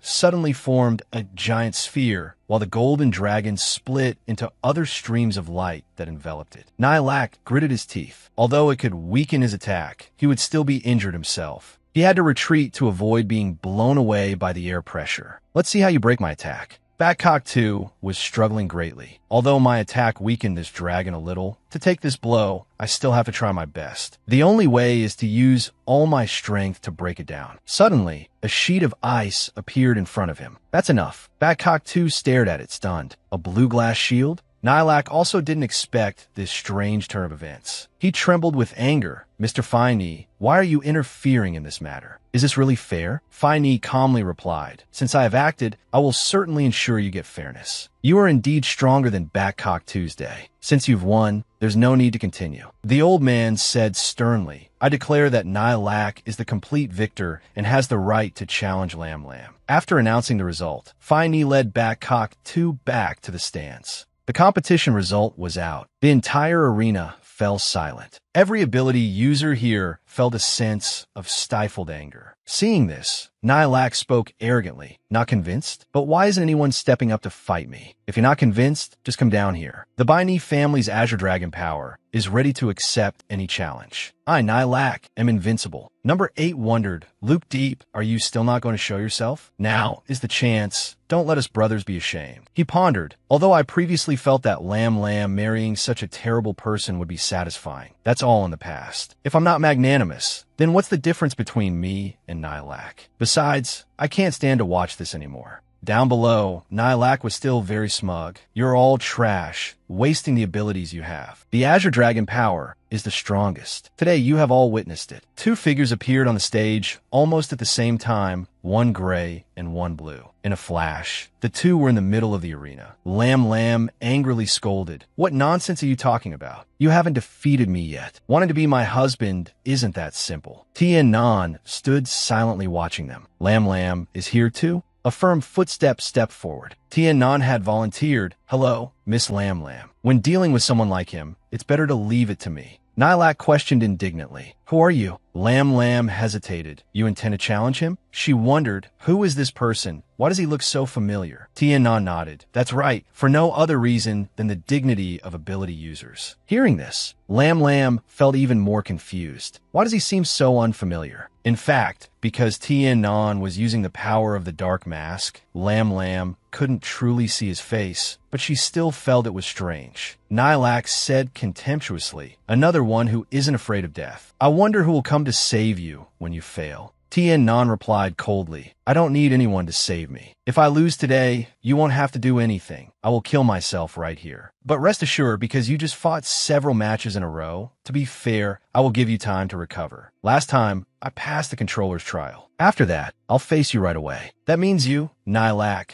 must have a treasure that helps you recover quickly. Remember my name well. I am Luke Deep, 22 years old this year, a level 15 ability user. Nilak smirked. If you want to witness my NAC's test subject, then I will grant your wish, and we'll also see if you have the qualifications to challenge me. Although Nilak looked down on this person of unknown origin, since Tien Nan had spoken thus, for the honor of his family, he could not refuse the challenge. Meanwhile, Tien Nan kindly advised Miss Lam Lam, If I fail, it won't be too late for you to act, but I believe in my own strength, and I hope you can believe in me too. Lam Lam had no choice but to nod and promise him, All right, I believe you. For the dignity of us ability users, you will succeed. At present, Fine in the stands watched everything unfold in astonishment. He was no longer as stubborn as before. In his heart, he also realized that his granddaughter's choice was somewhat correct. Through this competition, several ability users had surprised him, and he also wanted to observe the extent of Tien Nan's strength. Onna said frankly, he is indeed a member of our union. Let's see what ability he uses later. I think if he dared to stand up, he must be somewhat confident. That young master, he really needs to be taught a lesson. Finey also had his own thoughts. I hope this Luke Deep can bring me a surprise. Even if his level is low, I will still recruit him into the Husa group. Onna, do you also feel that my choice of Nilak was wrong? Perhaps I was only thinking of the immediate benefits and was mistaken. Let's let heaven decide today's matter. If Luke Deep is defeated, then we'll do as Lam Lam wishes. You give the crystal of silver to her. Onna was endlessly surprised. The crystal of silver? Seeing that she wanted to say more, Finey directly cut her off. If Lam Lam is unwilling, then why should I force her?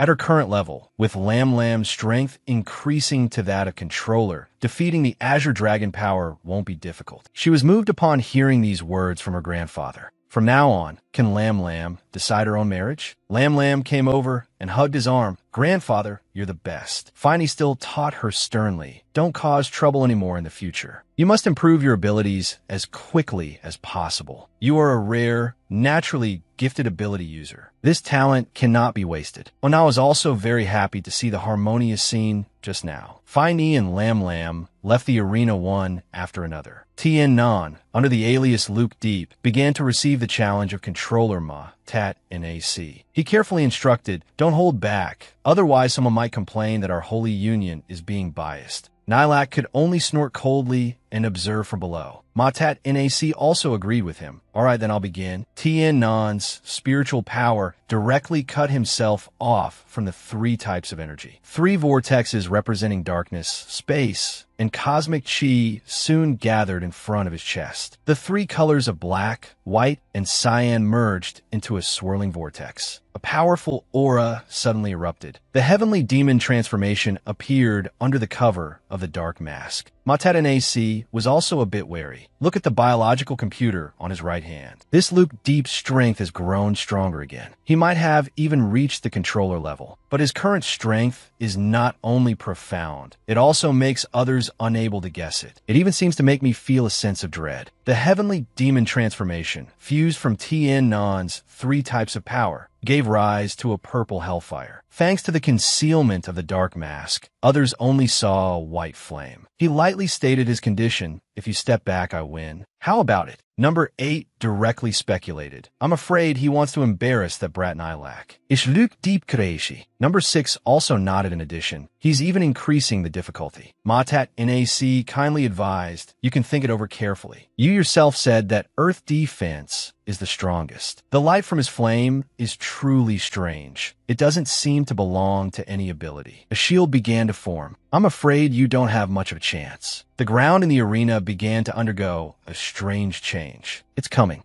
Unexpectedly, it was Matat NAC who showed a surprised expression. A sense of bewilderment arose in his heart. Disappeared in an instant. This is not an ordinary illusion ability. A second later, when his opponent was distracted, Tien Nan suddenly rushed forward. Matat NAC was alarmed. So fast. He's already in front of me. This side probably couldn't even keep up with his speed and the aura on his body. Finey was also observing. In just 3 seconds, his speed has reached 4 times the speed of sound in the Demon City. Matat NAC had the same feeling. He increased all his power, preparing to meet a powerful blow, when he suddenly felt an emptiness before him, as if all gravity and air pressure had disappeared. He frantically tried to raise his hands to defend. It seemed there was no distance between him and the boy. He had to use his full strength to attack, just to keep his body stable. But the faint shield on his hand weakened powerlessly. At this moment, the space that had disappeared suddenly expanded to 100 times its size and then exploded. While the explosion occurred, the compressed hellfire took advantage of the power of the spatial explosion. It created an unprecedentedly powerful impact. The combination of space and darkness ultimately elevated the heavenly demon to a new level. The hellfire, under the compression and propulsion, immediately shot straight into the shield. The hellfire and heavenly demon transformation emitted after the transformation were not actually true hellfire. He himself did not yet possess the power of a dark judge. However, his flame still possessed its inherent characteristic, which was a powerful and magnificent purification. Earth-type defense is the most solid, but darkness has the advantage in breaking through Earth-type barriers. The immense compressive force and the forward impact caused Matat NAC to lose control of his body, retreating 3 consecutive steps before he could stand firm again. Tien Nan was hit by the recoil and sent flying backward. Fortunately, after undergoing the heavenly demon transformation, his control over his body had become more agile. Tien Nan was in a much worse state than Matat NAC. After all, his power could not compare. It wasn't without reason that he was a renowned defensive ability user. It was with great difficulty that he managed to stabilize his body. Lam Lam couldn't help but gape while observing the match. The two people next to her were also caught in a tense and suffocating atmosphere. Matat and AC couldn't help but feel bewildered. The power he just radiated was truly intense, although it couldn't be confirmed whether he was a space-type ability user or not. But the feeling of space shrinking was clear, not fake. Is this Luke Deep really just someone about to become a controller? This is truly terrifying. He then spoke up to acknowledge, I declare that Luke Deep is qualified to challenge Nilak. A glimmer of hope grew in his heart. I hope Luke Deep will be the only challenger, because our holy union are not people who cannot bear defeat. He politely explained, I just use a little trick to expand the space, otherwise I wouldn't have been able to push you back. Matat and AC immediately replied, you don't need to explain anything. I am thoroughly convinced of my defeat. If you didn't have a powerful space ability, how could you have done that? He thought to himself, although I don't know where this guy comes from, he must be related to the demon's homeland. If he wants to teach Nilak a lesson, I believe he's capable of doing it. An announcement rang out. I declare that Luke Deep is qualified to challenge. The match will now begin. I hope Luke Deep will be the only challenger, because our holy union are not people who cannot bear defeat. If Luke Deep loses the match, I don't want to see anyone else step into the arena. If you do, you'll have to defeat me. Nilak still sat alone in thought. All around were sounds of cheering and encouragement. Everyone was supporting him. They had faith that he would win. Compared to the excitedly cheering ability users, the one who was even more moved was Lam Lam. Seeing the heavenly demon transformation with that ultimate move just now, his tall figure was deeply engraved in her heart. Her heart throbbed unconsciously. A thought flashed through her mind. It seems my grandfather's method of choosing a husband through a contest isn't so bad. Perhaps this is what I've always been looking for. I never expected that person to be. After the match ended, Tien Non couldn't help but breathe a sigh of relief. Luckily, I had the dark mask that the old man gave me before, so I was able to hide my identity when I used the heavenly demon transformation this time. Therefore, in the eyes of others, I'm still just a stranger, no different, and I didn't leave any impression. Nilak once again stood facing Tien Non, but his mindset was very different from before. He no longer dared to underestimate him.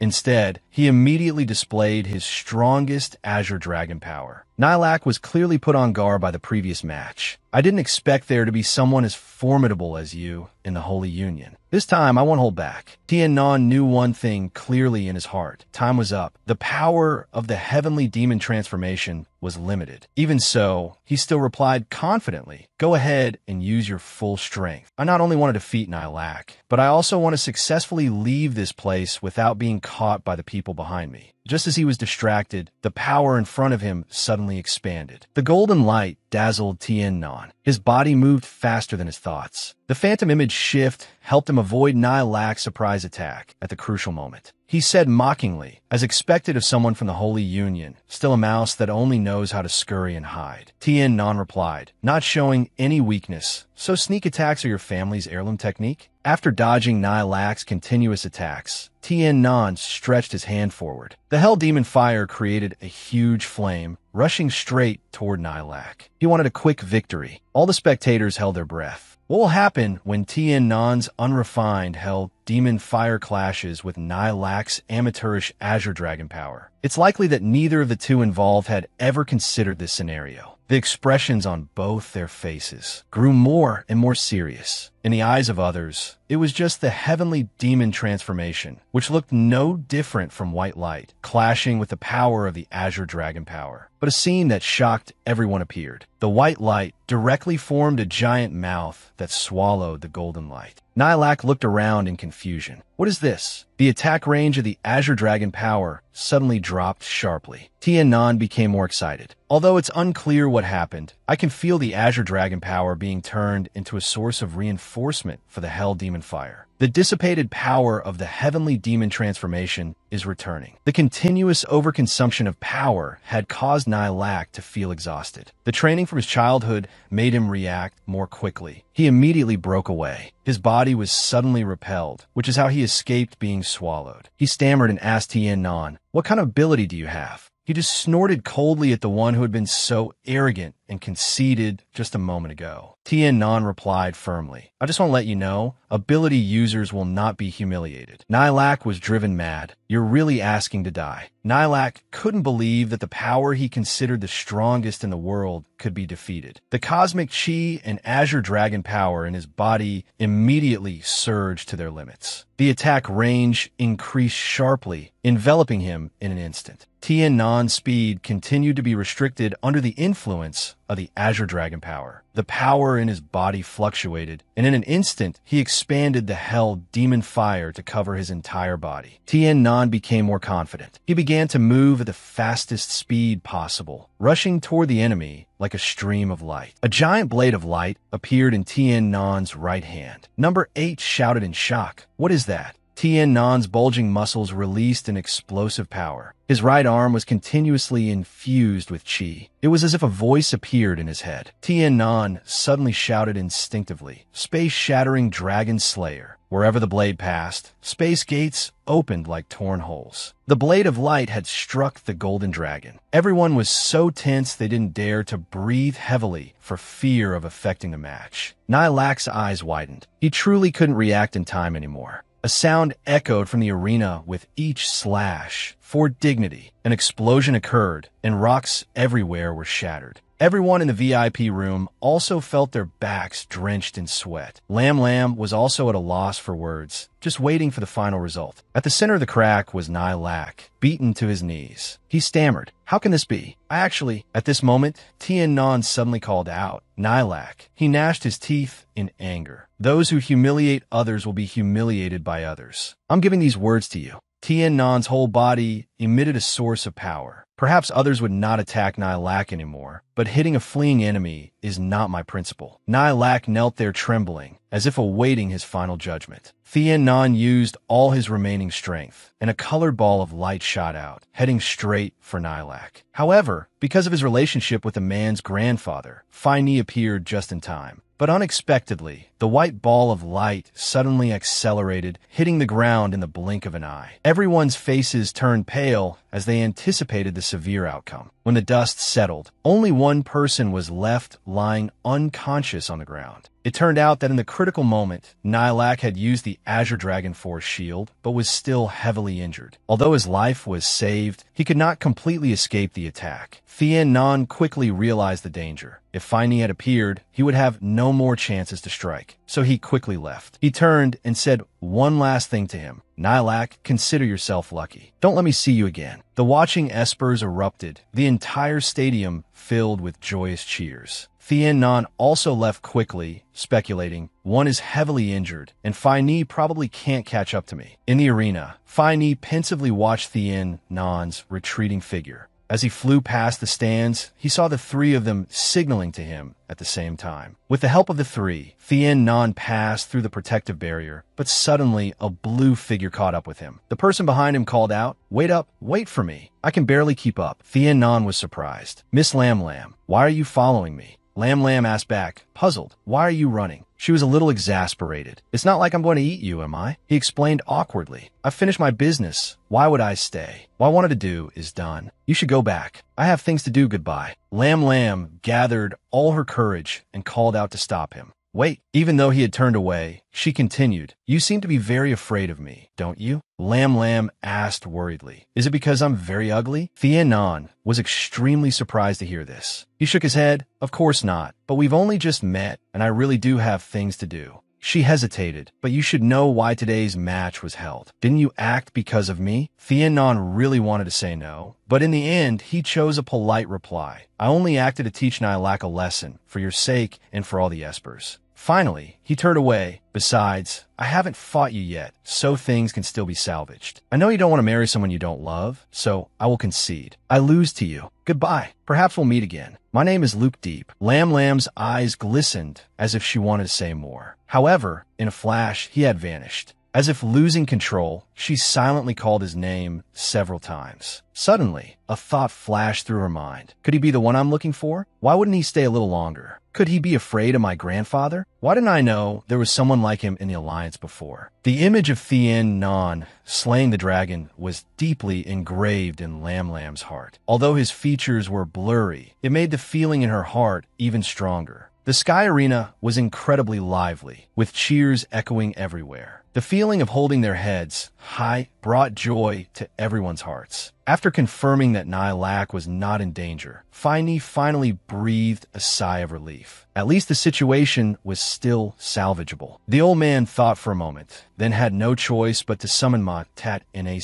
Seeing the old man's confusion about Thien Nan's identity, he also shook his head. This name, Luke Deep, is very strange to me too. I can only check the records later. I'm afraid the name is also fake. As I recall, no spatial skill user can possess the power of a controller. The number of spatial controllers is small, but that kid just now was clearly not one of them. Finey muttered thoughtfully. The number of spatial controllers is only just over 200. Even if we eliminate them one by one, we'll find him eventually. Matat Nac said frankly, from what I know, there are only a few spatial controllers on Earth. The newest arrival, Mo's disciple, only has a level 10 ability. Although his talent is quite good and his application of his Esper ability is excellent, at best he's only equivalent to a level 18. He can't be the Luke Deep from today. Finey replied, it's hard to say. Didn't that Luke Deep fellow just say he was only level 15? If a level 15 really has that kind of power, wouldn't that make me a god? The old man had made his decision. I'm assigning this to you. Immediately go investigate that newcomer. Take feet we do. If you can confirm that he is Luke Deep, bring him to me at once. The mysterious youth in their memories made everyone very curious.